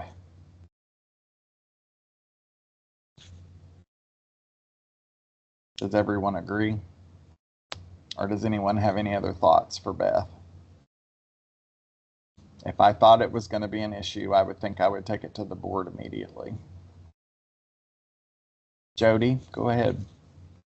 I would say documentation is key there. Document that it is a conflict. Document that the person wasn't financially benefiting from it. Document that they were not part of the decision-making process. As we say here, tell the story, document. Mm-hmm. Thank you. And yes, absolutely. If it's not documented, it's unclear, and it didn't happen. And when you look, one training that I do, we actually talk about the difference between a fact, an opinion, and a belief. And we write different things to better understand how to write documentation. That has to deal somewhat with performance, employee performance, when we do it in that training. But what I'm telling you is, in this training, it's the same. If you can have facts, you can have opinions, and then you can have beliefs. All right. If it doesn't fall into a fact, then it's either an opinion or a belief. All right. And that is not something we want to work with. Make sure that the facts are checked and they're on paper. There's no emotional language in how you word it. It's cut and dry. Okay. Would you agree with that, Jody? Okay. So, and like I said, if it looks like there's any possibility of a conflict, I would immediately notify the board and say, how would you like us to handle this? Let that be a decision that is not made by your office per se. And the reason is because if you make the decision, you're the one that's liable. Okay. And that's why you have a board. Okay. You can lay down the law, you can lay down what the program requirements are, you can lay down what your policies are, and then you can explain the situation and say, how would you like me to handle this? But they need to have the full picture. Very good. That's a great question. It's a great question. All right. So again, we could get all into nuts and bolts of 2 CFR 200, and I know that some of you would just love that and love if we sat around and talked about all of the updates that have happened to the Super Circular over the last 5 years, and that in itself would be a 2-week-long training. And so I'm not going to bore you with all those details, but what I will tell you, ask Jody. All right.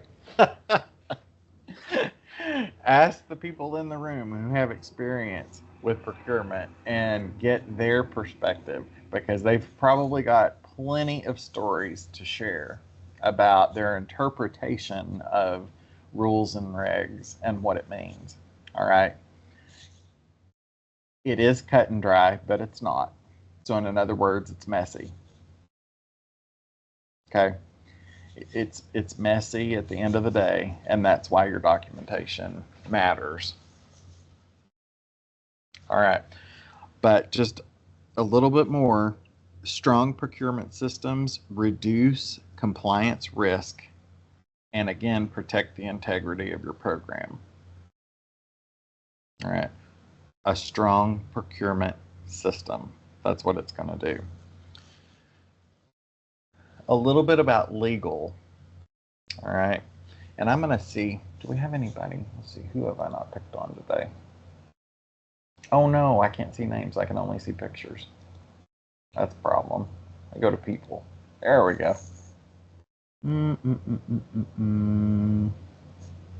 What about Kendra or Barbara?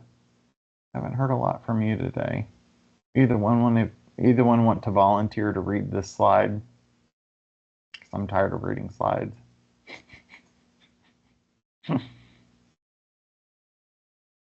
Sure. Thank you. Is that Barbara? Thank you so much. It is. Legal Okay. issues, compliance, requirements, governance, and oversight. So legal issues in tribal housing.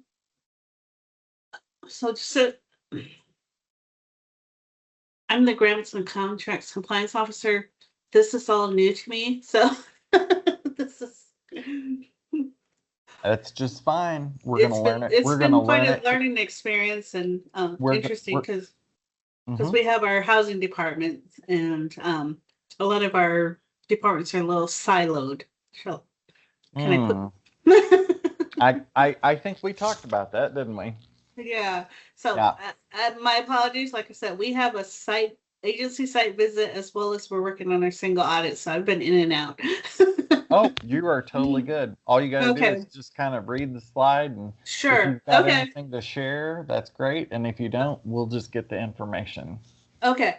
Fair housing compliance, lease enforcement and tenant rights, procurement violations, conflict of interest concerns, fraud, waste, and abuse prevention, documentation and record retention requirements, key compliant requirements such as NAHASDA regulations, Indian housing block grant requirements, HUD monitoring and reporting requirements, and then the 2 CFR Part 200 Super Circular, tribal policies and procurement or procedures, and annual performance reports.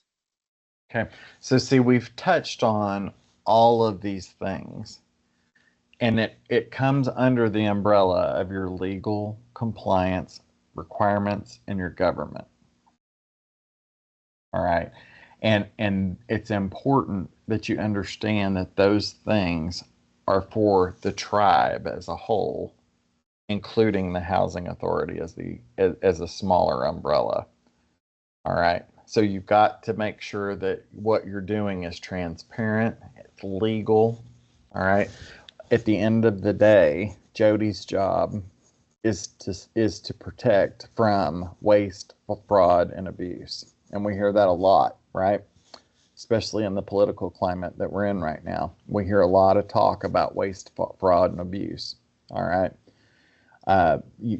And so I say that so you realize that it is on the forefront. When you hear things that are happening in the federal government, you have to understand that when terms like that get thrown around, it's across the board. So those types of things are going to affect you in some way. And that is why we have compliance. That's why we have compliance. That's why we have governance over the program, to make sure that we're following the law and that we're within our rights as a tribe. Okay. I appreciate that, Barbara.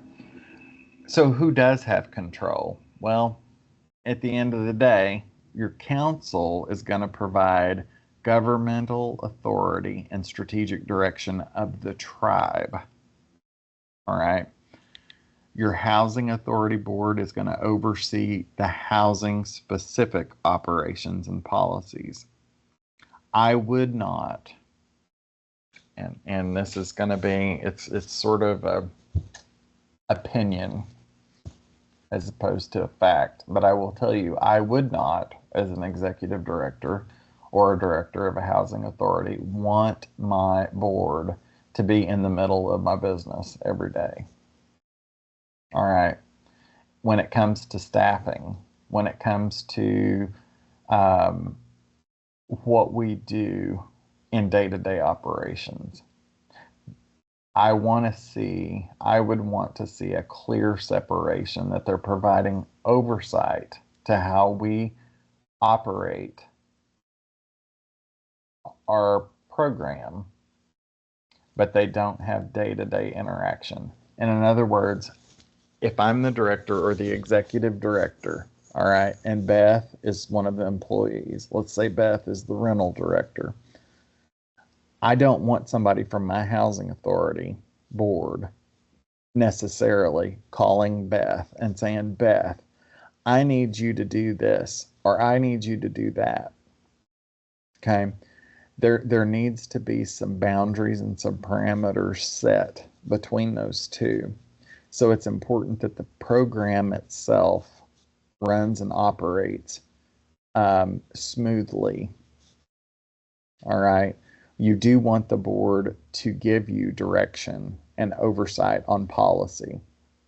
Okay. Remember, I said a minute ago I would have referred that to the board. Policy issues, that's where you want them involved. That's where you want them, making some of the hard decisions per se. Because it's a board of people, it's not one person. All right. That's why you have the board. All right. HUD does provide federal oversight and monitoring.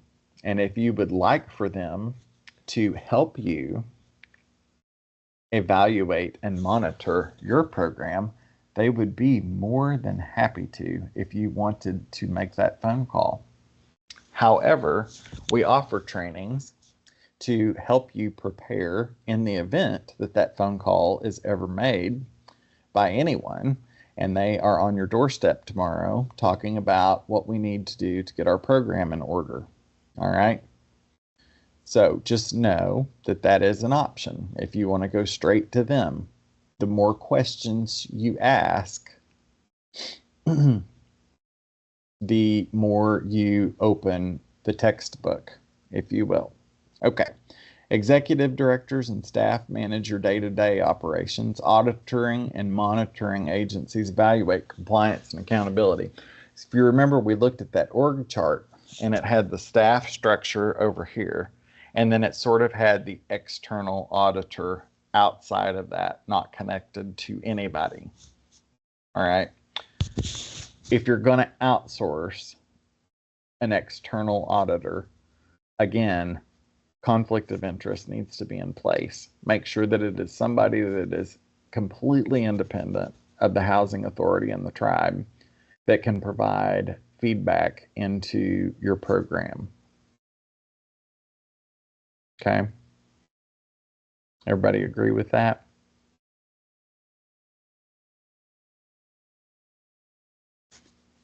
Okay. So there are sectors, buckets, if you will. Tribal council is in a bucket. Your housing authority board is in a bucket. HUD is in a bucket. All right.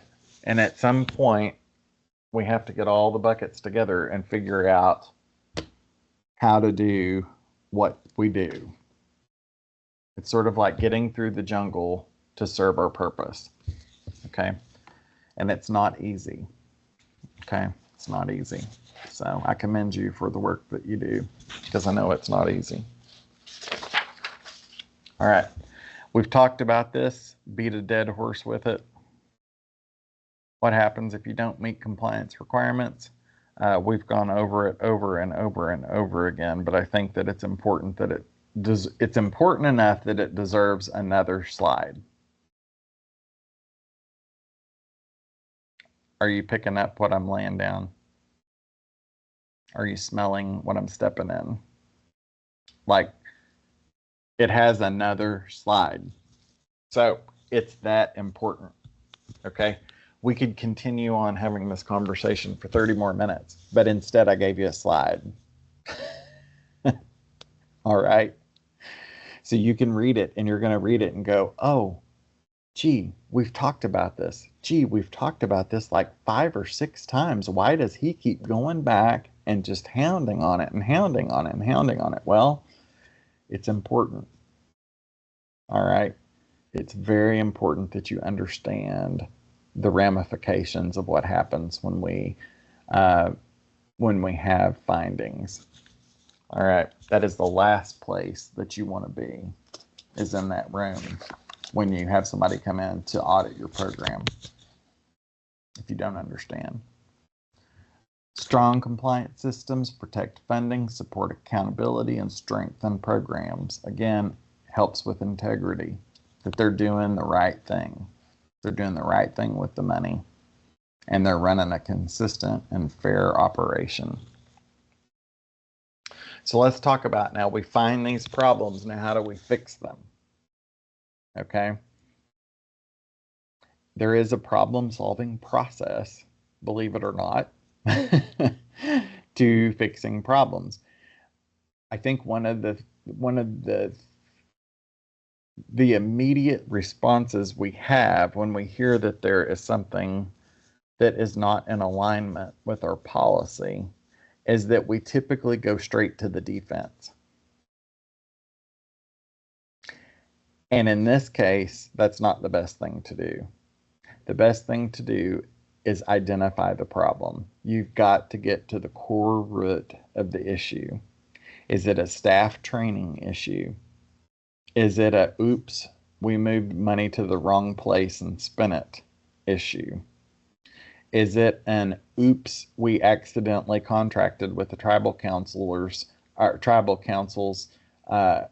cousin, that lives on the west side to do some work for us, and it wasn't all on the up and up. Okay. You've got to get to the core of the problem. How did it start? And that's where they're going to expect to see action. Okay. Because you don't want it to happen again. All right. So review the finding, monitor the results, sleep, process it. Okay. Determine what the cause is. And sometimes you may have to investigate. You may have to ask those hard questions. Okay. Did you actually get the proof of income verification from our client, the tribal member? If you did not, I need to know why. Did you forget it? Is it a family member? Is it somebody that you shouldn't be certifying because you're connected and there's a conflict there as well? See, that's a conflict that doesn't really have a lot to do with money per se. It doesn't sound like it does, but it does. Because if they get that assistance and you processed the application, oh boy, what has just happened?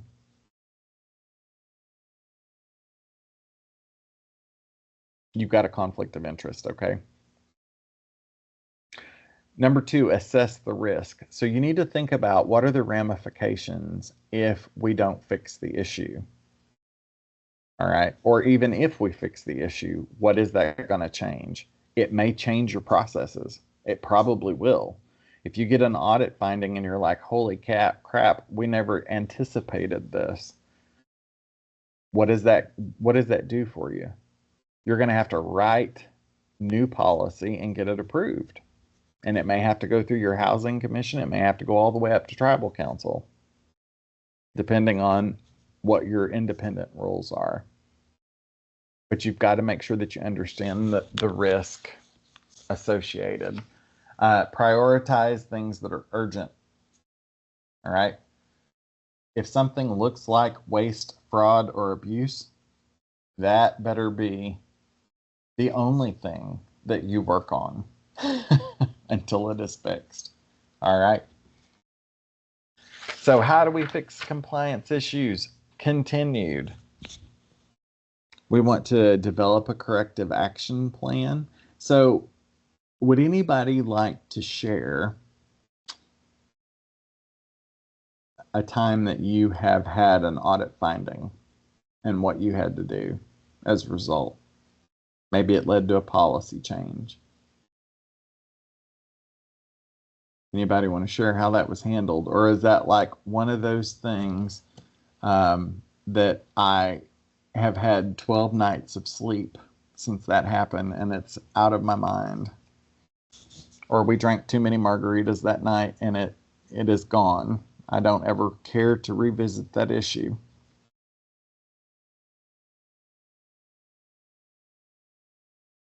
Yeah, that's about what I figured that response to that question would be.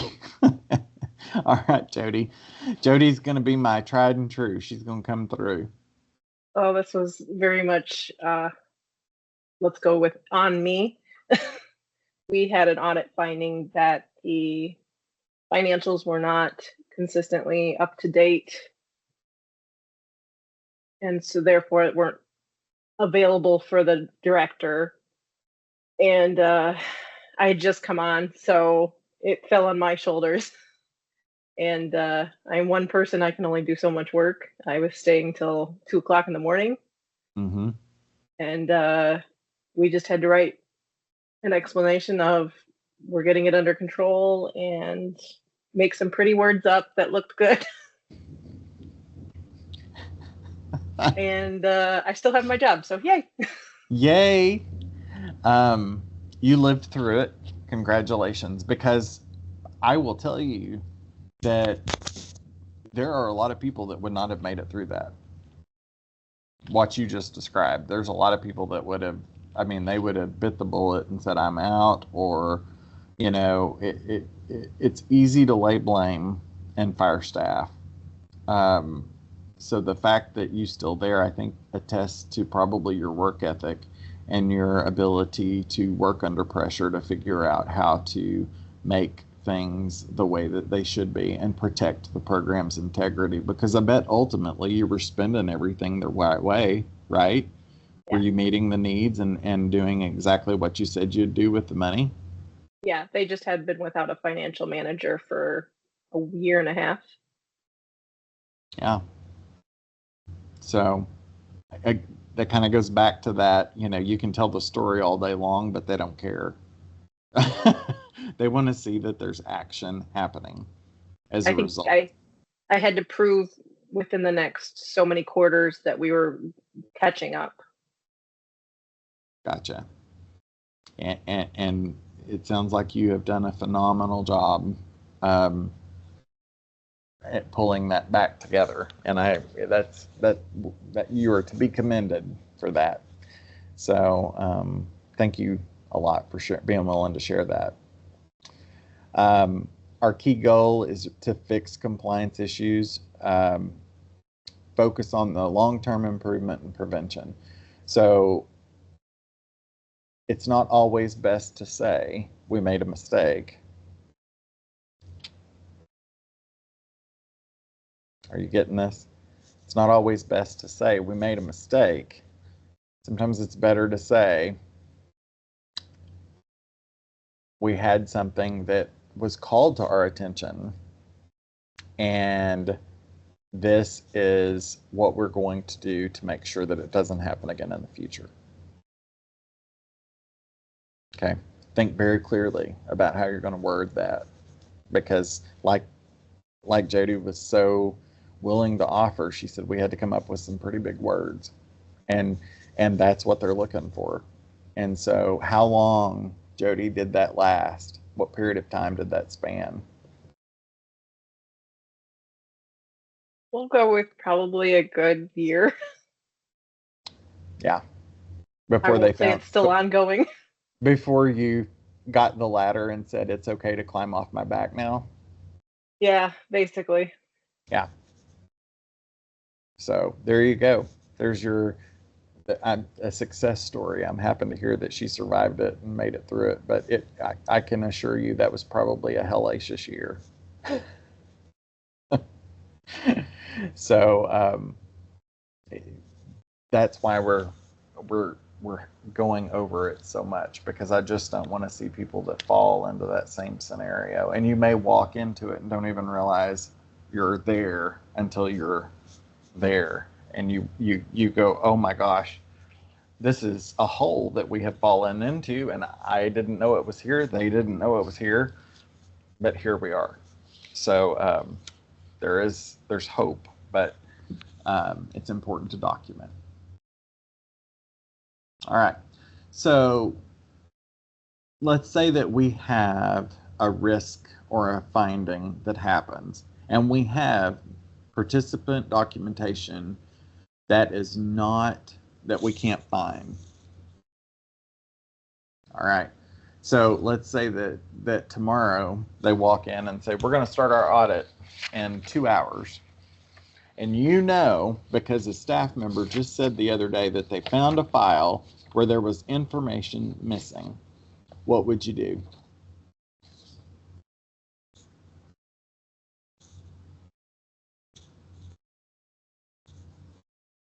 What do you do first?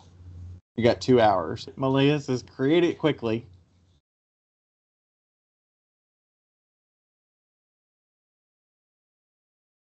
Anybody else?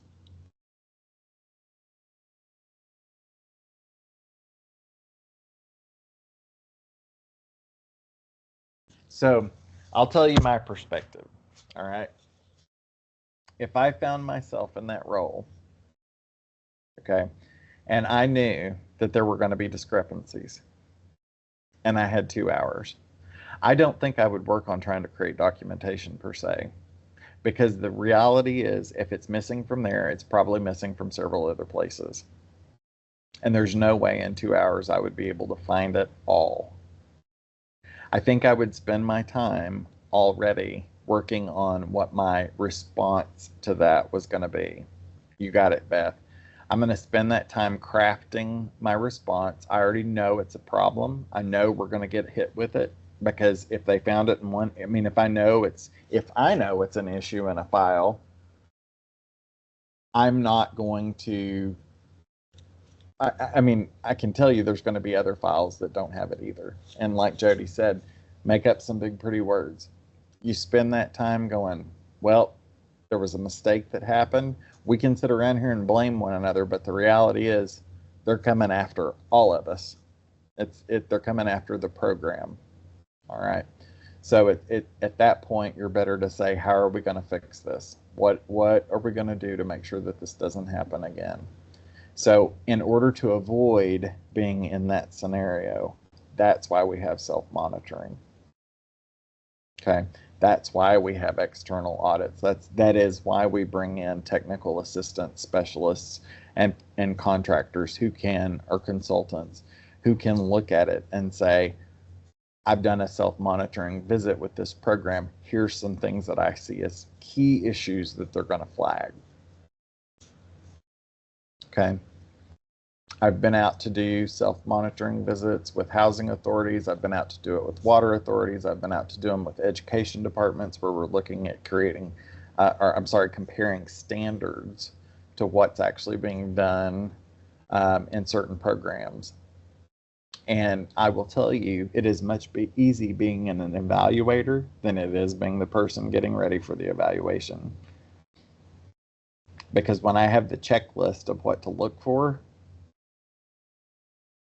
it's pretty easy to dig in the weeds a little bit and find something. Okay. And I'm not saying it to scare you either.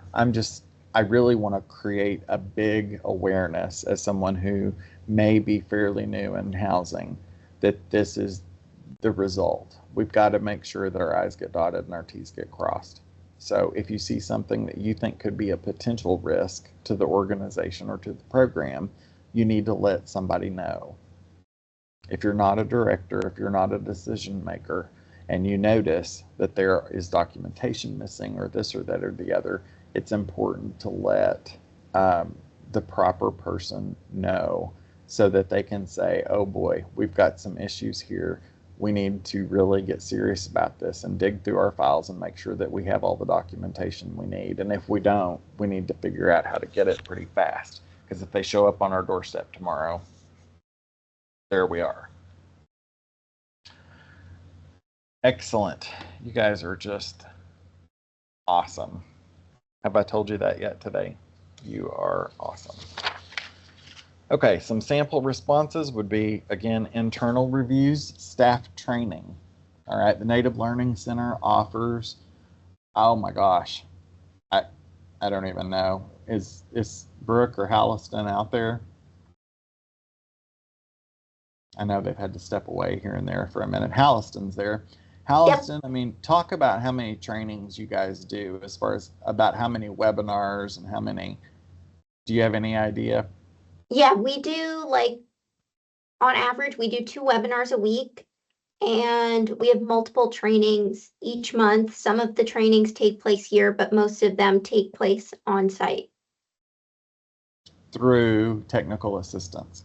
Yes. So you can even request a technical assistance training from the Native Learning Center.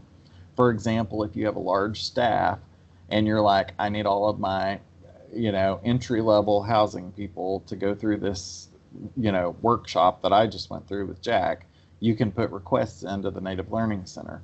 Or if there's a topic out there, the Native Learning Center will find somebody that can come in and help you and serve as a resource for you. And so I think that the resources that they have to offer to you, it's unlike anything else in Indian country, and it's unlike any other type of program in that they have those dollars for training and technical support. So I highly encourage you to utilize them. All of the webinars, I mean, I started doing webinars for Native Learning Center probably 6 to 7 years ago. like even before COVID, we were already doing webinars.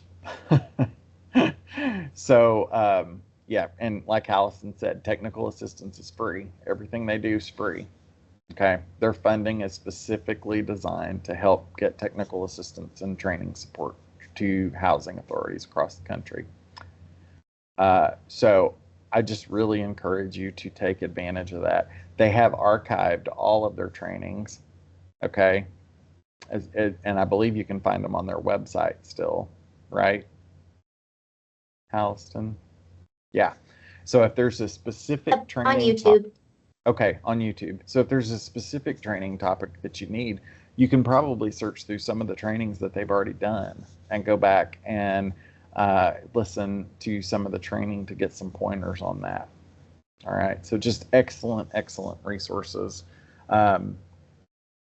for you. Thank you so much, Halliston. I appreciate you sharing that. Somebody had their hand up. Oh my gosh, I've missed a lot of chat. I had it closed because I was looking at people. Oh boy, who did I miss? Somebody had their hand up.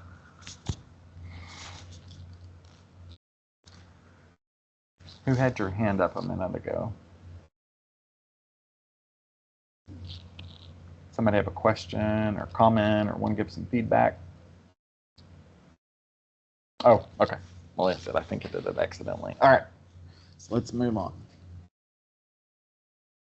So policies, procedures, and documentation. We want to explain what the organization expects. We've got standards and authority and what we write in our policies.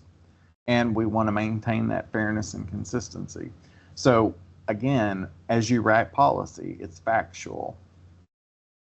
You need to make sure that the policies that you're writing is achievable and that it makes sense. If you read a policy and it doesn't make sense, what do you need to do?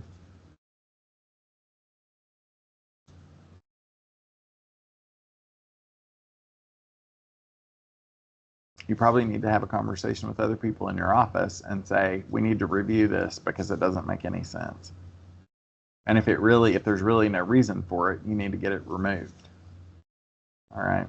Because the more I make it sound like you should write tons and tons and thousands of policies. However, part of the problem with thousands and thousands of policy is what?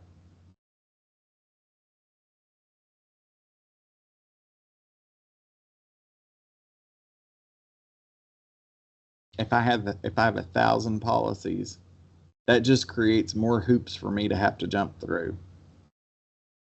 All right, and it holds me to the fire on more things.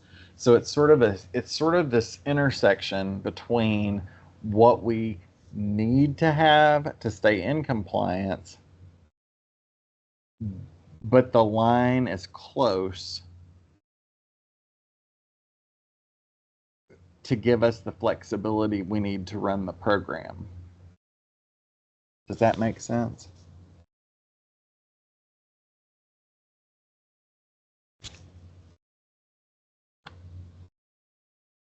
See, I got to click back and forth here. Does that make sense to everybody? Jonathan, we haven't heard much from you today either. I got a thumbs up from somebody.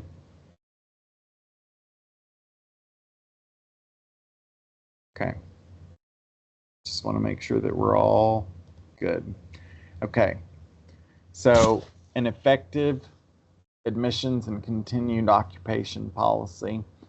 May need to make sure you've got your eligibility requirements, your admission standards, your waitlist procedures. All right, so when you're writing policies, it needs to include all of this. Your participant responsibilities. And in other words, if you go in and tear a hole in the wall, you have to fix it. Okay? So that way when the tenant comes in your office and says, oh, gee, it was just an accident. It was just an accident. And you can say, well, I understand. And unfortunately, here's the policy that they may or may not have signed when they moved in that said, you're responsible for any damage to the property. All right. So it gives you the tools that you need to get things done. It needs to have leave enforcement procedures and then your grievance and appeals process.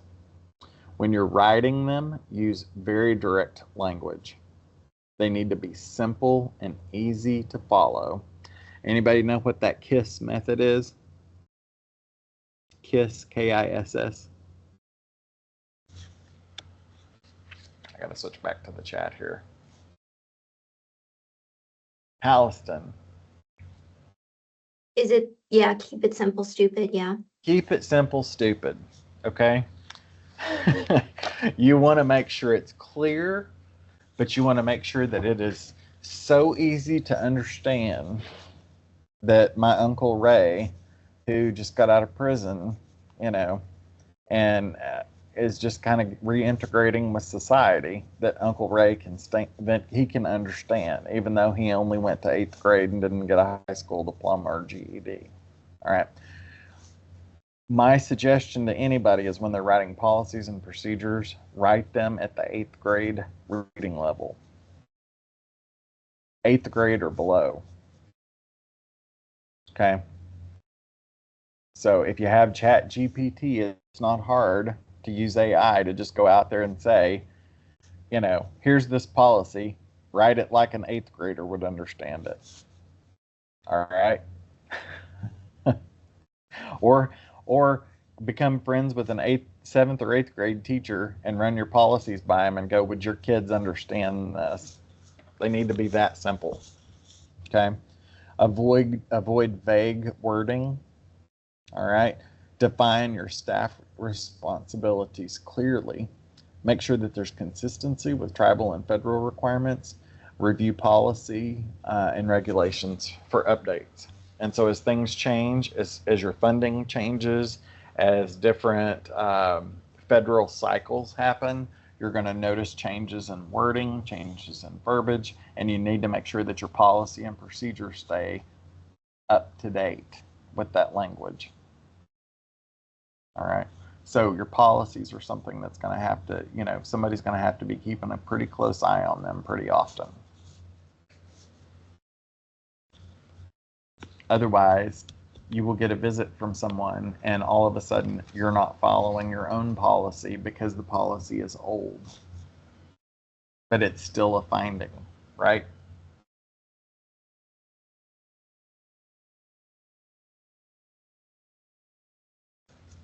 This is yes.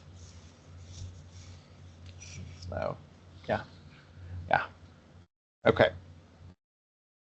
Documentation standards. Let's just talk about some best practices. Maintain organized and secured files. I would highly encourage you to secure your files. So make sure that your office is locked, that there are there's limited access to who can get to those files. Use standard forms and checklists. I know that those are available out there.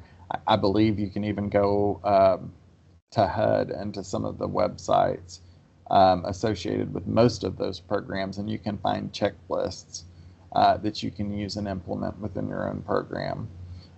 Document it, any action that you make consistently, and make sure it's very timely, and then train your staff on what the requirements are. So if you're fairly new, you need to make sure that you got a pretty good handle on it. And if you are not sure, it's better to ask.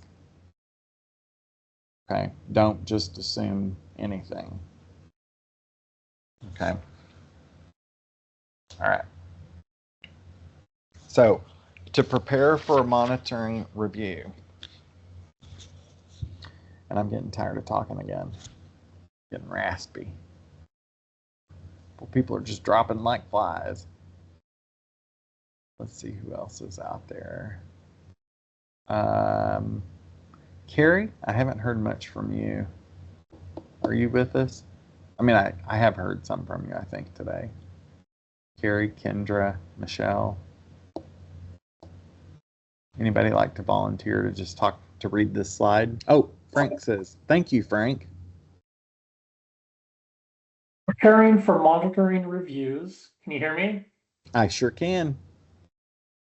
HUD monitoring reviews evaluate program compliance and operational effectiveness, preparation strategies, conduct routine internal file reviews, maintain updated policies and procedures, use compliance checklists, organize procurement and financial records, train staff on monitoring expectations, and key goal, create systems that demonstrate consistency, accountability, and readiness.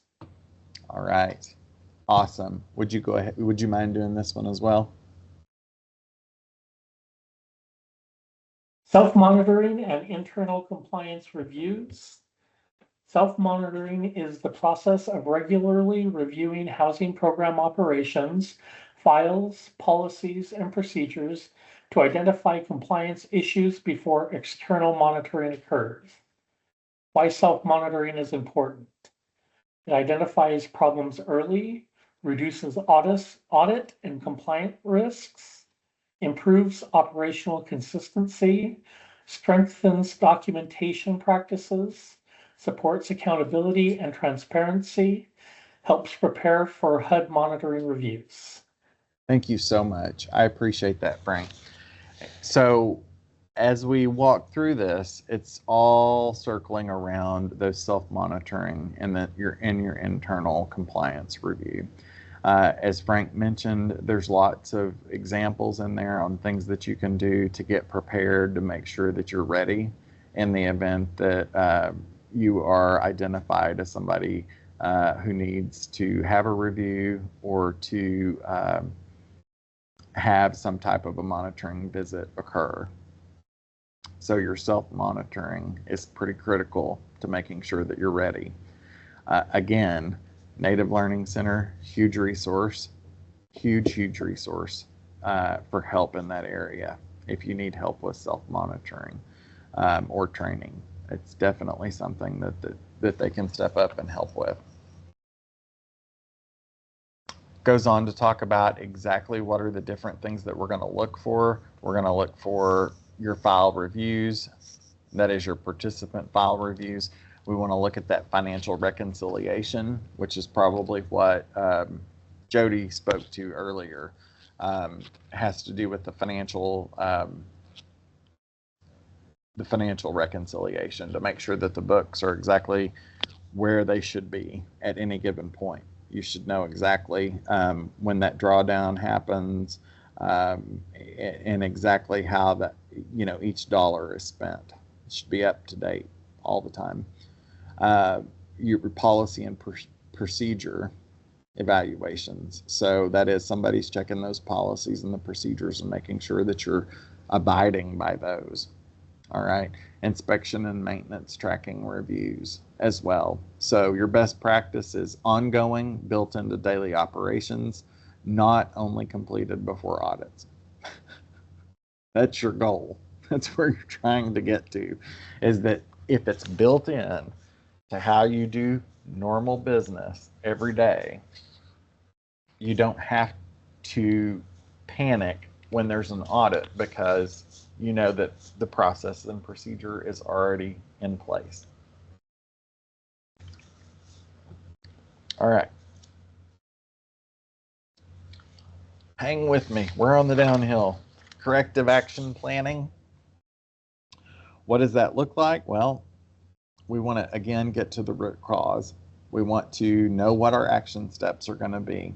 At the end of the day, we want corrective action focusing on long-term improvement, not just short-term fixes. Notice again, it's a repeat of another slide. Muy importante. Okay, I would say that in Choctaw, but I don't know how to. I only know Halito. All right. So there's your corrective action planning. So your best practices in compliance, communication, training, internal controls, technology systems. That's your 4 pointers on compliance. Open lines of communication, training for the people who need it, internal controls in place, and your technology systems. And then think about how that's implemented to make sure that you're prepared in the event of a monitoring visit.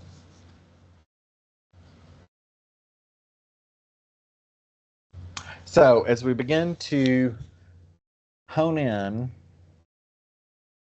on our final moments for day 2, I want to challenge you to think about what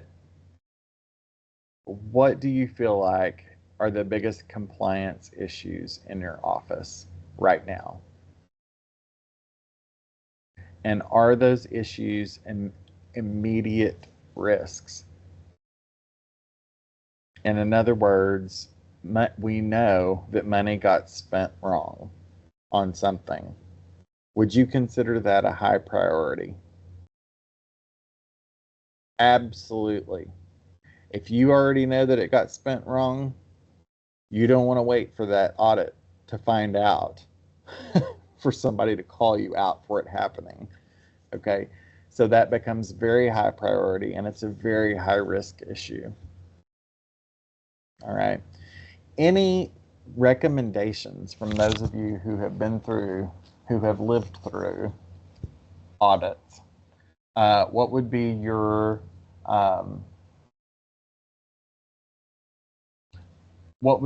guidance or your recommendation to people who are new, or someone who has not been through an audit?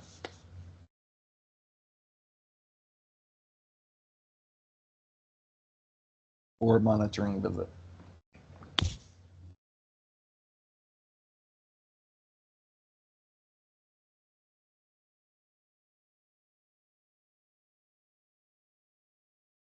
Jody, please, please, please. Thank you. You are just being a rock star. We have a really good working relationship with our auditors. Mm-hmm. And I guess the best policy is to A, follow your policies, B, make sure you know what they are. What do you that's mean? One of our Make sure they know you know what they are. I actually just went out and found our policies because I've never actually seen them and sat down and read them. So that's a problem. Communication within your department, what is required, not just, so for me as an accountant, I know what my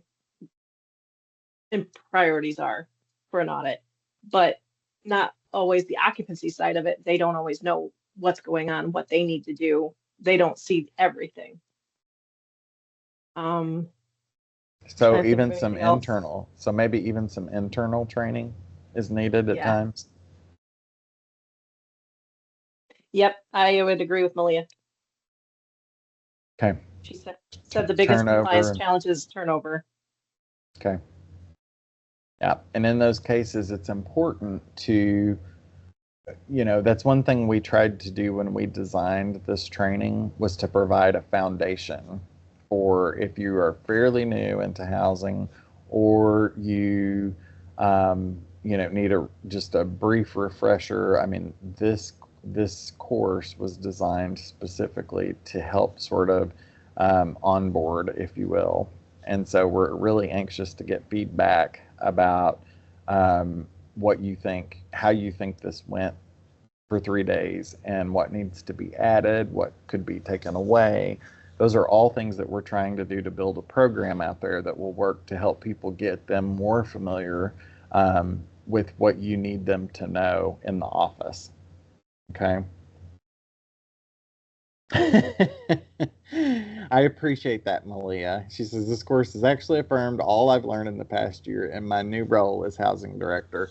And that's wonderful. That's wonderful. And I apologize if it's a repeat of information. But I certainly would encourage you to let us know, either me or Brooke or Halliston, if you, like I said, if you feel like there's things that should be added or things that should be taken away, or if you think it should be longer or shorter, all of those types of things. I just want to tell you again that I am always impressed with the people in the field who continue to do such hard work. And so moving from sort of yesterday and today, you had a takeaway about what your action item was going to be yesterday.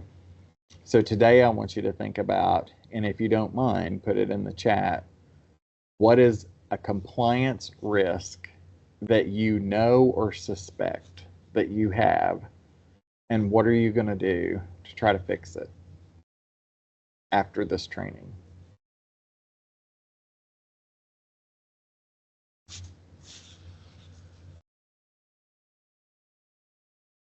So you know that you have a compliance issue, or you suspect that you have a compliance issue.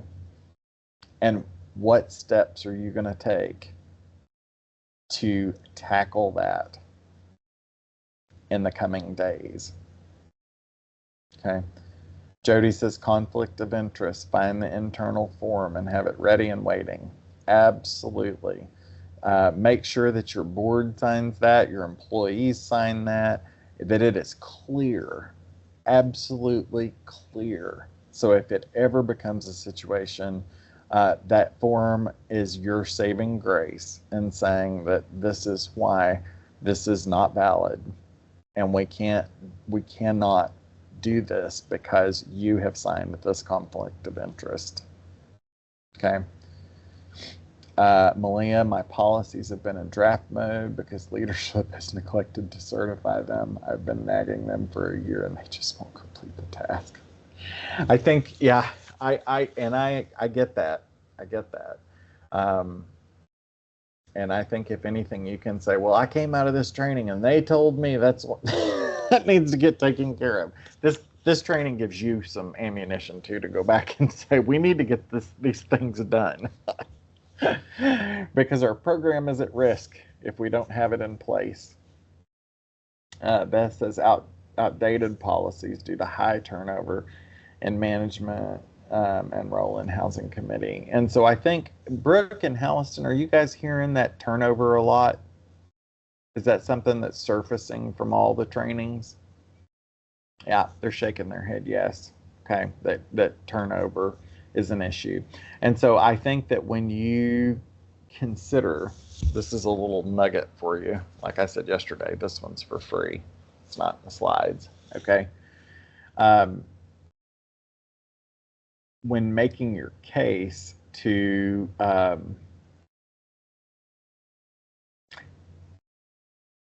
wow, I completely lost my train of thought. It was important. It was a nugget, and I was giving it to you for free, and now I can't even remember what it was. Well, at least you know it happens to the best of us.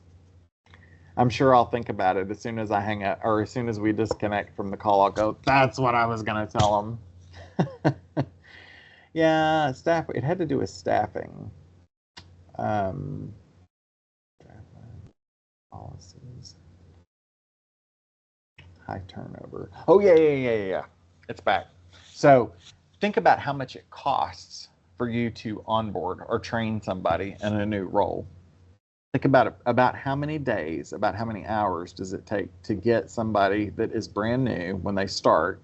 How long is it before they can work through the admissions process without any help, with 100% zero errors?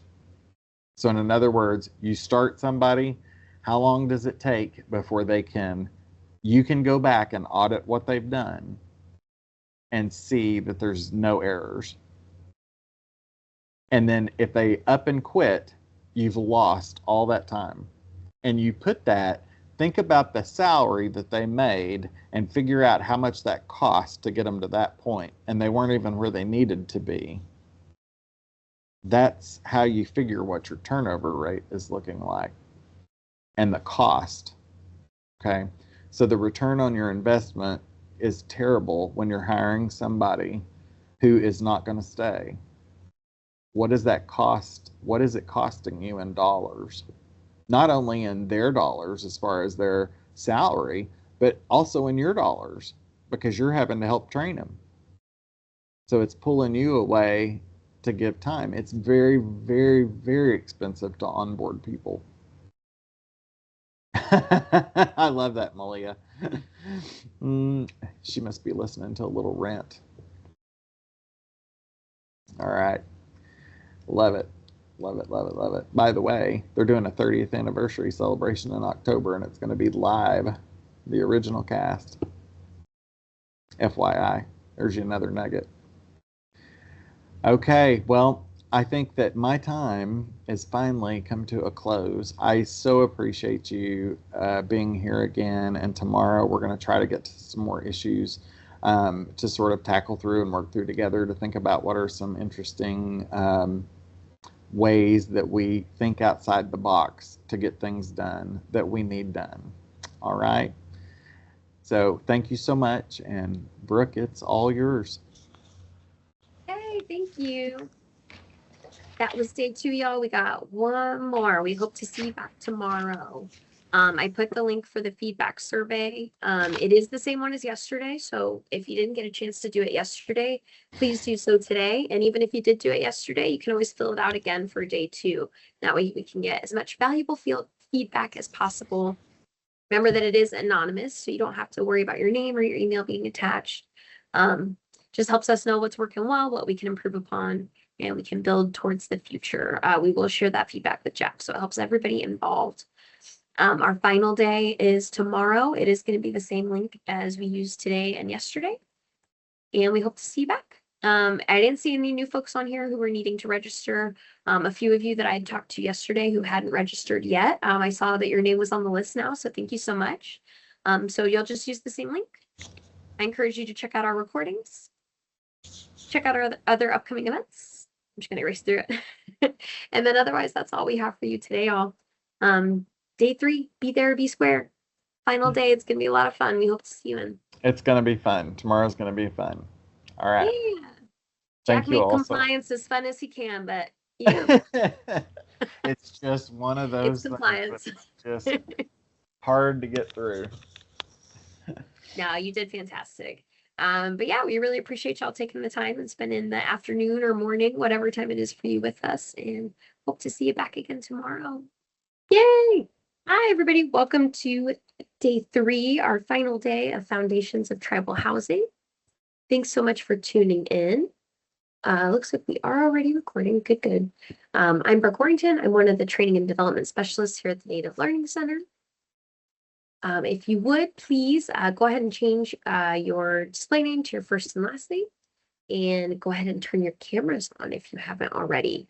If you are viewing as a group of maybe your colleagues, you could let me know in the chat, or you could also send email to let me know. I'm going to put my email into the chat as well. We just want to make sure we get everybody registered.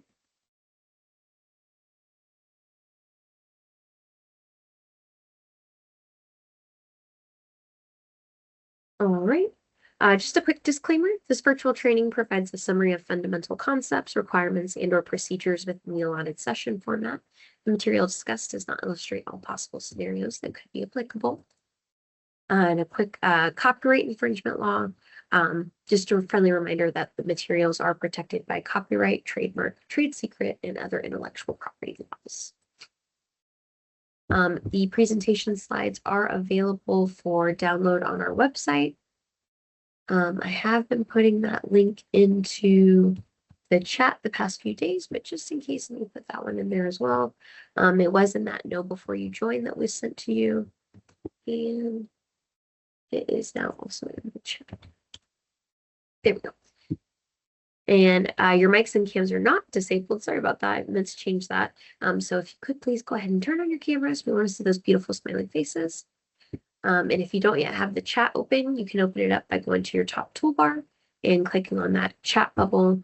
It'll open up a chat between Jack, your instructor, Halliston and I, the NLC staff, and then all of you wonderful attendees.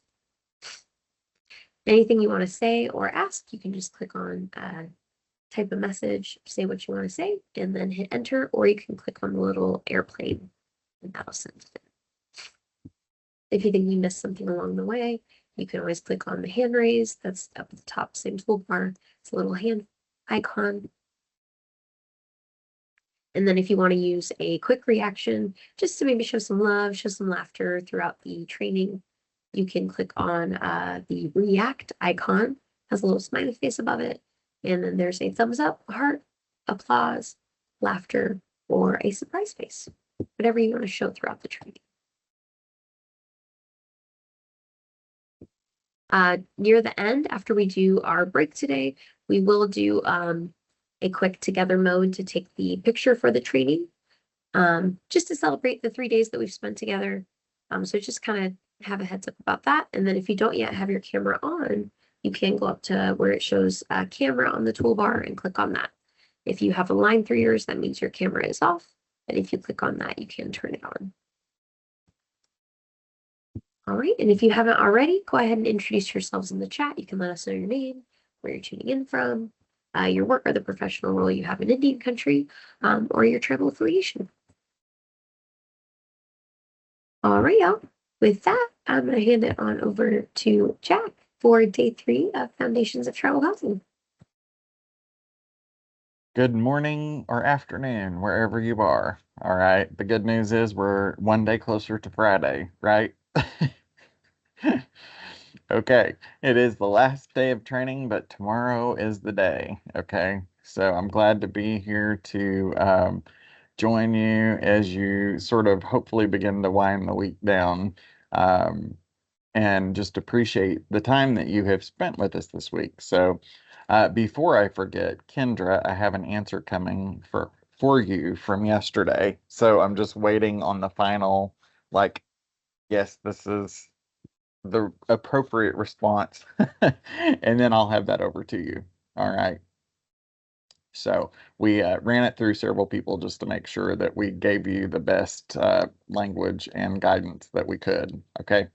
So, and no one knows where it came from, just so you know. That's the great thing about this training is you can ask me and I can ask other people and I'm like, I have no idea who they were. They just asked me the question and, you know. So it's the nice thing about asking in this type of format is, you know, there's no cause for concern because, you know, it's pretty anonymous as far as when we find out information that we need to, or that we're able to share about resources to get things the way they need to be. So welcome back. And I know that you were so disappointed that we have not played Jeopardy yet. And so to start that, I wanted to do a quick recap of the last 2 days. So I see some of you going, and I can't tell if you're settling in or if that's like your competitiveness going, I'm ready. Like, I'm ready to fight to the death. Okay. Because you're just that kind of competitive person. Or if you're struggling because you're like, oh my goodness, you know, I can't believe he's going to make me answer questions, but it's not going to be direct. It's not anything like that. Okay. But what I will tell you is that I have a $25 gift card in it for the winner, a $25 Amazon gift card. So I would encourage participation. I mean, to me, that means more than a certificate, right? I mean, it's not anywhere close to our pay rate, but you know, that can help out sometime, you know, regift it if nothing else. All right. So to get started, I want to sort of do a recap very quickly. And so I'm going to ask a question, and Halliston and Brooke, if you have a second to help me watch the chat, we can sort of identify who answers first. All right. So let's start with sovereignty for 100 points, even though we don't quite have a game board to go off of. All right. So here is the response. And I'm just going to give you an example so you can get the feel of it. All right. And if you don't have your camera on, it's just going to be really disappointing to award you all of the points. And I just don't feel that that's quite right. So I feel like you should just get a percentage of the points. So if you participated throughout the training and, you know, have your camera on and have been interactive, we're going to give you the full amount of the points. Okay. I see cameras. I see things switching all of a sudden. Like, okay, you've got me. All right, money talks. I'll turn it on. So to get started, we're going to do, here's the example. So I want you to put the answer in the chat box. Here is the response. The inherent authority of tribes to govern themselves. What is that in Jeopardy format? What is blank? The answer is the inherent authority of tribes to govern themselves. Jody, very good. What is sovereignty? All right. Very, very good. Okay. See, you're fast learners. Okay. It's amazing how when you offer a little bit of incentive, people go, I'm in, count me in. All right. So let's get started. So for 200 points, all right, I'm actually just going to ask you a question and I'm going to let you respond. Okay. So you don't have to worry about putting it in Jeopardy format. How does sovereignty impact housing?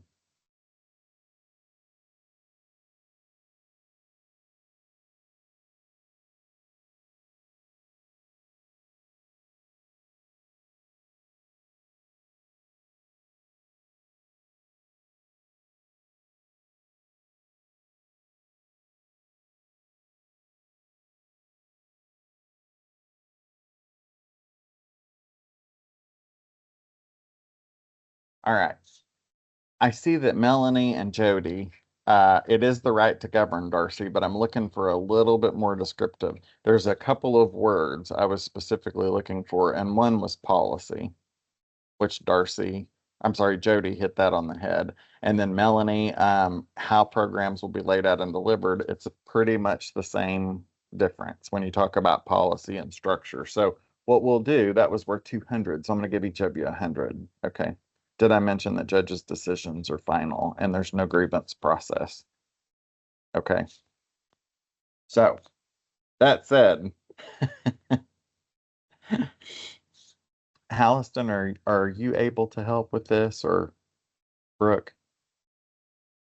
Like for an answer or? Just to record points. Yeah, I can record points. Sweet. So Melanie gets 100 and Jody gets 100. They're splitting the difference because they're both right. All right. So the next question, why is sovereignty important?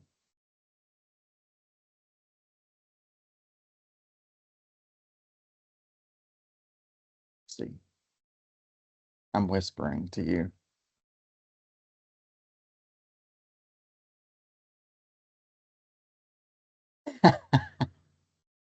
Jody. Now.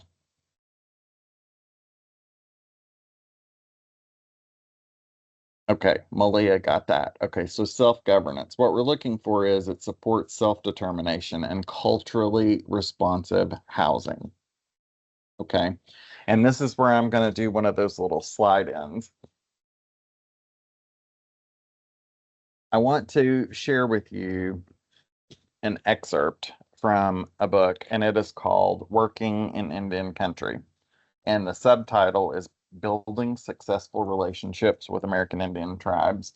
And Larry Coyne is the author. And I can drop it in there if you need me to.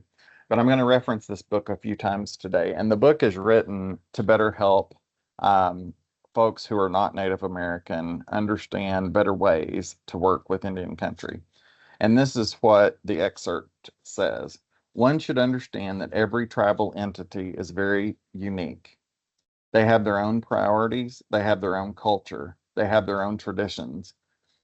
And all those things are going to impact the way that they interact with non-tribal entities, whether they be federal, state, or private.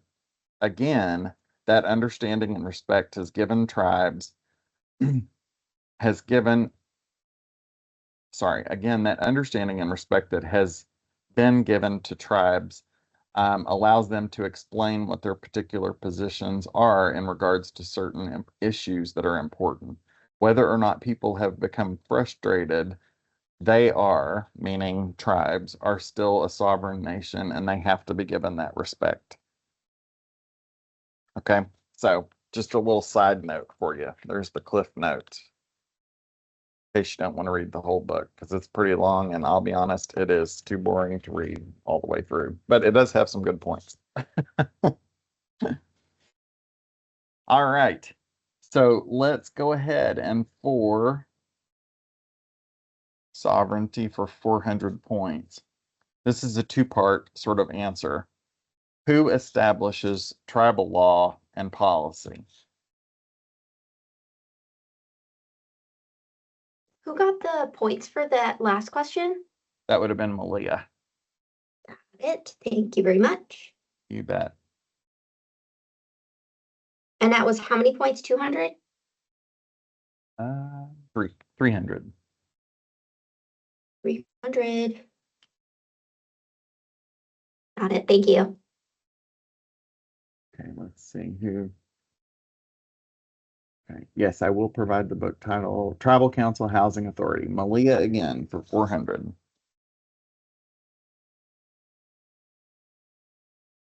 Malia, is your camera on?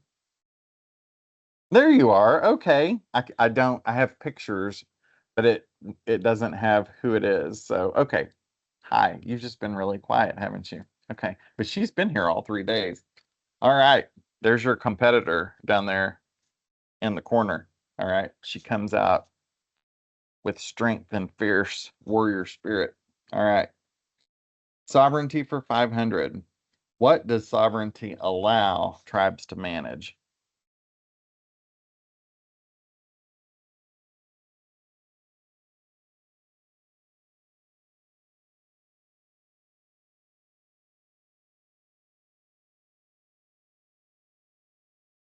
Their own laws and people. And that is the correct answer, Jody. So Jody for 500. One thing I would add there is it's sort of anything that they control with their own money. Because if you remember, we talked about they don't necessarily have the ability to control law and policy if it is received or restricted funds. That is, it comes from somewhere who the money is in a basket and they're being told what to do with that money. Okay. All right. Well, people are dropping off like crazy. So you guys are just right up there. Stay in the fight. All right. We want to switch to NAHASDA. Okay. And this is back to 100 points. Okay. You ready, Halston?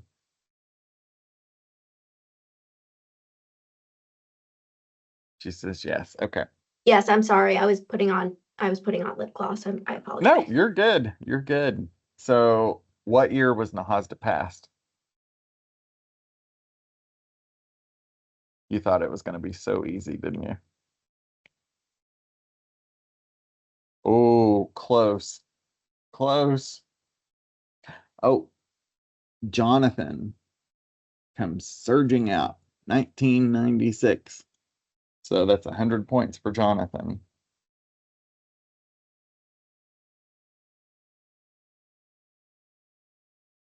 All right. Moving right along with that question. Okay. NAHASDA for 200. What exact date did NAHASDA go into implementation?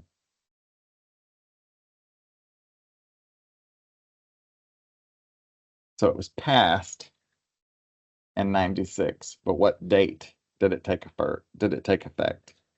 October 1st, 97. Jody got it. 200 points to Jody.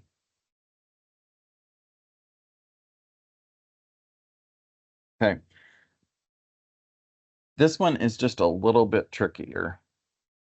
Okay, so I'll have some leniency on the point system. What did NAHASDA replace?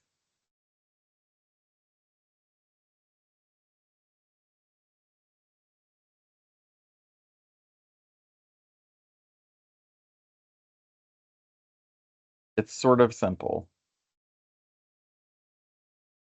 Ha, there you go, Beth. All right, 300 points to Beth.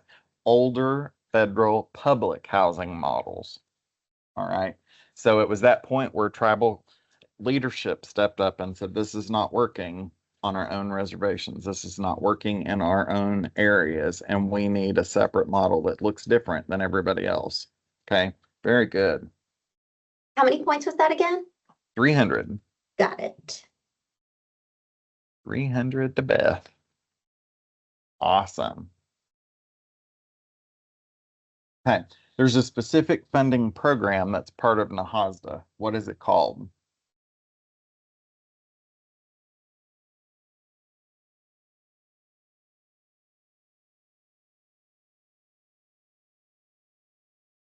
Okay, Malia got that one, IHBG, and that's 400 points for Malia.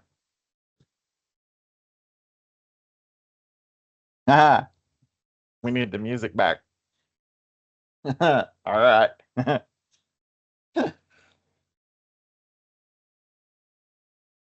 right, there's, again, this one is sort of easy, but the verbiage is what I'm looking for. What major philosophy did NAHASDA promote?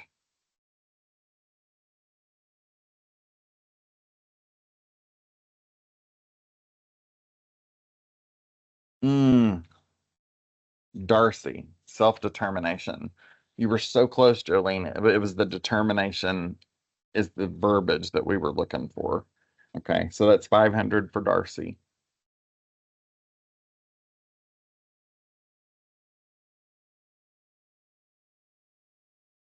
Okay. We're almost halfway through. Is this much more exciting than us talking about all the slides again? Absolutely, right? You thought we were kidding when we said today was going to be party day. When we recap and review, it is more fun than a lot of lecture again. Okay, so what does HUD stand for? This is going to be whoever's the fastest typer.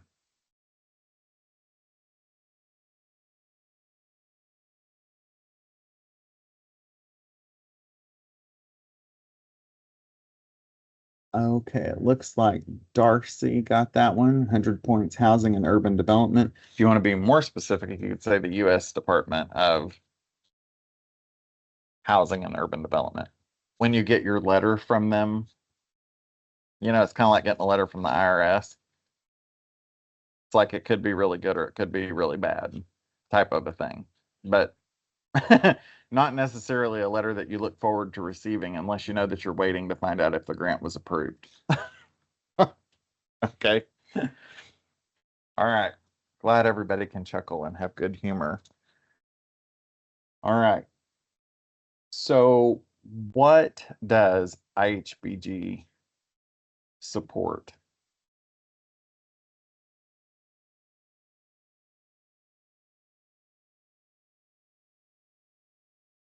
This one's pretty simple when you think about it.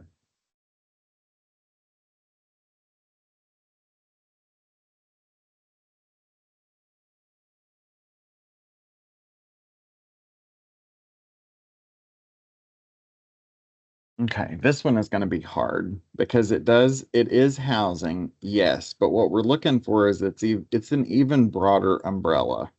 And that is, I think Jody probably got close. The specific thing that we're looking for is affordable housing and housing services. So it's not just necessarily, Candace, I coughed and didn't hear the question. Okay, well, I will try to repeat it next time. All right. So what I was looking for was really housing and housing services because it provides such a broad array. Because somebody mentioned rental housing, affordable rental housing, but I think what I'm going to do is go back to Malia because Malia and Beth, I think I'm going to split the difference on those two if that's okay.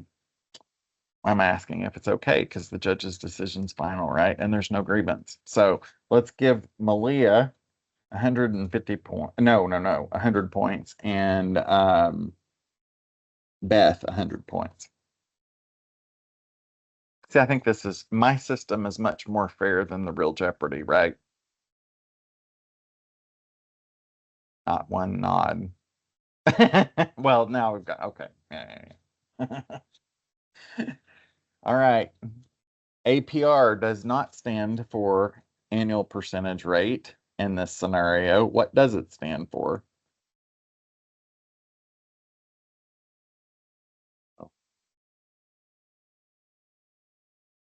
Okay, Jody, annual performance review. You can tell that she's fairly familiar with that as quickly as she typed it. All right, 300 points to Jody. All right. There is an office within HUD, and we didn't spend a lot of time talking about this. You would have had to have read the slide. There's an office within HUD that works directly with the tribes. What is the name of that office?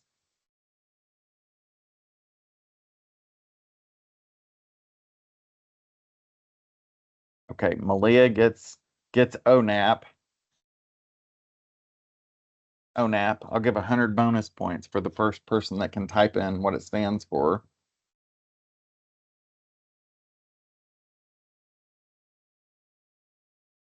Jody, Office of Native American Programs. So 100 bonus points to Jody, and the 400 goes to, hopefully you got that, Halston, whoever it was. Malia. Okay. Yep, got it. All right, so one more, and then we're going to do a quick point check-in to see where everybody, what our leaderboard looks like. Okay. So last one for HUD and IHBG. What document outlines a tribe's annual housing goals? This is, again, you'd have to have read the slide, because we didn't spend a lot of time talking about it. Oh, woo, that was fast. Candace, Indian Housing Plan. 500 points to Candace.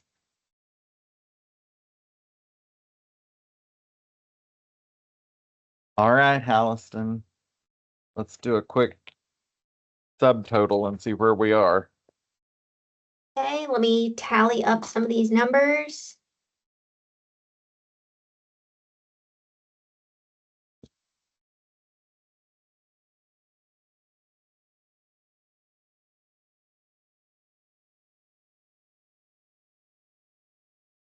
No pressure. I know. I'm like using my fingers. Just 12 people watching. You tabulate their scores. Jody's laughing. Only an accountant would laugh. Can't you get this done too while you're working on that? Melanie has 100 points. Jody has 1,100 or 1,200 points. Malia has, I just had the number and then I forgot it.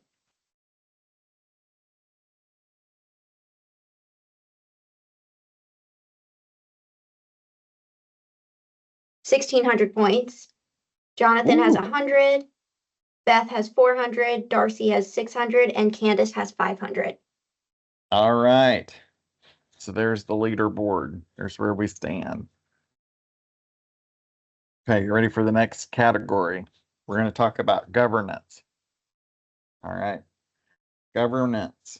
So who oversees housing operations?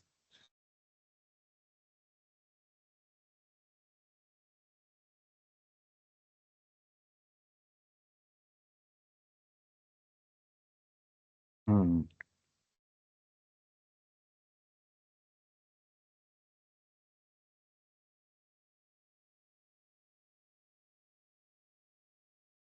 Hmm. Boy, that one's hard. Okay, so it looks like we've got housing authority. Malia said that. And then we have a housing director, executive director, housing authority again, Beth.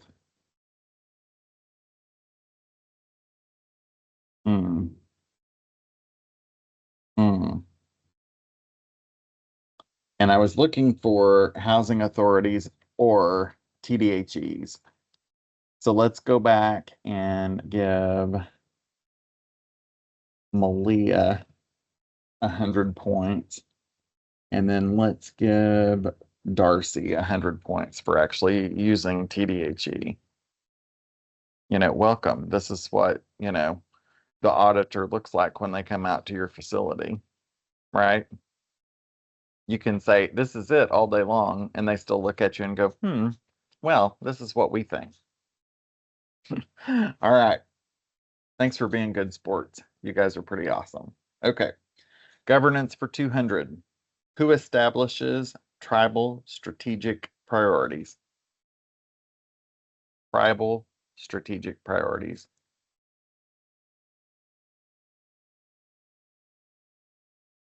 Candace, Tribal Council. So that's 200 points to Candace.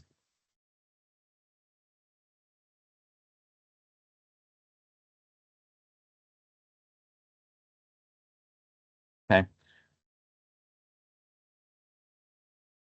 This can happen. It's rare, but it can happen.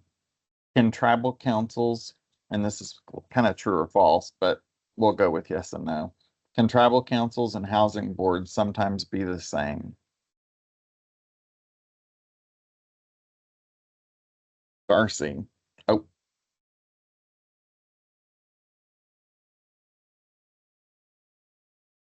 Yes. So Darcy, 300 points to Darcy. I'm so sorry.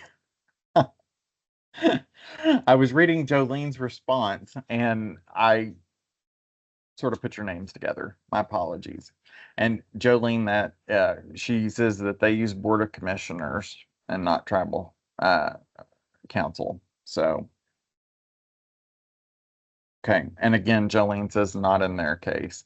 And in most cases, like I said, it's rare. You're not going to find it often. And it's definitely not something I would suggest to have the same, because there's two different perspectives that need to be seen at that level. One more with overarching tribal council, and one that is specifically focused on housing. Okay. And so, like Darcy said, there's separation there for a reason, and it shouldn't be that way. I'm hoping nobody has an instance where that's the case. But there are a very few examples out there. All right, very good. 400 points. What does TDHE stand for?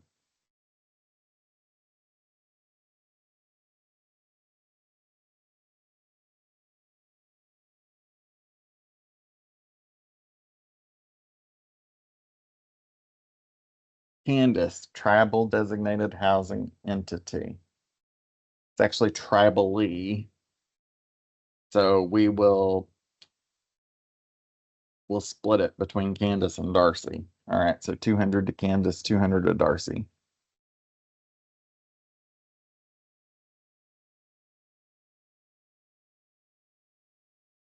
Okay. One of the reasons that we have that separation, just like Darcy mentioned, who may appoint Housing Authority board members?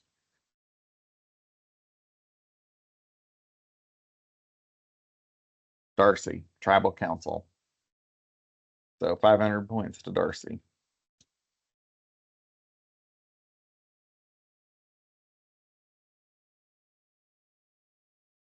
So the next category is going to be about some of the challenges that we have talked about over the last couple of days.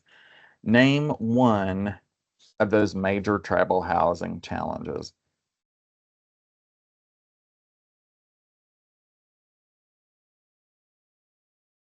Shortages. Jody got it. So 100 points to Jody. I feel like that should have been worth more. But everybody said it, so maybe not. Okay. Challenges for 200.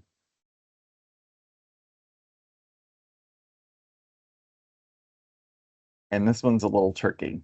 We haven't spent a lot of time talking about this. Why do infrastructure limitations matter?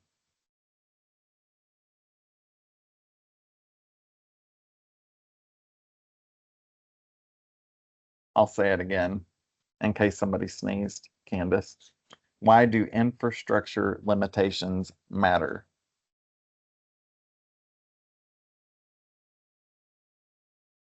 Okay, Jody, I'm gonna give it to you.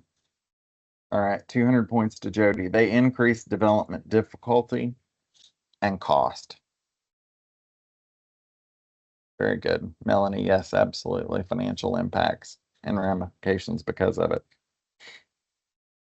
All right, challenges for 300. Name one innovative tribal housing solution.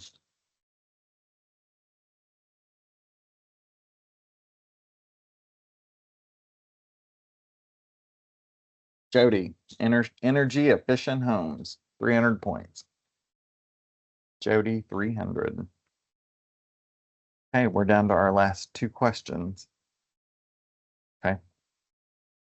What workforce issue impacts many housing programs? What workforce development issue impacts many housing programs?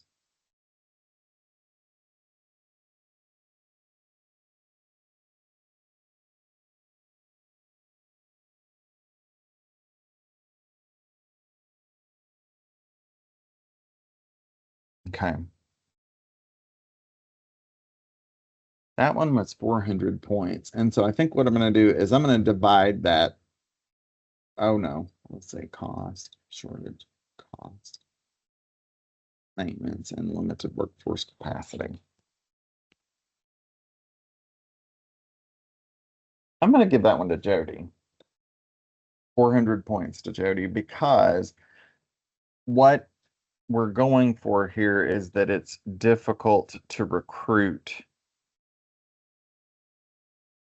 skilled workers, and it can be very difficult to recruit contractors who can actually fulfill what we need done, sometimes in very rural areas. Does that make sense to everybody? From a workforce standpoint, where are you finding skilled workers to do the things that you need done? Okay.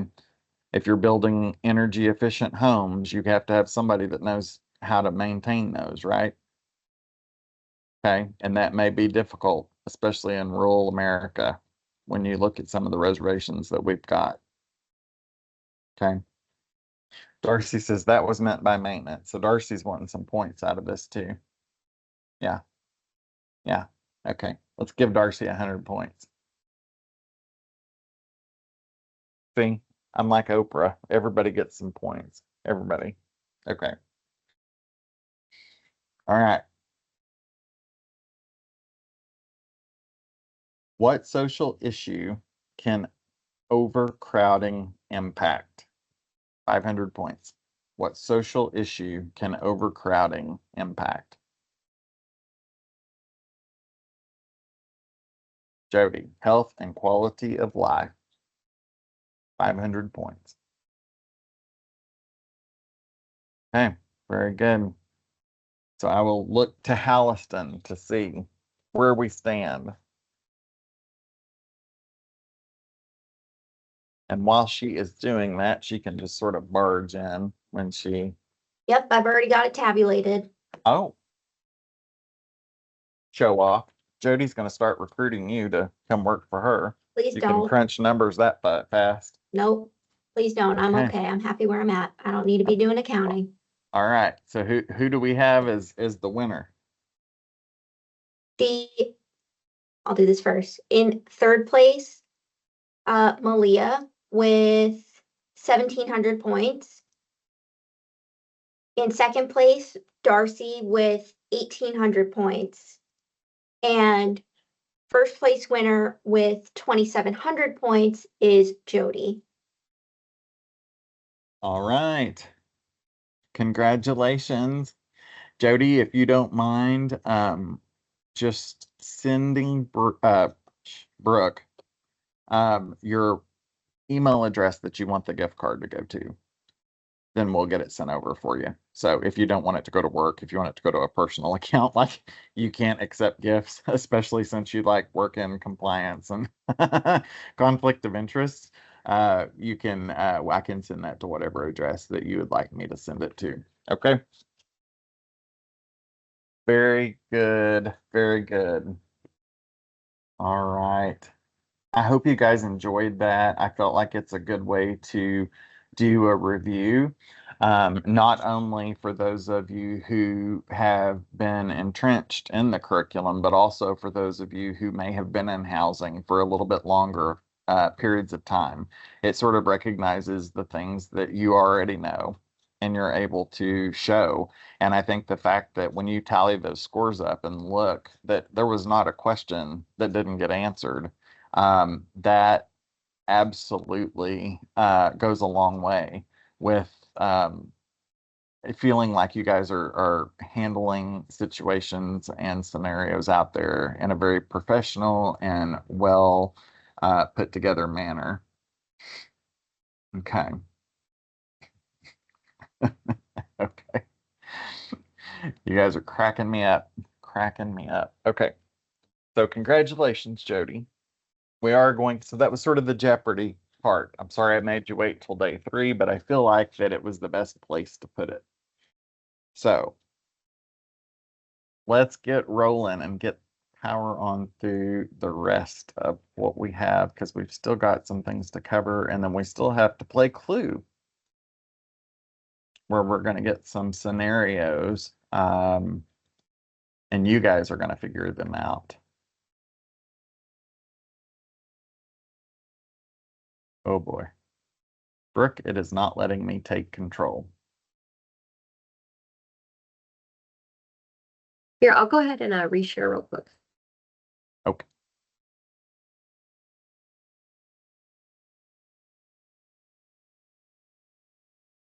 Ah, thank you.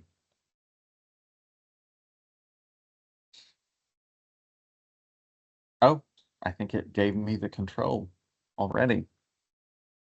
Whoops. Okay. Sorry. You got to go back through all this again because I wasn't in the right spot. Okay. So there are your learning objectives for today.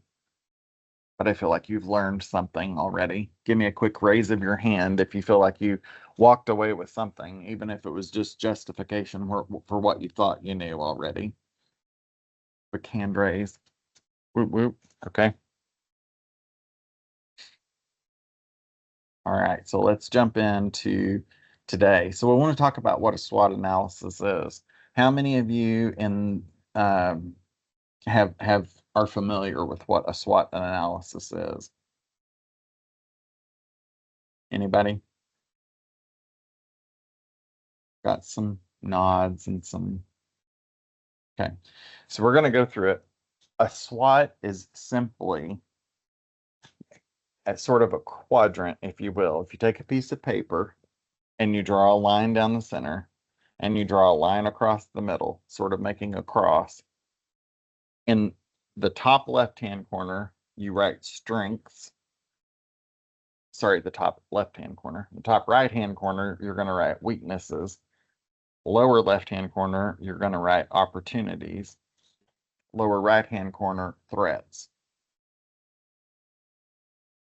Strengths, weaknesses, opportunities, threats. So a SWOT is used for strategic planning purposes. Let's say, for example, you think that there's a need out there among the tribal members. You do a needs assessment, right? And you find from that needs assessment, there's a service that you're not providing. How do we determine if that is even something that we're capable of handling as the housing authority? Well, we do a SWOT analysis on it. And we say, what are the strengths that we have? And you don't even have to have a scenario. You can just do it on the housing authority in general. I think that it is helpful if you do it with the entire staff, because different people in different positions bring different perspectives. And so there could be things that are brought up that you don't even think about as you're writing out what that SWOT is. A SWOT is also used for a lot of grants. They're going to expect you to have conducted a SWOT analysis of the housing authority. And in other words, so strengths, what are the things that you're doing well? So think of that in terms of today. If you had to take a snapshot of what the housing authority does right now, today, what are the things that you think are that you're doing well? Can anybody drop me one in the chat box? One thing that you think your housing authority does well today if I were to come in and say, I need to know one thing that you guys are doing and it's working well?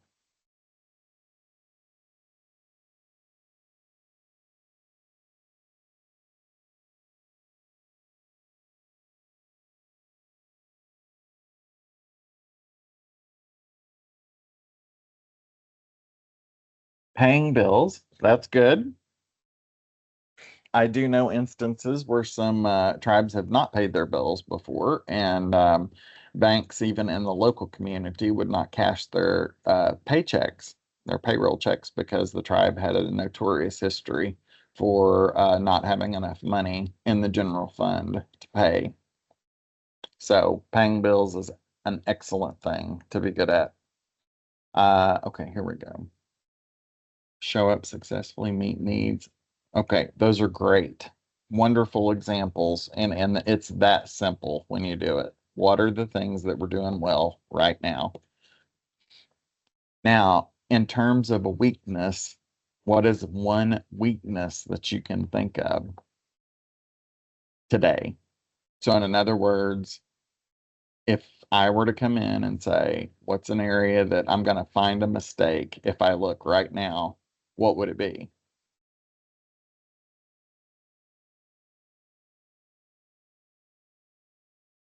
Absence of leadership.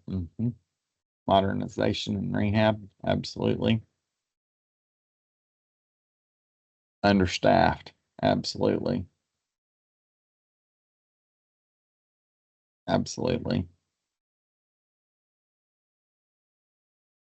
Uncertified policies. Uh-oh. Yeah, that's outdated policies. Very good. Very good. So it's areas that we know that we need to work on. And it is something that we have to find a way to get it back into the mix to make sure that we are working on some type of a solution that's gonna get us through this weakness. Okay. When we talk about an opportunity, we want to think towards the future. What's an opportunity that we have that we could capitalize on that would get us further down the road than what we are? It could be availability of grant money for a specific thing that you know is needed in your tribal community.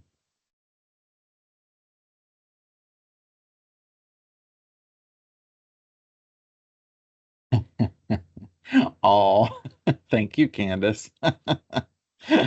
My trainings help. Okay.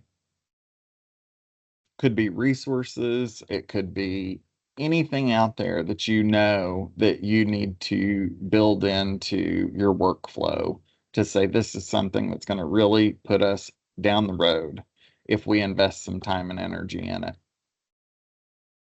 May not be anything you can do immediately.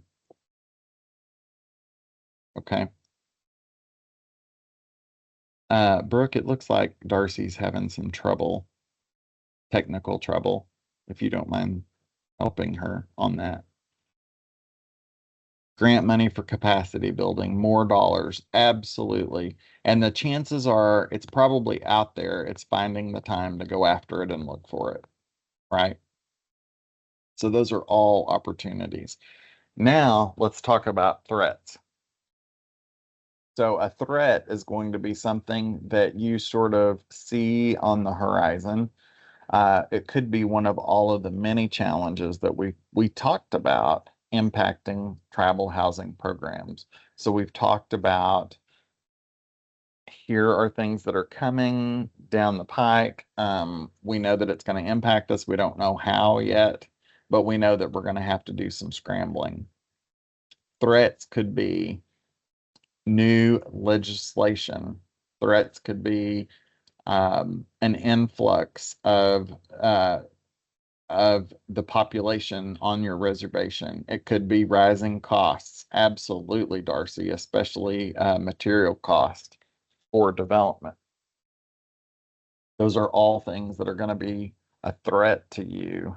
And it is important that you keep it on your radar because at some point, if you're not planning and you're not looking forward, it's going to sneak up on you. And before you realize it, you'll wake up and you're like, oh my gosh, it's here and we're not prepared for it. So when we look at leadership, especially, it's important to always be thinking strategically about how we're going to manage the organization and the program. Okay. Always keeping in mind, where are we on that SWOT? Do we have more strengths than we do weaknesses? Do we have more weaknesses than we do strength? How are we going to work through some of the challenges that we have, using what we either have available or what we know that's out there that we could use? Right? It's kind of as simple as it sounds, but it is a little bit time consuming. And like I said, it's almost something that I would recommend doing. Every time I've done it with the housing authority, we try to do it with the entire staff first. So as a matter of fact, the method that I use, you can thank me later, but what I'll do is I do it with the entire staff, and then I do it with the board, and I don't let them compare. And then I'll do it with the first day, I'll do it with the staff. The second day, I'll do it with the board. And on the third day, they all come in together and sit down and we compare them to see if what the staff says is the same as what the board said. And if there's not, then we begin to see that there's not communication in place, which is something that's an immediate need that needs to happen between the staff and the board. Does that help kind of frame things? So what your staff may perceive of a SWOT analysis could look very different than what your board thinks.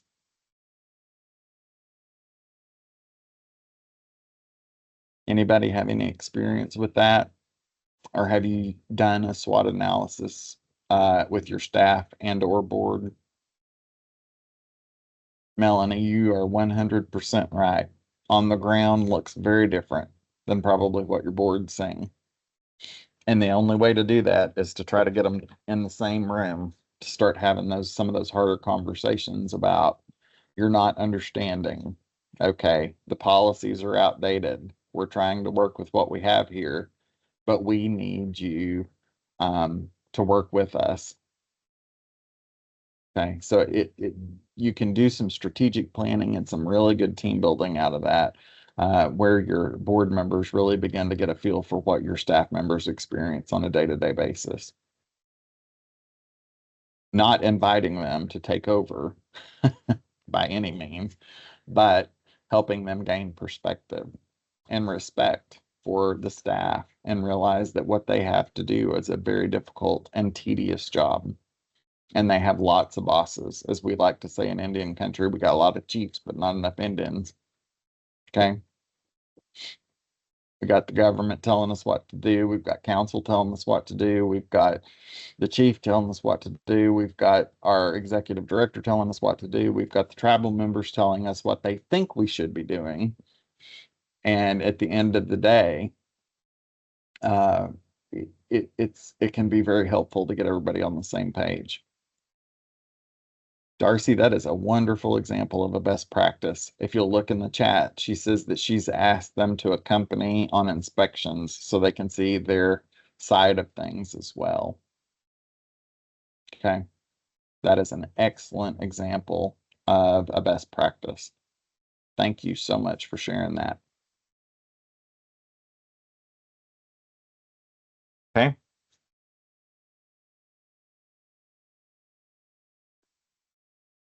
The reason that we want to have those SWOT analysis, we've talked a lot about it. We want to look towards long-term housing stability or sustainability, if you will, which is really tied to our funding streams, which is tied to community development. There's a lot of things that will help us frame the way the reservation or the communities in which your tribal members live long term. It's going to help us with strategic planning. It's going to help us get ready for compliance. Because if we identify our weaknesses using that SWOT analysis, we're going to know where our holes are if everyone is open and honest about that. Okay, you're going to build trust in the community. And you're really living out self-governance if you're able to do that on your own, or even by bringing someone in to help do that for you. The bottom line is that it needs to happen.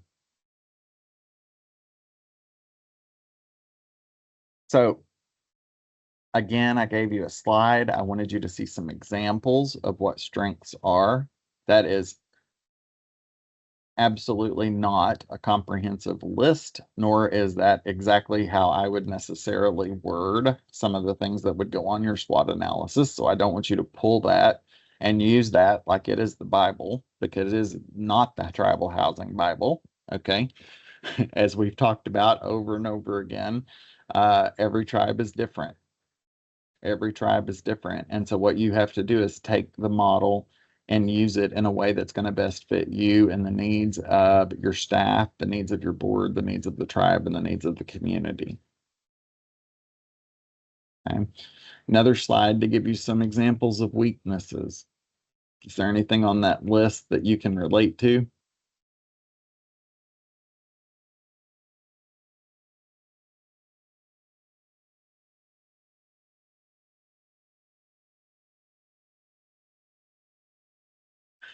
Okay, Candace. Anybody had have you tried to tackle one of those weaknesses in the last 6 months and want to talk about progress and where you're headed for the next 6 months? Because these are not overnight fixes in most cases. You're not going to wake up tomorrow and go, oh, our staffing shortage is fixed. Angelina, you got that. You hit it, man. Communication is always, it is a problem in every organization. It is the problem.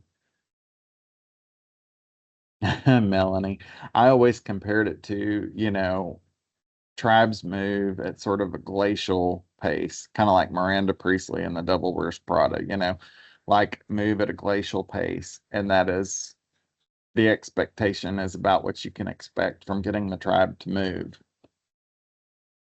All right. And what amazes me is some of the people in some of the tribes that I work with, they have leadership that'll come in every day and they'll go, I had a really great thought. Why don't we implement this new concept? And you're going, have you lost your mind? Did you fall and, get some brain damage last night? Because this is not within the realm of what we could actually accomplish. And I can't believe that, you would even come in here and think that that's an idea that we could even entertain. And again, like Angelina mentioned, it goes back to that communication. When they're not understanding what's happening at the front line in the weeds, it's easier for people to say, well, we can change it or we could do it different. But the reality is you have a reason for the way it is, and they're not understanding what that reason is. So things that you can do to change that, newsletters you can send out, quarterly updates that you could send out to say, here's where we were, here's where we are. Anything that's going to show that comparison of what we're working on and how far along we are. Because the reality is you're never going to be truly at 100%, right? Because even at the end of the year and you close out, you still run the risk of there being audits or findings or anything down the road. So it's sort of like the process is almost never ending. It's a cyclical process. It doesn't have necessarily a definitive start and end. So it's what we would call in organizational behavior, continuous improvement. Don't know if you've heard that before, but continuous improvement. And the purpose of self-monitoring and of evaluation is so we can have the opportunity to make sure that continuous improvement is built into the system. And that makes us have reflection almost every day. You know, it's important to stop and reflect on where we were and where we're going. All right, there's some opportunities, some technology improvements, perhaps. I know that there was someone asking about software. I'm wanting to say it was Tuesday, but I can't remember now who it was. And I remember there were a couple of people that responded and said they didn't have software that would do the things that you were trying to do. And so I think that if you have limited technology ability, you know, that's something that needs to be brought up, and it needs to be on your SWOT as a weakness. And I think that that needs to be communicated, that it's difficult to make things move as quick as you want because you don't have the tools to be able to do the things to move any faster. All right. Regional partnerships. I know Kendra has mentioned that she works with a consortium. A lot of times you may have consortiums or groups, if you will, in your areas, whether it be in your region, in your state, that you can partner with on certain things and activities. Native Learning Center offers that. Again, they are a wonderful partner to have at the table, and I would certainly add them as a stakeholder if you have not, to training and development for staff. Opportunities, energy efficient housing. Can anybody speak to funding that is available right now for energy efficient homes or energy efficiency within tribal housing programs? Anybody know of any pockets of money that are out there? Excuse me. We had one that we were supposed to be getting, and then it disappeared. It was through Department of Energy for home electric and appliance rebates. Okay. All right. So haven't heard of that one. But the reality is there are a lot of different places out there. And if you are looking for grant money and don't have access to a grant writer or to a grants department within your council, you can definitely look towards a local contractor or local partnership. You can also look towards grant writers, because there's lots of grant writers out there that work on the capacity of only getting awarded dollars if they get the grant. And so that could be something to consider, is, you know, and you can put an RFP out and say, we're in need of grant writing services. And I would bet money you could contact the Native Learning Center, and they could probably share with you people that would have comprehensive lists of who to send those RFPs to. And I can ensure you would get responses on that.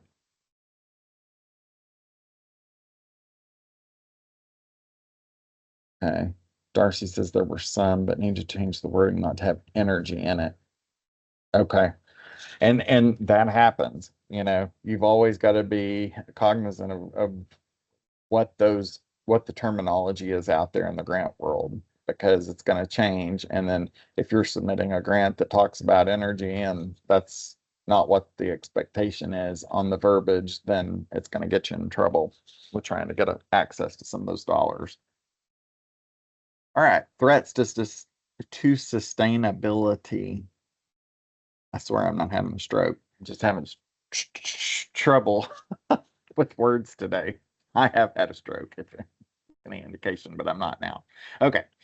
Threats to sustainability. I did it again. Audit findings, funding reduction, staff turnover, cybersecurity risks, an aging housing inventory. So these are all things that can impact sustainability down the road. And so I think it's important that you have it on the surface, know that as things change on the national landscape, in the state landscape, and even in your area's landscape, those are things that you've constantly got to be aware of. when we talk about threats. Okay. So I wanted to do sort of a group SWOT activity. And the way that I would like to divide this up, let me think how we can do this. Do we have the ability? Well, we didn't practice that, and I didn't think about it till just now, so I'm not going to go that route. Plus, I don't know how many people we actually have participating.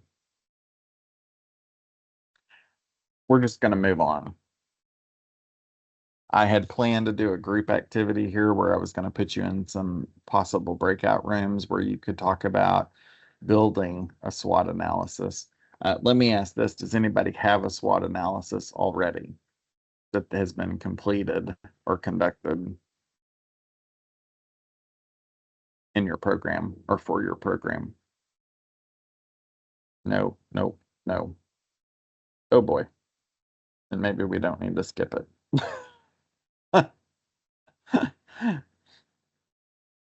Okay.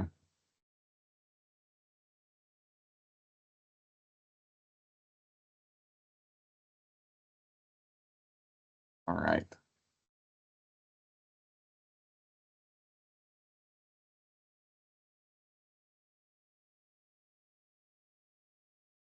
Thinking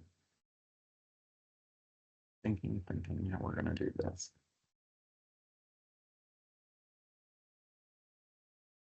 Do you feel like if we did a SWOT analysis with everyone, it would be helpful? Or is that something that you want to add to your list to investigate down the road? I'm going to take a consensus vote here from everybody. Do we want to spend more time on this, or do we want to kind of move on right now and just know that it needs to be something that's on our radar?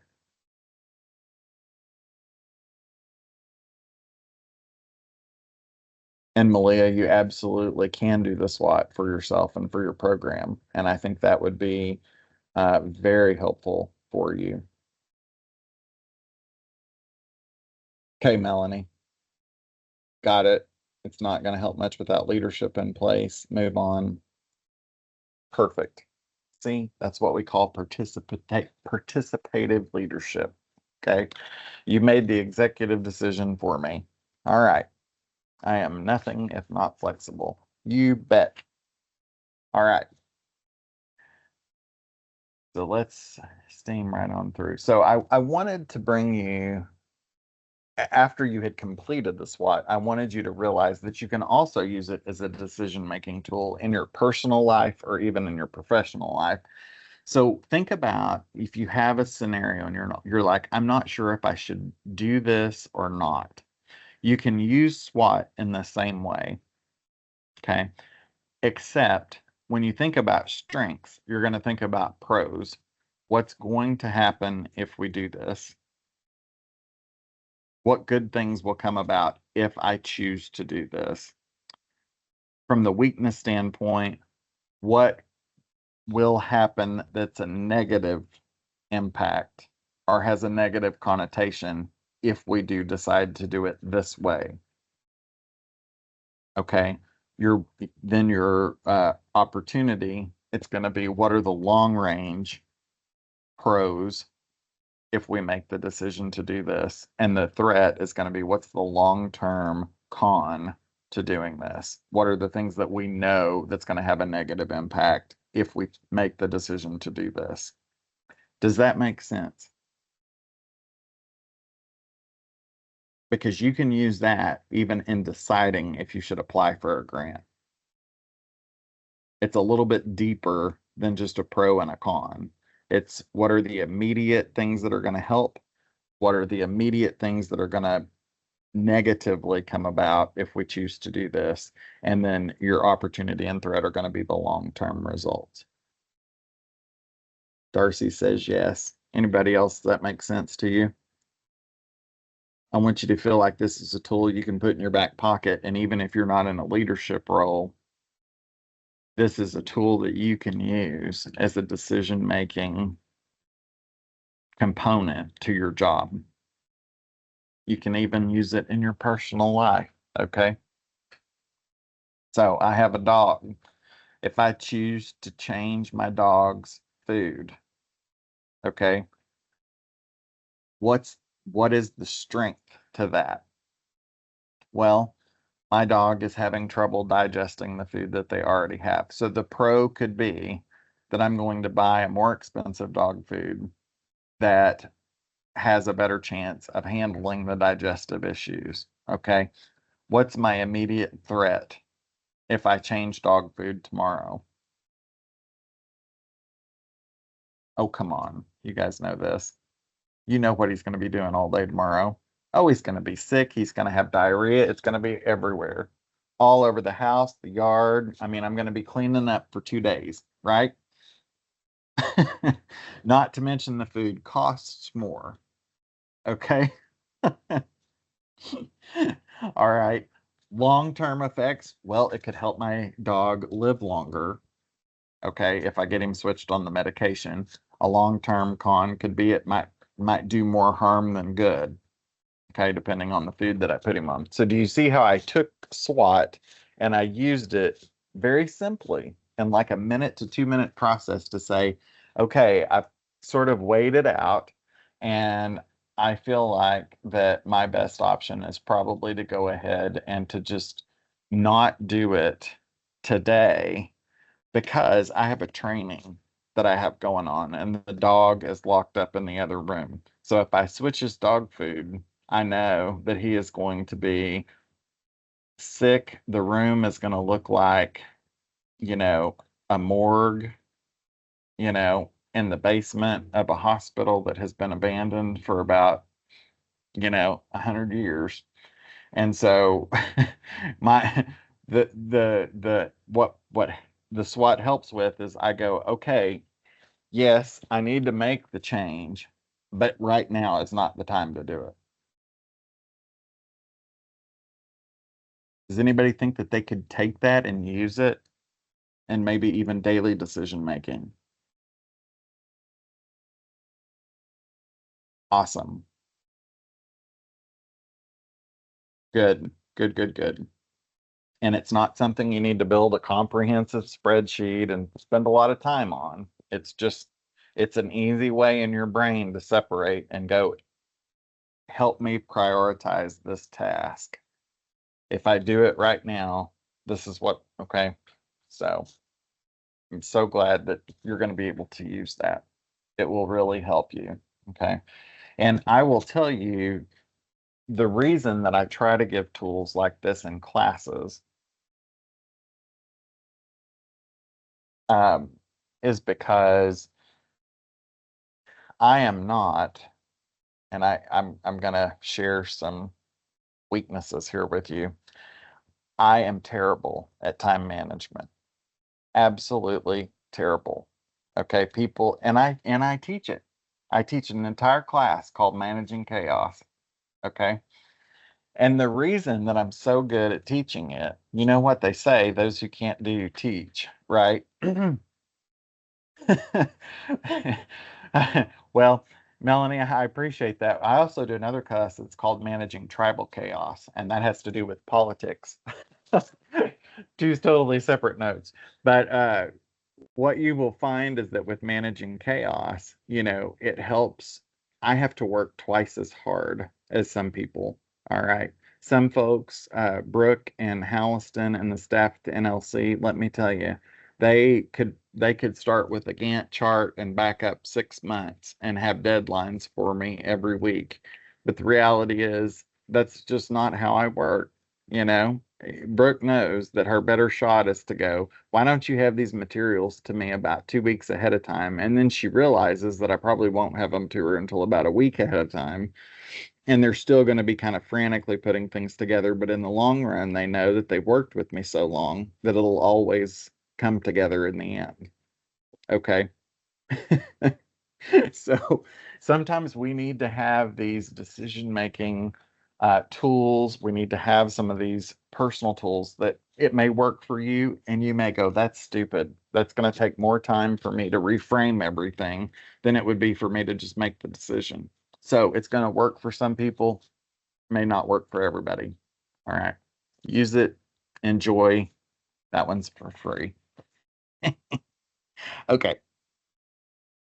So again, there's your example of how to use it as a decision-making tool.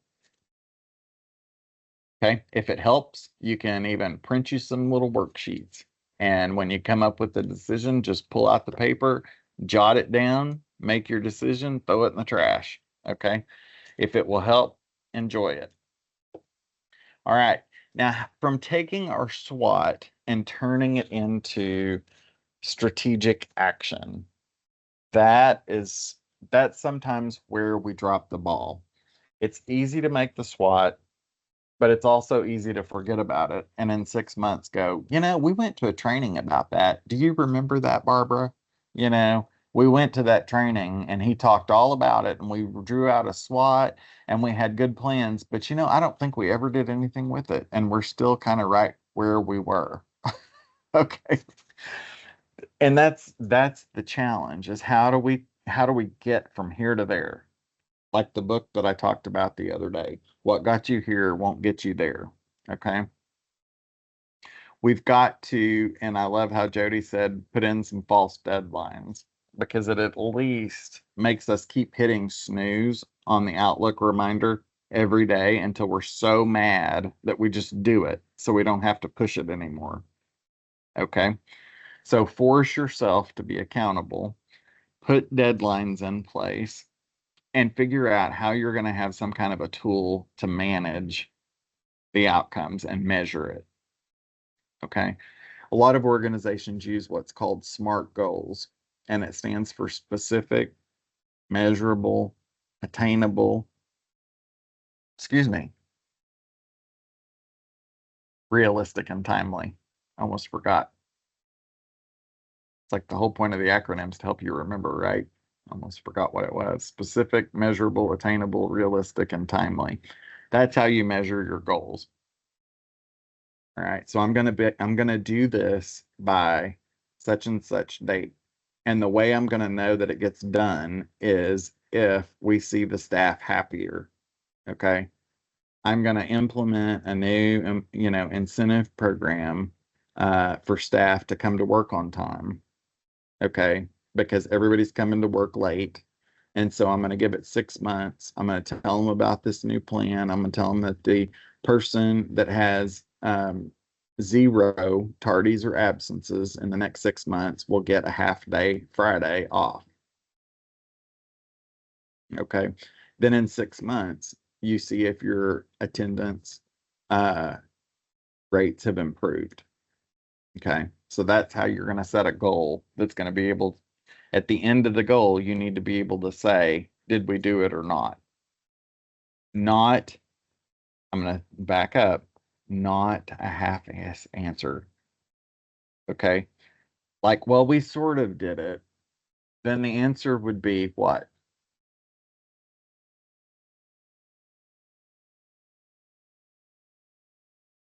Nobody's brave enough to put it. Then the answer is going to be no, we did not get it done. Okay. So it's got to be measurable, that we know when we got there. How do we know when we get there, wherever there is? All right. Programs should prioritize high-risk compliance areas and assign responsibilities with corrective action. The reason we're putting this into place is to help us prioritize the highest risk issues. Does that make sense? We're reframing it so we see where the highest areas of risk are that jeopardize our program, and we're putting those at the forefront and saying, these are the things that we need to tackle first. These are our biggest challenges. And we've got a plan for how we're going to get through to get those accomplished. All right. The next thing I want to share with you, and this is going to be it before the break. So if I can have 13 more minutes, I forgot to ask everybody how much they could give me today. Okay. 13 more minutes, and then we're like over halfway done. Okay. So the 4x4 Okay, has anybody ever heard of a 4 before? The first time I saw it and heard somebody explain it to me, I thought, you have got to be kidding me. This is the biggest joke. This is the biggest waste of time that I have ever spent doing something in my life. Fast forward 15 years later, I use it every day. And the reason I use it every day is because it helps me understand where my time and attention should be focused. All right. You'll notice that in quadrant 1, we have high impact, high urgency. And I'm going to skip to the next slide because if you're like me, I want to see it. I don't want to read the paragraph about it, right? Nobody has time to read paragraphs in today's world. Okay. So this is what it looks like. You can do it in an Excel document for those of my accountants that are here. Okay. Or those of you who are evaluators, I know you guys like Excel. So you can plug it into Excel. If you're just a simple guy like me, you can take out your little notepad and just write your little block on it. Okay. But essentially, this is what it's going to look like. It's on an X and a Y axis. And your X axis, which is the one that goes up, on the left is going to be how much time and how urgent is it. Okay. When you look at the bottom, I'm sorry, that's the x-axis on the bottom. That's the y-axis on the left. I wasn't very good at algebra or geometry or whatever math that was. I wasn't very good at it. So impact and effort are on the bottom. So if you will look in the lower left-hand quadrant, that would be quadrant 4. You see that that is low impact and low urgency. There's a description there for it if you just want to read, but I'm going to simplify it for you. In corporate America, that's what we call low hanging fruit. I'm sorry, I'm wrong. Quadrant 2 is low hanging fruit. Quadrant 4, that's my favorite quadrant because that is what I call, and I split that quadrant in half. And on half of it, I say that it is delay, meaning it is not something that is even on my radar today. These are things that are delayed. It has a very low impact. I don't care if it's not going to take much time. It's not really worth focusing on right now. Okay. And the other side of that quadrant for low impact and low urgency, you want to guess what I call that one? Ignore. It's my favorite. This is my favorite thing in the whole. This is why I use it every day because I love to put things in ignore. Okay. I even put people over there, It's like if I don't have time for it today, I put people in that quadrant too. Like, don't have time for it today. Move to quadrant 4. All right. So as you think about this, think about the things that are the polar opposite of quadrant 4. So quadrant 4, you're going to be your things that you're going to delay and you're going to ignore. Okay. Quadrant 1 is quite the opposite. It's high impact, but it is going to take it's urgent, but it's going to take a lot of money to get there. A lot of money and a lot of time. Okay. Those are going to be your strategic activities. That's where your strategic goals are going to fit in. It's not going to happen overnight. It may be 6 months down the road. It may be a year down the road, but it's something that needs to happen, but it is going to take a lot of time and it's going to take a lot of money to get to it or to get it to a point that it's fixed, if you will. Okay. If you look on the left and up in quadrant 3, those are going to be low impact, high urgency. Okay. Those are going to be the things that you need to try to tackle first. That's going to be your low hanging fruit. The things that you're going to say, you know what? It's easy as picking a fruit and eating it. Okay. It's going to take a few minutes every day to tackle those things. So quadrant 3 is where your daily task list is going to be. Now, I'm not asking you to redraw it every day. You just put it in there and then you just keep updating it. And that's why it does work in an Excel document, because you can move things around very easy. Because something may shift and you may go, holy cow, something that's over here on my delay just moved right up to needs to be done today. All right. Or this week. All right. Quadrant 2 in that lower right-hand corner, you're going to see high impact and low urgency. It doesn't need to be done necessarily quickly, but it's going to have a high impact and it's not going to cost a lot to do it. Those are going to be the things that you want to call work-ins. So that is, I'm going to work it in as I have time. So quadrant 3 are going to be the things that you got to get done right now. Quadrant 2 are going to be your work-ins. I'm going to work it in as I have time for it. Okay. Quadrant 4. Actually, we'll go to quadrant 1. Those are going to be strategic, right? And quadrant 4 is going to be delay and ignore. Has anybody seen this before? Do you feel like this would be helpful? I didn't do a great job explaining it, I don't feel like.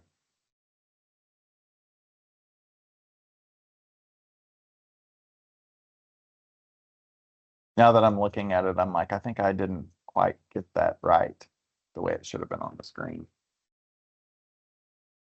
Okay. Thank you, Melanie. Thank you. That's all I was looking for was affirmation, you know. Yeah. If you're going to use it, I'm going to ask Brooke to send out a simpler version. Okay. It may be revised from this. It probably will be revised from this because now that I'm looking at it, I'm like, it makes more sense the other way.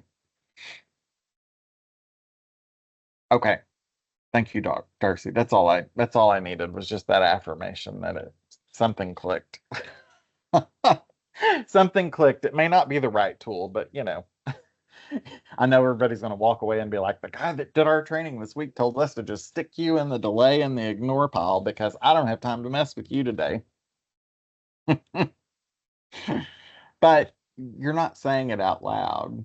But you know, there's a little bit of joy when you move people over or move tasks over to that column because it's like, oh, it's out of my mind. And you know what? When you put it into an Excel document and it's saved and it's there, it literally can leave your mind because you know that you've captured it, but you have no time. Okay. My boss used to tell me all the time, she was the best boss I ever had. And she and I got very, very close and did hours and hours and hours of trainings together. And she passed away about 10 years ago. It's hard for me to talk about. Anyway, the biggest fight that we ever had was over a cheesecake. And it was whether or not we should have a dessert in one of the trainings that we did. And I never will forget, you know, I mean, we stayed mad at one another for a couple of hours, but of course, eventually got over it. But one of the things she would always tell me is she would say, Jack, why are you allowing that to rent space in your head? Why are you allowing it to rent space in your head? And I think that there's a lot to be said about that statement.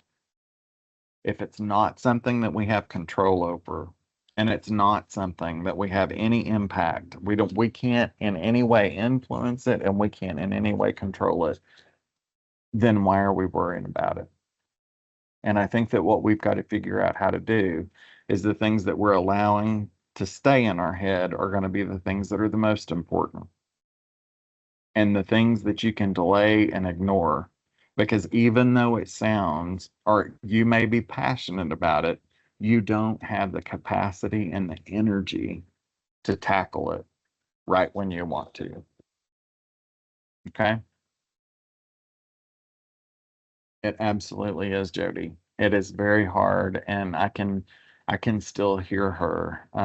I've had some pretty crazy things happen this week, and that has been right there. I can hear her saying, why are you worried about that? Because, you've got other things that you need to focus on. And so I hope that will help give you some peace of mind in knowing that there are things that are worthy of being delayed and ignored because you don't have the capacity to tackle it at that time. Okay. Questions, comments so far? We're sliding right into break already. Can you believe it?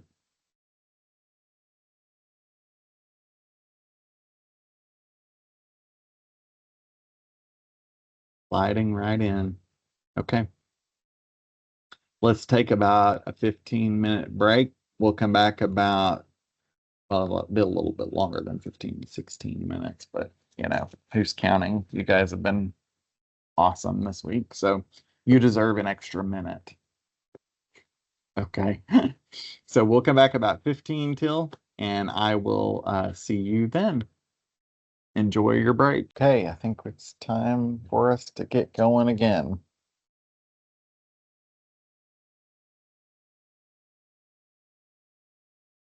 That went by very quickly. Very quickly.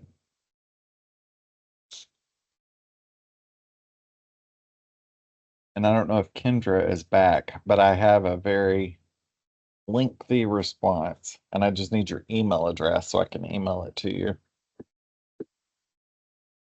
If you can hear me. If not, I can get it to Brooke, and she can forward you. I got you, Malia. I had my 2 boiled eggs in our 10 minutes, but enjoy your lunch.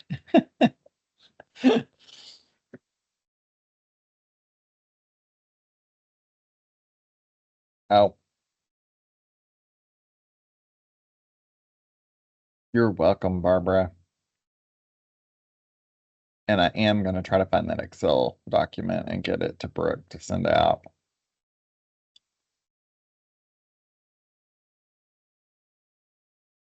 Because I know that it will explain it a little bit better. Use a little bit different terminology that's more user-friendly.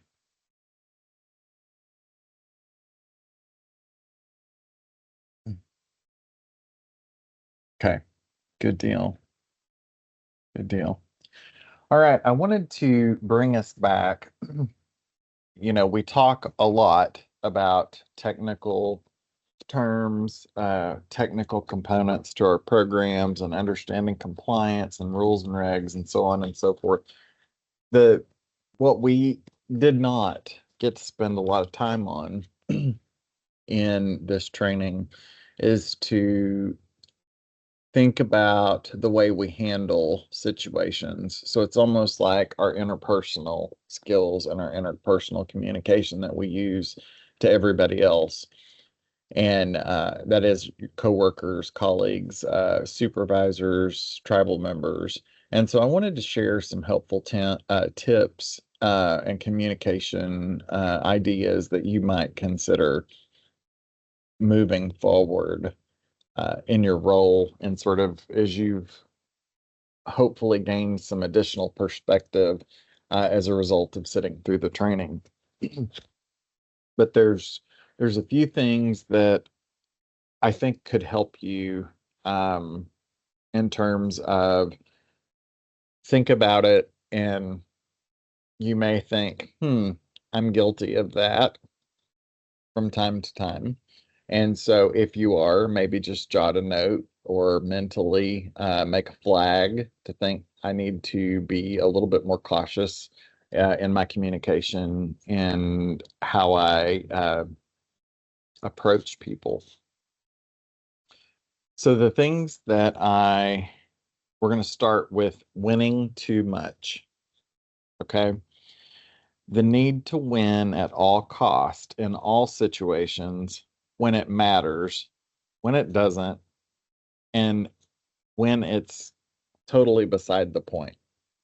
Sometimes we feel that we need to win every conversation, every argument, every fight, if you will. What I will tell you from working in Indian country for a very long time, 20 years, is that there are some hills that are not worth dying on. Okay. What you want is to identify the things that are going to mean the most. So it's worth fighting if there's a lot of value attached to it. But sometimes it's better to realize that you're probably not going to win every situation. All right. Adding too much value.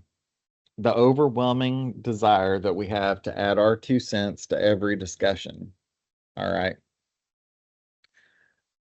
I was sitting at the DMV the other day, and it was obvious that the person that I had was fairly new, as you know, he was sort of struggling to figure out what order to give me the forms and that sort of thing, because I'd lost my driver's license again.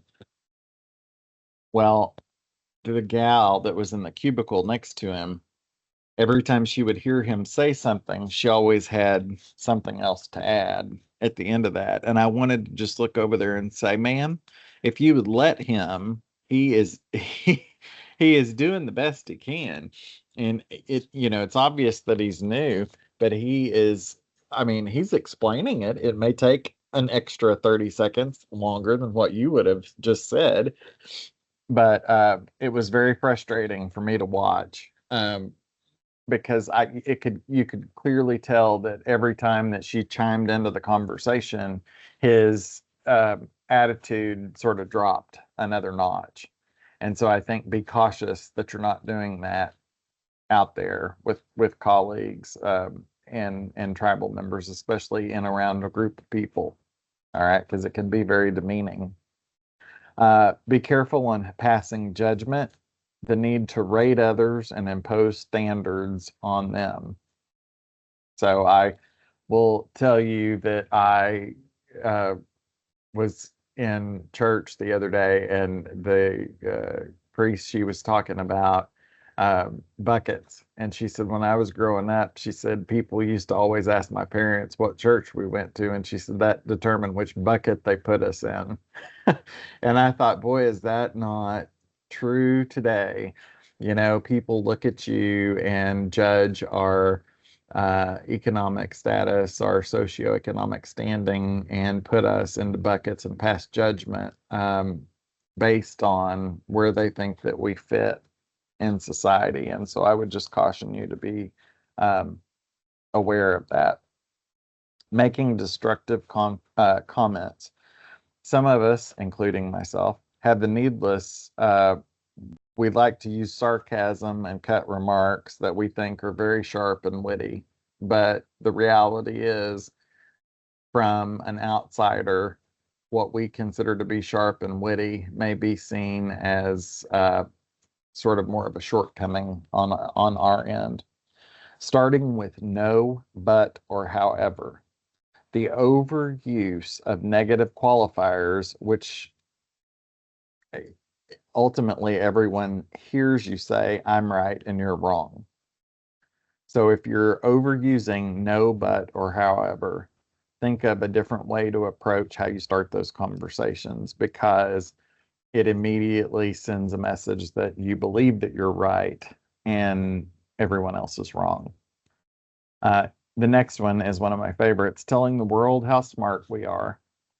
And I know that every one of you work with somebody that knows everything about your job, about their job, and how to run the housing authority, right?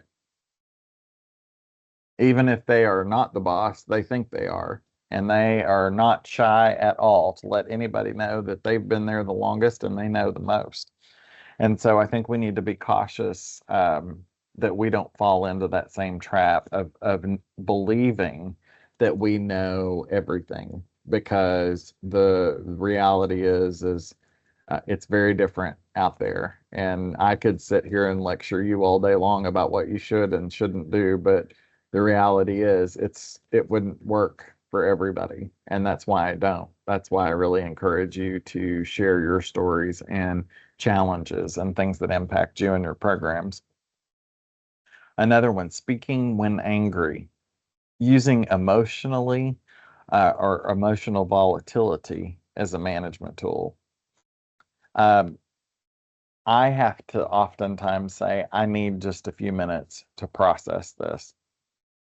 Because if I respond when I'm angry, they immediately know I'm angry. And I will tell you that if you are ever sitting at a poker table, you want to find the one with me, because I do not have a poker face at all.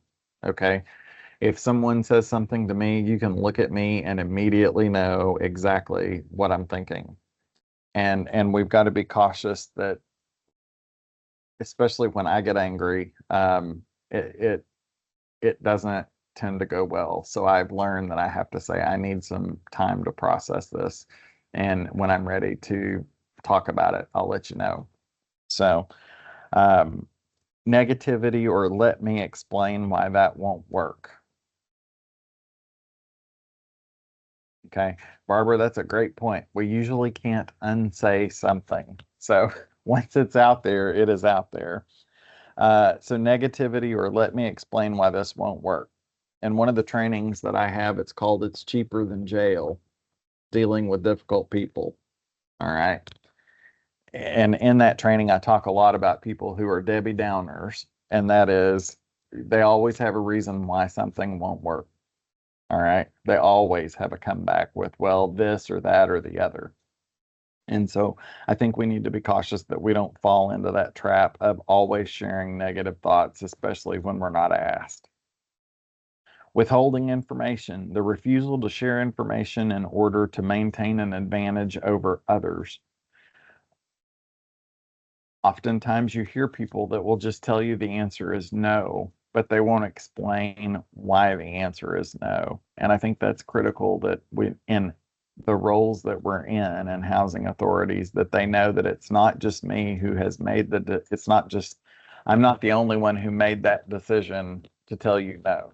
There's there are government rules and regulations. There's reasons behind why we can't do the things. And so sometimes just explaining that a little bit more will help sort of soften the blow that comes along with telling somebody that you're not able to qualify for them for services. Okay. Failing to properly give recognition. I am proud to say that when I work on projects, I love to be the cheerleader in the background. I'll help organize it, get it going, but I do not want to be the face of it. And a lot of people don't understand that. And I'm not in it usually for the recognition. I want the people who I'm doing the work for to get recognized.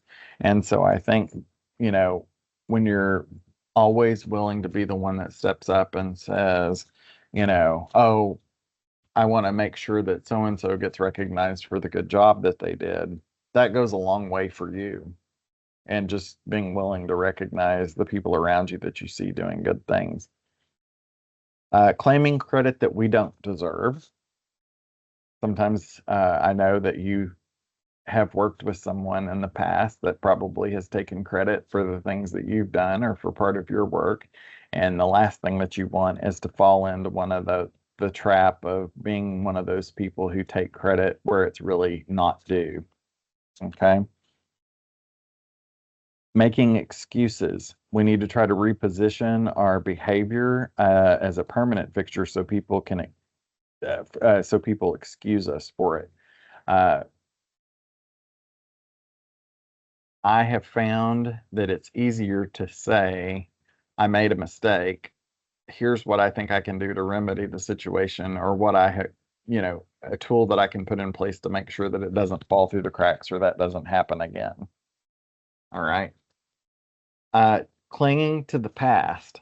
And that means all of the policies and the procedures and the way things have always worked, because it may not be the best way. And one of the fastest ways that you can shut someone down, especially if they're new, is to continually, and you're going to hear a lot of, we can't do it that way. We've always done it this way. That's just the way we've always done it. Exactly. You're going to hear a lot of that. And I don't want you to give up and think that what you bring to the table doesn't matter, because it does. What you have to do is hang in there. You will eventually show your skill and what you bring to the table. And I think that hopefully you'll be recognized and be invited to have those conversations. But I think it can be volatile in the beginning, as you're new into the role, or especially into the tribe. Playing favorites. If you show favoritism towards staff members or towards tribal members, other people are going to notice. And you're going to immediately be known as the one that plays favorites. And if there's ever a complaint that's lodged, I can 100% guarantee that that will get brought up, that you've shown favoritism in the past. And from an HR standpoint, it's not a conversation you want to get into. So it's best to make sure that we're consistent. We've said that for days, right? I bet I've said consistency 100 times since the training started, but you can't really overemphasize that enough, that you want to maintain consistency. Refusing to express regret, not listening to people. And when I say listening, I mean actively listening.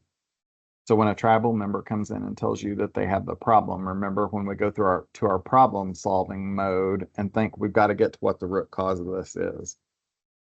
And the only way you're going to get to the root cause is if you actively and openly listen to what they're telling you, to make sure you can get to whatever that root is. Failing to express gratitude. It's the most basic bad way, or I should say it's the most basic form of bad manners. Okay. So thank people when they do work for you. Punishing the messenger. This misguided a need to attack the innocent who are usually only trying to help us. Sometimes we tend to go after the person who's trying to tell you the way things are, and we attack them, but it's really more of a personal attack as opposed to explaining why things are the way they are. Passing the buck, the need to blame everybody but ourselves. And you see a lot of it happen, especially today. And I mean, we live in a culture that now, if you're not satisfied with the grocery store that you go to, and something happens, and, you know, God forbid that someone breaks an egg while you're in the checkout line or something, when the cashier is ringing it up, and the next thing you know, there's a 1.5-page review spewed out on Facebook or whatever social media to everybody and God and their dog about how horrible the grocery store is, and that I wouldn't, you know, you shouldn't give them your business either, that sort of thing. So just know that social media has really changed the norm on how we often blame other people and try to shame them because of something that might not have even been within their control. So I think you want to be really cautious of that. And finally, an excessive need to be me. And that is just our exalting our faults and virtues simply because of who we are. And you're probably going to run into some of that just because, like we have mentioned, there's a lot of relationships and family in the mix when it comes to serving the people that we serve. All right. Do you feel like that helps you from more of a communication standpoint and an interpersonal skill? I mean, we could do an entire training on just that for 3 days, but I wanted to give you some tips and things that you might jot down if you think, sometimes I do that, and sometimes I might want to back off of that a little bit. Okay, good. Thank you, Malia. Okay, great. What I love to hear, love to hear. The other piece that I wanted to share with you, I talked a little bit about Native Americans and that we learn differently, but there's also some behavioral cues that will give away significant differences between what we would call Anglo-American and American Indians. When it comes to eye contact, Native Americans often do not look you in the eye. And a lot of times they will look at the floor or they will look with their head down instead of looking you straight in the eye. And that is, again, a cultural behavior that chances are they grew up with it. It's how they were taught to be quiet, don't speak unless spoken to. These are all features that you're going to encounter. A lot of folks may see a tribal member as difficult because they're not making eye contact, they're not looking up, they're not doing some of those things. So they see that as sort of difficult to communicate with them, but the reality is it's part of the culture. Physical acknowledgement, you're going to see a little bit of nodding of the head, often no hand gesture or smiling, as that was never really considered necessary. All right. So you can definitely tell I am not full blood in more than one way by my dark complexion, right? And I use my hands all the time. So, you know. Handshake. Generally, Native Americans reserve handshakes for friendship. Some consider it to be a form of aggression and they may avoid it altogether. All right. Pointing can often be used. Let me show you. And we even teach in the casinos when it comes to guest service that you don't point. If you notice in good guest service, one of the things that they teach is that you use your hand extended and they will guide you. They don't say go over there. They say, let me show you the way. All right. And that's part of the reasoning behind we even teach it in guest service, because pointing is considered an act of aggression, and it's not something that you see a lot of Native Americans point. It just doesn't happen. The temperament, their temperament tends to be patient, passive, and quiet. Otherwise, they might be considered pushy and aggressive, depending on which one you get. Okay. So there's some that are going to be probably quiet, patient, and they may just not say much. And then you have others that are quite the opposite. So, and whiskey can change both of those directions, if you will. So, all right, just a little bit more about hopefully some tools that are going to help you on the job. All right, so I want to talk a little bit about some case studies. We've done a few along the way, but I want to come back and just sort of touch on them again. We do case studies because they're real world scenarios that require critical thinking. It may seem like it's something that is a waste of time.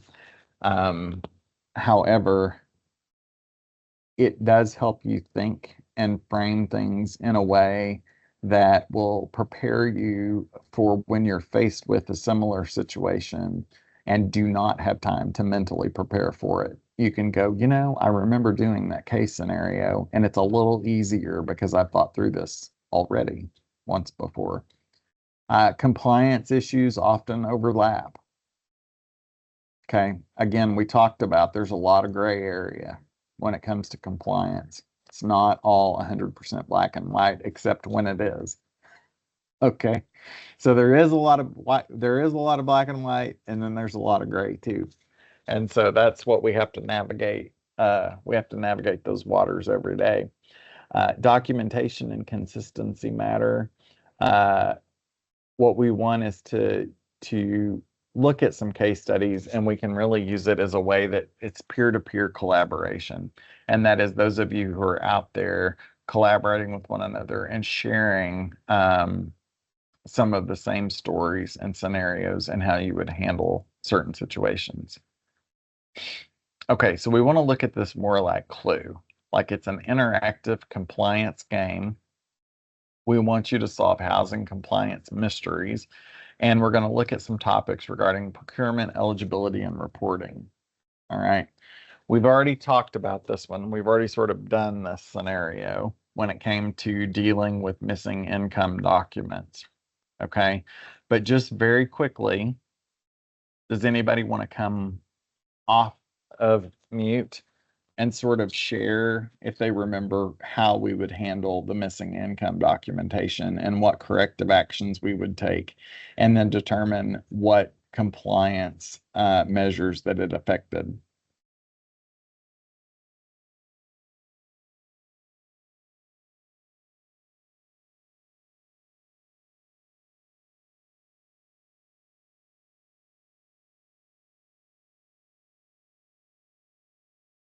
I'm here till 3 o'clock either way.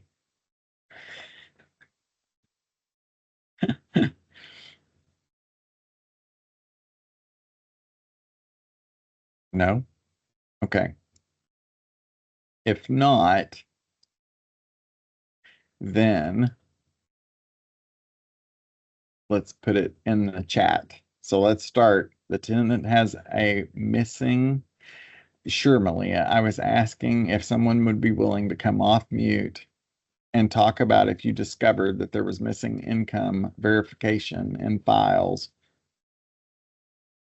in your office, and talk about what corrective action that you would take, and then talk about what compliance requirements that would be impacted as a result.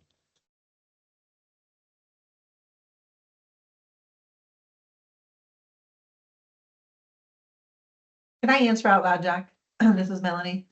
Please. So I will Thank be you. the one to say I have been guilty of this. I manage the state of Oregon OHCS Oregon Housing Community Services Grant, which is state funded, different than HUD funding, but still very similar. And I was guilty. We got funding late, for example, and we had a very short period of time to spend almost $800,000. So I was flying through files to get folks qualified, to get them moving. And I look back now because the program is now coming to an end.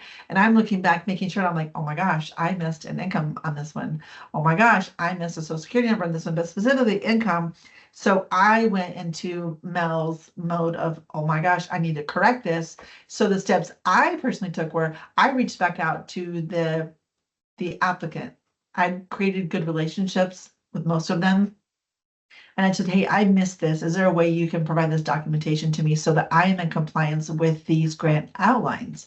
So I was able to successfully get them thus far. Plus, I'm a little guilty of Beth Hager, who's on here. She works in my office as well. She does our rental assistance program. And when she gets a folk, I in my mind thought, oh, good, she's going to have everything I need. I'm just going to grab it from her so I don't have to regather the information from the applicant. I don't want to cause them undue pressure, but it can get me in a little bit of trouble because I don't recognize it until last minute. So if someone were to walk in the audit, I might try to use the excuse of, it's okay, it's next door in that room, I just need to go get it type thing, versus I have it right here, which is a little bit my personality in the sense of I will always follow policy and procedure. I'm a little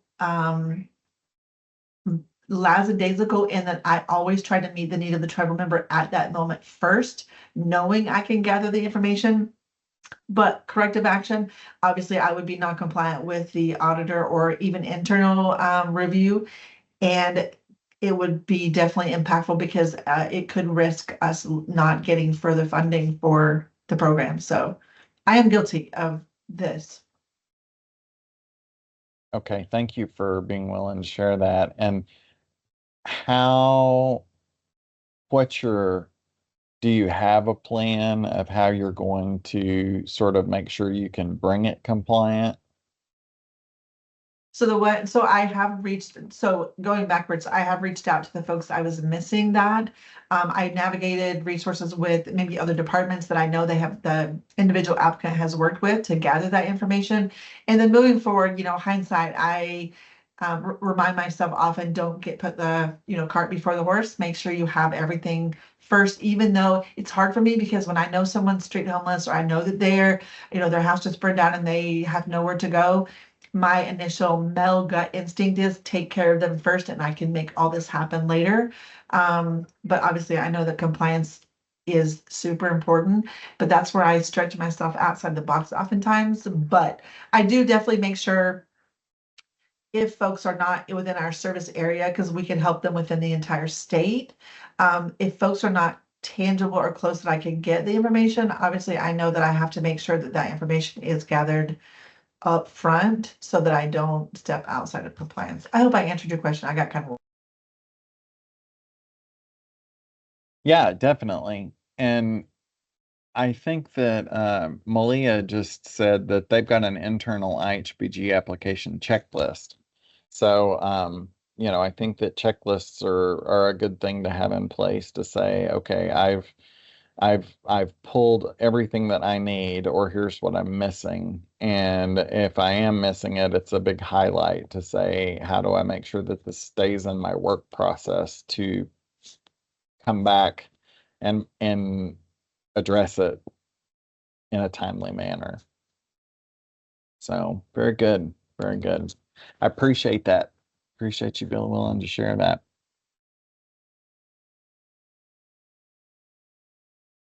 Okay, Jody put a good comment in the chat box as well. All right, so let's talk about case study number 2, a procurement conflict.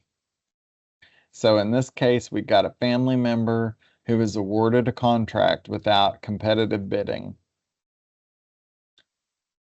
Let's talk about what the conflict of interest standards are and how we would come into compliance from a procurement standpoint.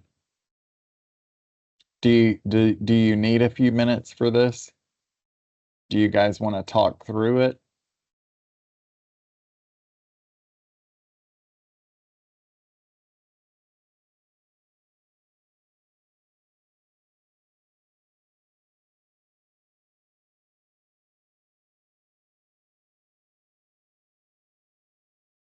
I will talk. I'll help you with it, Jack. I apologize. I'm actually on the road, so I'm worried if my service goes out. So that's why I haven't been like right on every time.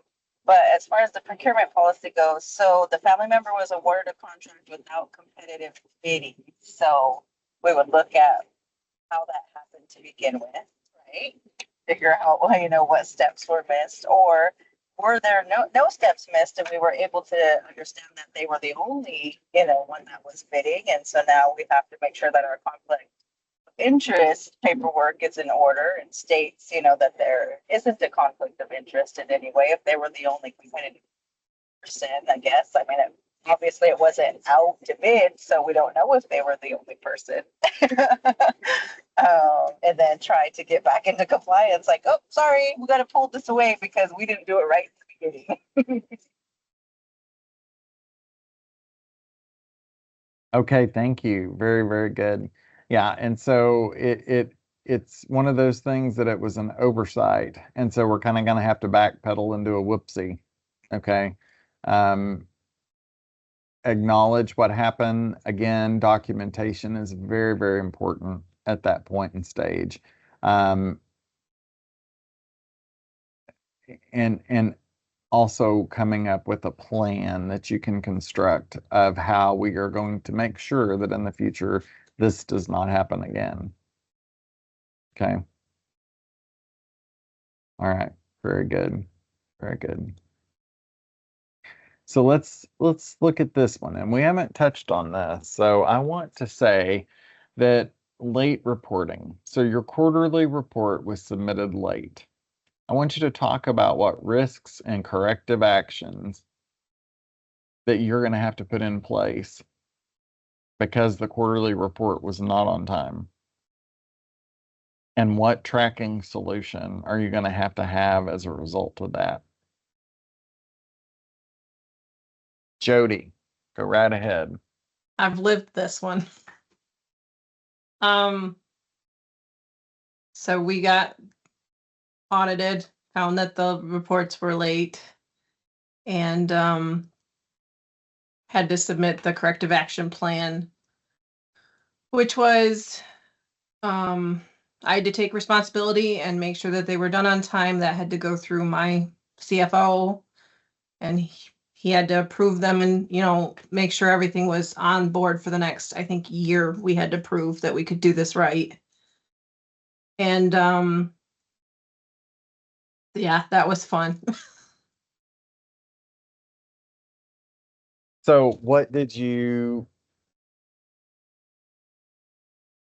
like specifically, what did you have to do in terms of the corrective action? Was there additional forms that had to be completed? Did you have to come up with a new kind of tracking structure that where you were gonna, you know, monitor it throughout? Or is there another accountability mechanism that's built in so it doesn't happen that way in the future?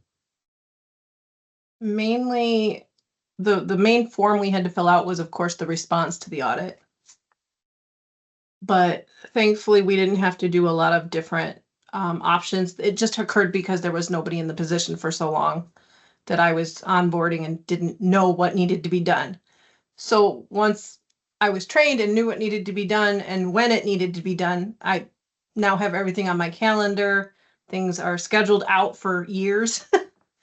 And I think it's also helped that I've been more communicative within, we're a 3-person accounting group just right here for housing, that my other 2 ladies with me know what needs to be done when, so that they can help back it up if I'm not here. Okay. And was there any long-term ramifications of being late? This time, thankfully, no, but I know ultimately if you show, it happens too many times, you can be listed as a risky auditee, I think is the right word, and you can lose funding that way, especially, what is it called when you, I'm not going to come up with the word right now. When you try to get grants that are not just automatically given, you have to like, somebody help me here. What is the word? You have to like, competitive. Thank you, Barbara. Yeah, the competitive grants, that can ding you, and you can lose the chance to win the competitive grant. Okay. Perfect. And thank you again for being willing to share that, because I know that that's not something that is extremely probably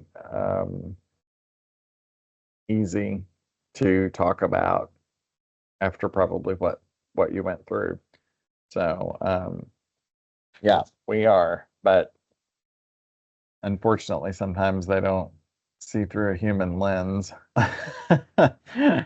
when you are audited. So Barbara also mentioned that your scores can be affected and lowered as a result, because they do look at the past history of has everything been on time in the past, and if it hasn't, that can definitely count against you on a scoring rubric for future funding as well. So especially if you don't come into compliance, because if you don't come into compliance, it can just knock that out altogether. So okay. Let's look at the next one. So this is going to be a failure in self-monitoring. So we have not done any type of internal review in 2 years. Okay. So you have just started at Jack's Tribal Housing Authority, and I don't have any, we have not looked internally at any problems in the last 2 years. Let's talk about what are the monitoring requirements, and then what are the risk mitigation strategies that we're going to use. So let's break this down, if we will. All right. So number 1 in the chat box, what I'd like for you to do is talk about where to start. There's not been any internal review conducted in 2 years. So in the chat box, I want you to say, where do we start on that? And how do we do it? What's that action plan going to look like? And I'm going to give you I'm going to give you about 5 minutes on that. So I want you to really think through. We haven't had any review in 2 years. What is it that we need to start with? Okay. I'll give you about 5 minutes to think about that and we'll come back. Okay. I've been watching the chat box and some really good stuff. Darcy talks about what you need to review first. Make those checklists, prioritize them, break them in groups, and start monitoring. A new set of eyes. Then Malia talks about going back and looking at your policies and procedures, review the NAHASDA binder for missing compliance pieces, refresher training. And these are all wonderful ideas in terms of, what are the files, discovery items that you need, clues. It is like a big game of Clue, okay? How do we look for any indication that there was compliance happening at some point, and when it was, and what's happened since then. So it is sort of like putting a puzzle together. I think and I mean, it's good what you put, but I think that's even going to take time. If I think you're going to have to even continue to break it down further if that's the case, and what I would do in the first week, what I would do in the second week, what I would do in the third week, because it's, again, not something that you can make happen overnight. Darcy, go ahead. Right. I just kind of wanted to share with the group, like, this had happened with us, and it wasn't being done when I had come on, and I'm like, okay, so like you said, of course it happened before, so where can we see this being done, right? I know that with our auditors, just to share with the group, our auditor had stated, like, you need to make sure that somebody else is reviewing those records, rather than yourself viewing. Like, yes, absolutely do it yourself and kind of look through and see what it is. But another member of your staff, like, say, having somebody, in the office monitoring fiscal, not necessarily as someone that works with the fiscal department the whole time, so that you're able to kind of see what those things are. And because what was happening in the past was our fiscal person was monitoring their own fiscal duties. And so it was like, it was good, for them internally to be like, yeah, let's see what that looks like, but to have another person's eyes on it to see and go through that and make sure, like to find if there were any discrepancies, and then moving forward with the path on how to fix them. I just wanted to share that.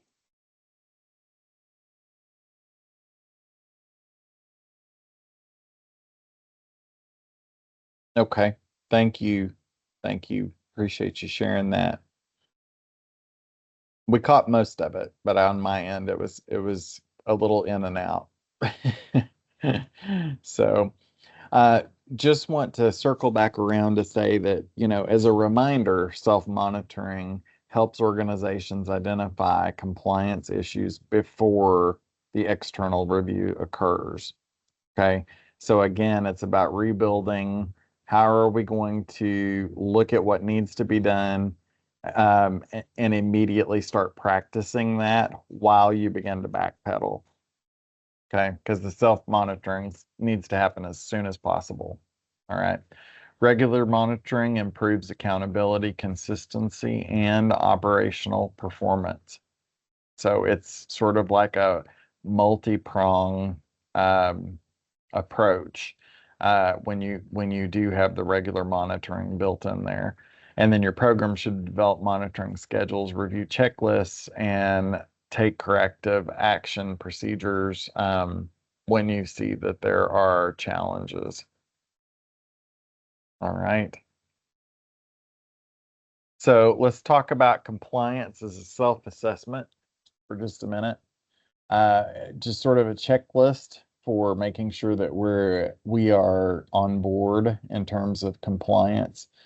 Self-assessment is a tool that helps housing programs identify operational strengths, areas needing improvement. Programs should review policies, reporting systems, procurement procedures, and document practices regularly. You'll notice there's sort of a checklist you can go through of things that you need to check off when in terms of looking at compliance to make sure that you're doing all of those things or touching all of those things when you self-assess the program. And when I say the program, I mean the program in which you're either overseeing or the housing authority as a whole. Because I know, just like Melanie has stuck with us in all of our talk about housing, but I know that she is very specific to the program that she serves. And so I think that it's, the same can be said for the program management side of it, even if it's not necessarily a housing authority or TDHE. Same compliance type of scenarios apply because it's still federal dollars. All right. So, I mean, you can ring that federal dollar bill across every program in the tribe. Like I said, any program that receives funding that's federal. Okay. So there's going to be stipulations because that is what we call restricted dollars, in that it has to be spent exactly the way it's intended to be spent, and it has to be done within a framework that's already been set and defined, in this case by the government. All right. So building a regulatory calendar, Jody touched on this a little bit earlier when she said that, we had a problem in the past, and now she's got a calendar that's built years out because she knows that it's going to be something that's always coming. Knowing that you're going to go through a regulatory review or a compliance monitoring visit is not something that should surprise you. Okay. You get federal dollars, and so it should not surprise you when you do get that red letter in the mail. I wish they sent it in a red letter, but they don't. But when you get that mail with the stamp on it and you see, oh boy, it's been a while since I've heard from them. Okay, you can just expect that it's coming at some point, probably. Okay, throughout your career within Indian country. Things you want to get on that regulatory calendar: HUD reporting deadlines, board reporting, okay, board meeting dates. If you don't have meeting dates for your set, I mean, the Native Learning Center offers a comprehensive training on board training, how to get your board up and ready. As a matter of fact, I've taught one, I believe Vince Franco. There's several different subject matter experts that have taught that course over the years. So lots of different examples to choose from if you want to learn more about how to get that board onboarded when they start, and how to train them to work for you and not necessarily just with you. And then also any audit preparation that you need to do. If you know an audit is coming in 3 months, do we want to wait until the week before to start getting ready? Okay, probably not. Probably not the smartest move. We need to plan out and think, okay, what do I need to have done in the next month? What do I need to have done in the next month and the next month? And you need to get those dates on the calendar, communicate those dates to staff, set staff deadlines if you have to. These are when we need files reviewed, and anything called to our attention by such and such date. So it gives you time to identify where there could be potential problems and time to fix it before the audit happens.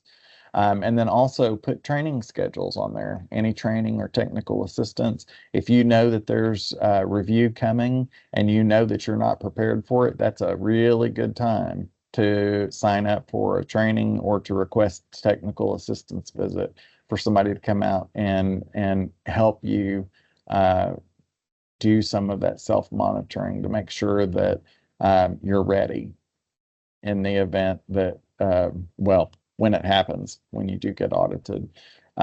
So I think that all of those things are important to, again, put on a calendar, plan it out. You don't want to wait until right at the last minute to try to pull things together because, as we talked about, tribes operate at and I would say blank pace, glacial. Remember that, glacial, meaning slow as molasses pouring onto a piece of toast. Okay, it's like you can taste it, but you have to wait 5 minutes to get it. Okay, so waiting until the last minute is not going to work in this environment that we live in. So the earlier you can identify that and get it on your calendar, the better. So some accessibility benchmarks. Let's talk about how we're going to set program benchmarks. 100% file completion rate. All right. Quarterly self-monitoring. A lot of people, say that we process enough files that we need to quarterly go back and spot check. I'm not saying go back through every file. If you have time, it would be highly advised to go back through every file, but that's not always the case. So you're at least spot checking and you are monitoring quarterly to make sure that if it happened tomorrow, you would be ready, or you would at least feel more comfortable about it. Make sure that you don't have any late reports and you have your staff regularly training to make sure that they know what the expectations are. And when I say training, I don't mean just send them to Native Learning Center training. It's about internal training with your staff as well, that coaching and that mentoring that come into play to say, this is the reason why. I'm going to show you, I'm going to show you, I'm going to show you how to do it. I'm going to show you 10 times how to do it. And then I'm going to watch you do it for 10 times before I feel completely convinced that you can get this right, because you have to understand that our livelihoods, the program, the tribes, it's not just your name that's attached to it. Okay. There's a lot of accountability that goes into it and a lot of things that can happen if this doesn't go right. And so even if you have staff members who are temporary, let's say that you just need help trying to backtrack and you just want to bring in somebody as a temporary staff member to work part-time to help you spot check files and look at those things and look at inconsistencies. That's perfectly acceptable, but you need to be the one that trains them. Okay, somebody in your office. So these are just some examples. You really want to look at data-driven accountability models and transparency for continuous improvement. Excuse me. So how should tribes self-monitor? Well, first, you want to create that monitoring plan. Okay. And I mean a written monitoring schedule that includes looking back through tenant files, you're reviewing your procurement files, you're looking at financial management, you're looking at reporting, and you're looking at policy compliance, all of those things. So as you're developing a plan for monitoring, you've got to make sure that you're covering each of those areas. Secondly, you want to use that standardized review tool. So look at your checklists you guys have talked about earlier. Look at those checklists, look at monitoring templates to make sure that you're consistent in how you are delivering program services and how you're spending money. Standardization will help staff identify missing documents, policy violations, and any kind of operational weakness. Third, you want to conduct regular reviews. Perform periodic file reviews, transaction reviews, or any type of financial statement reviews, operational assessments through the years, and monitoring should include random sampling and high-risk program areas. So if you know that there's a time that a staff member left, that's a pretty good indication. That would send up a red flag to me that those files need to be double-checked. Okay, because usually when people quit, they give 2 weeks notice. What that really means is they probably checked out a month ago. All right. So you're going to have that's going to be a higher risk area when you know that a staff member has left. You really want to do a thorough job going back and making sure that they got those files in order before they left, because there's no accountability once they're gone. All right. And if it were me, I would audit them before. I mean, when they told me they were leaving, I'd say, I want to audit your files right now. And I mean, I would task them and say, I'm going to go back and check every single one of them to make sure that these get fixed before you leave.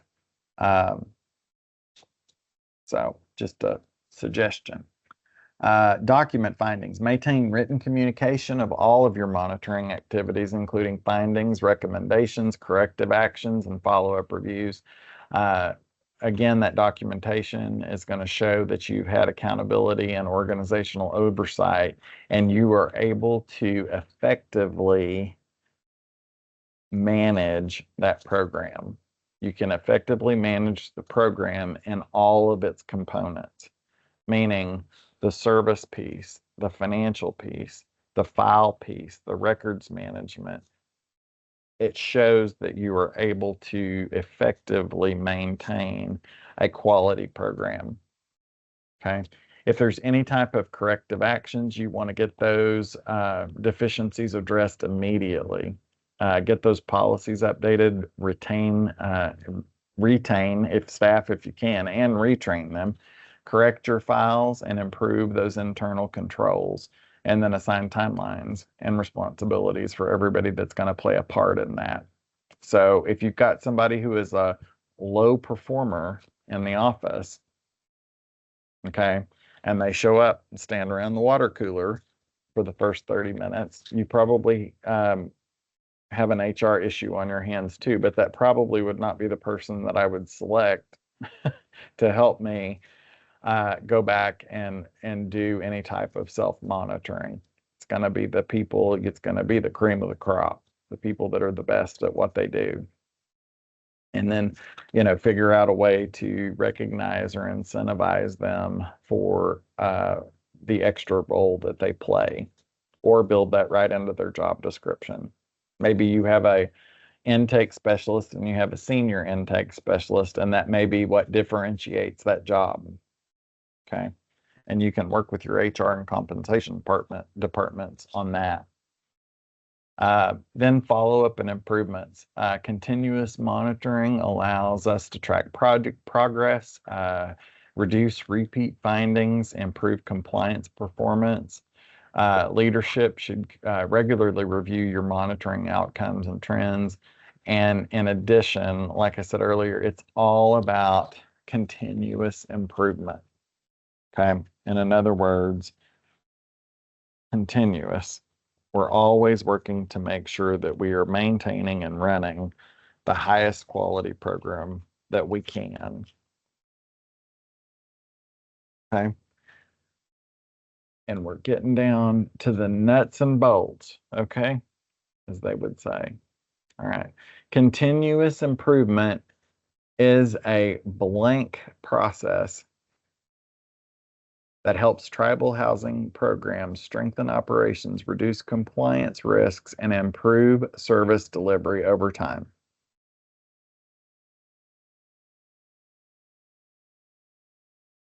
I'll say that again. That's a cue, in case you're wondering. That's a teaching cue to you when there's a blank, okay?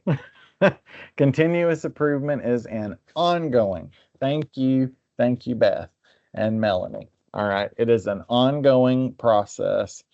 All right, programs should routinely evaluate policies, procedures, internal controls, and staff performance to identify blank for improvement.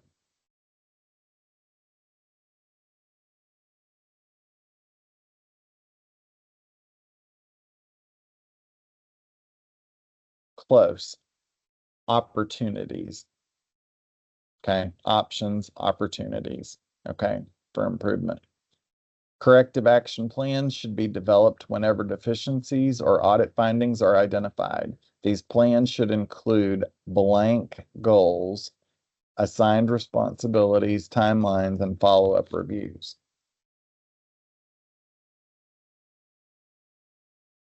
It's part of SMART. I will tell you that.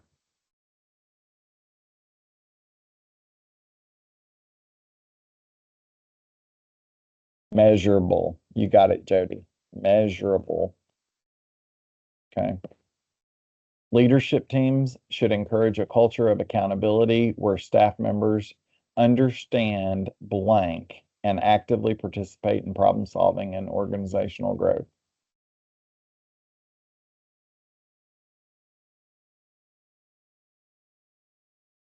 Okay, I'm going to fill in here expectations. Okay. Regular training, self-monitoring activities, and policy updates help ensure programs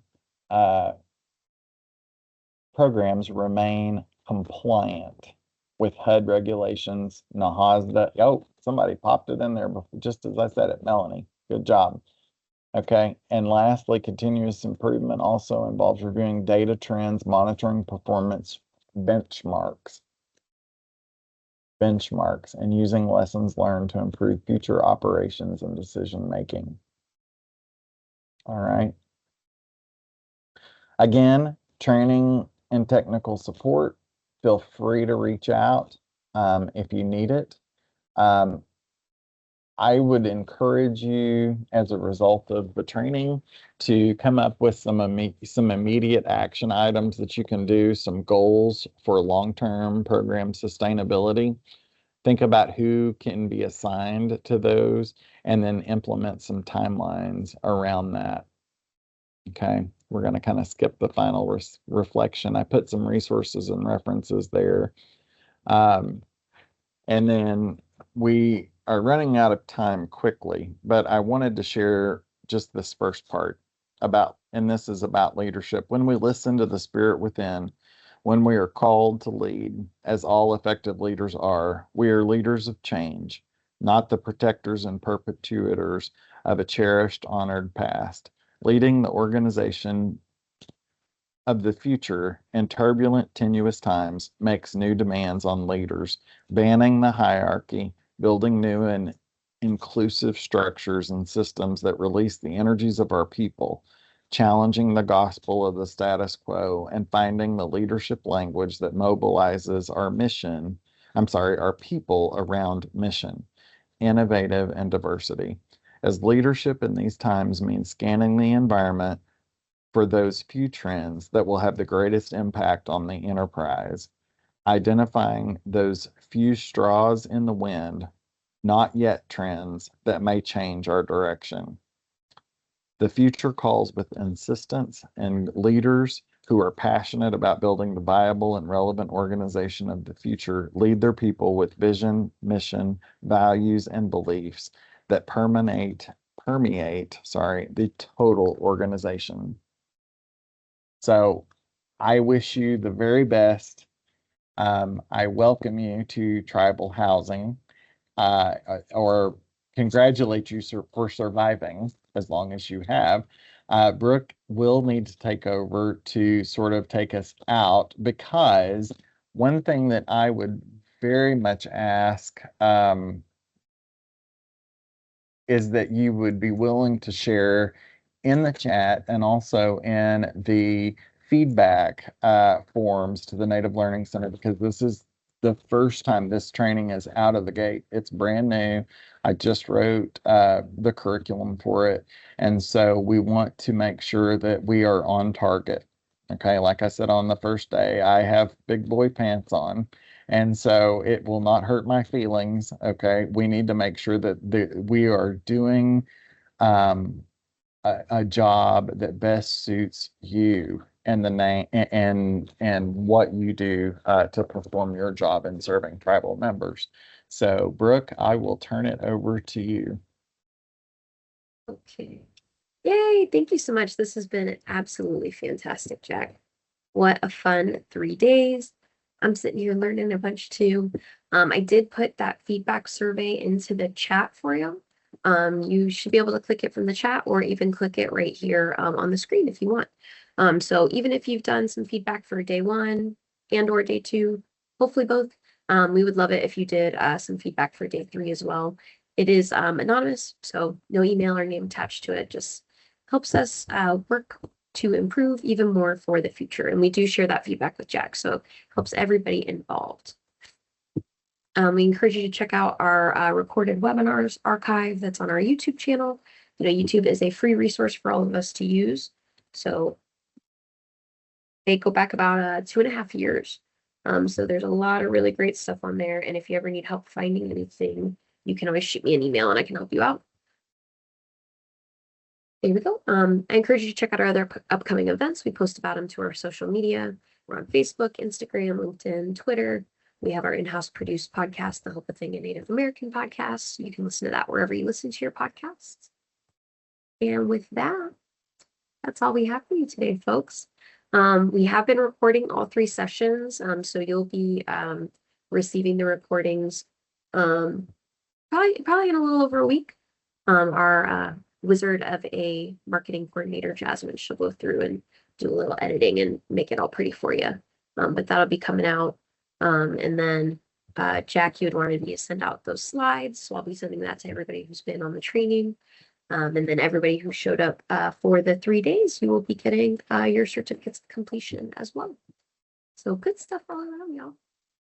But have a fantastic rest of your week and weekend. Thank you for your time and all the fun we've had. It's been really great, y'all. Thank you, Jack, especially. This was so fantastic.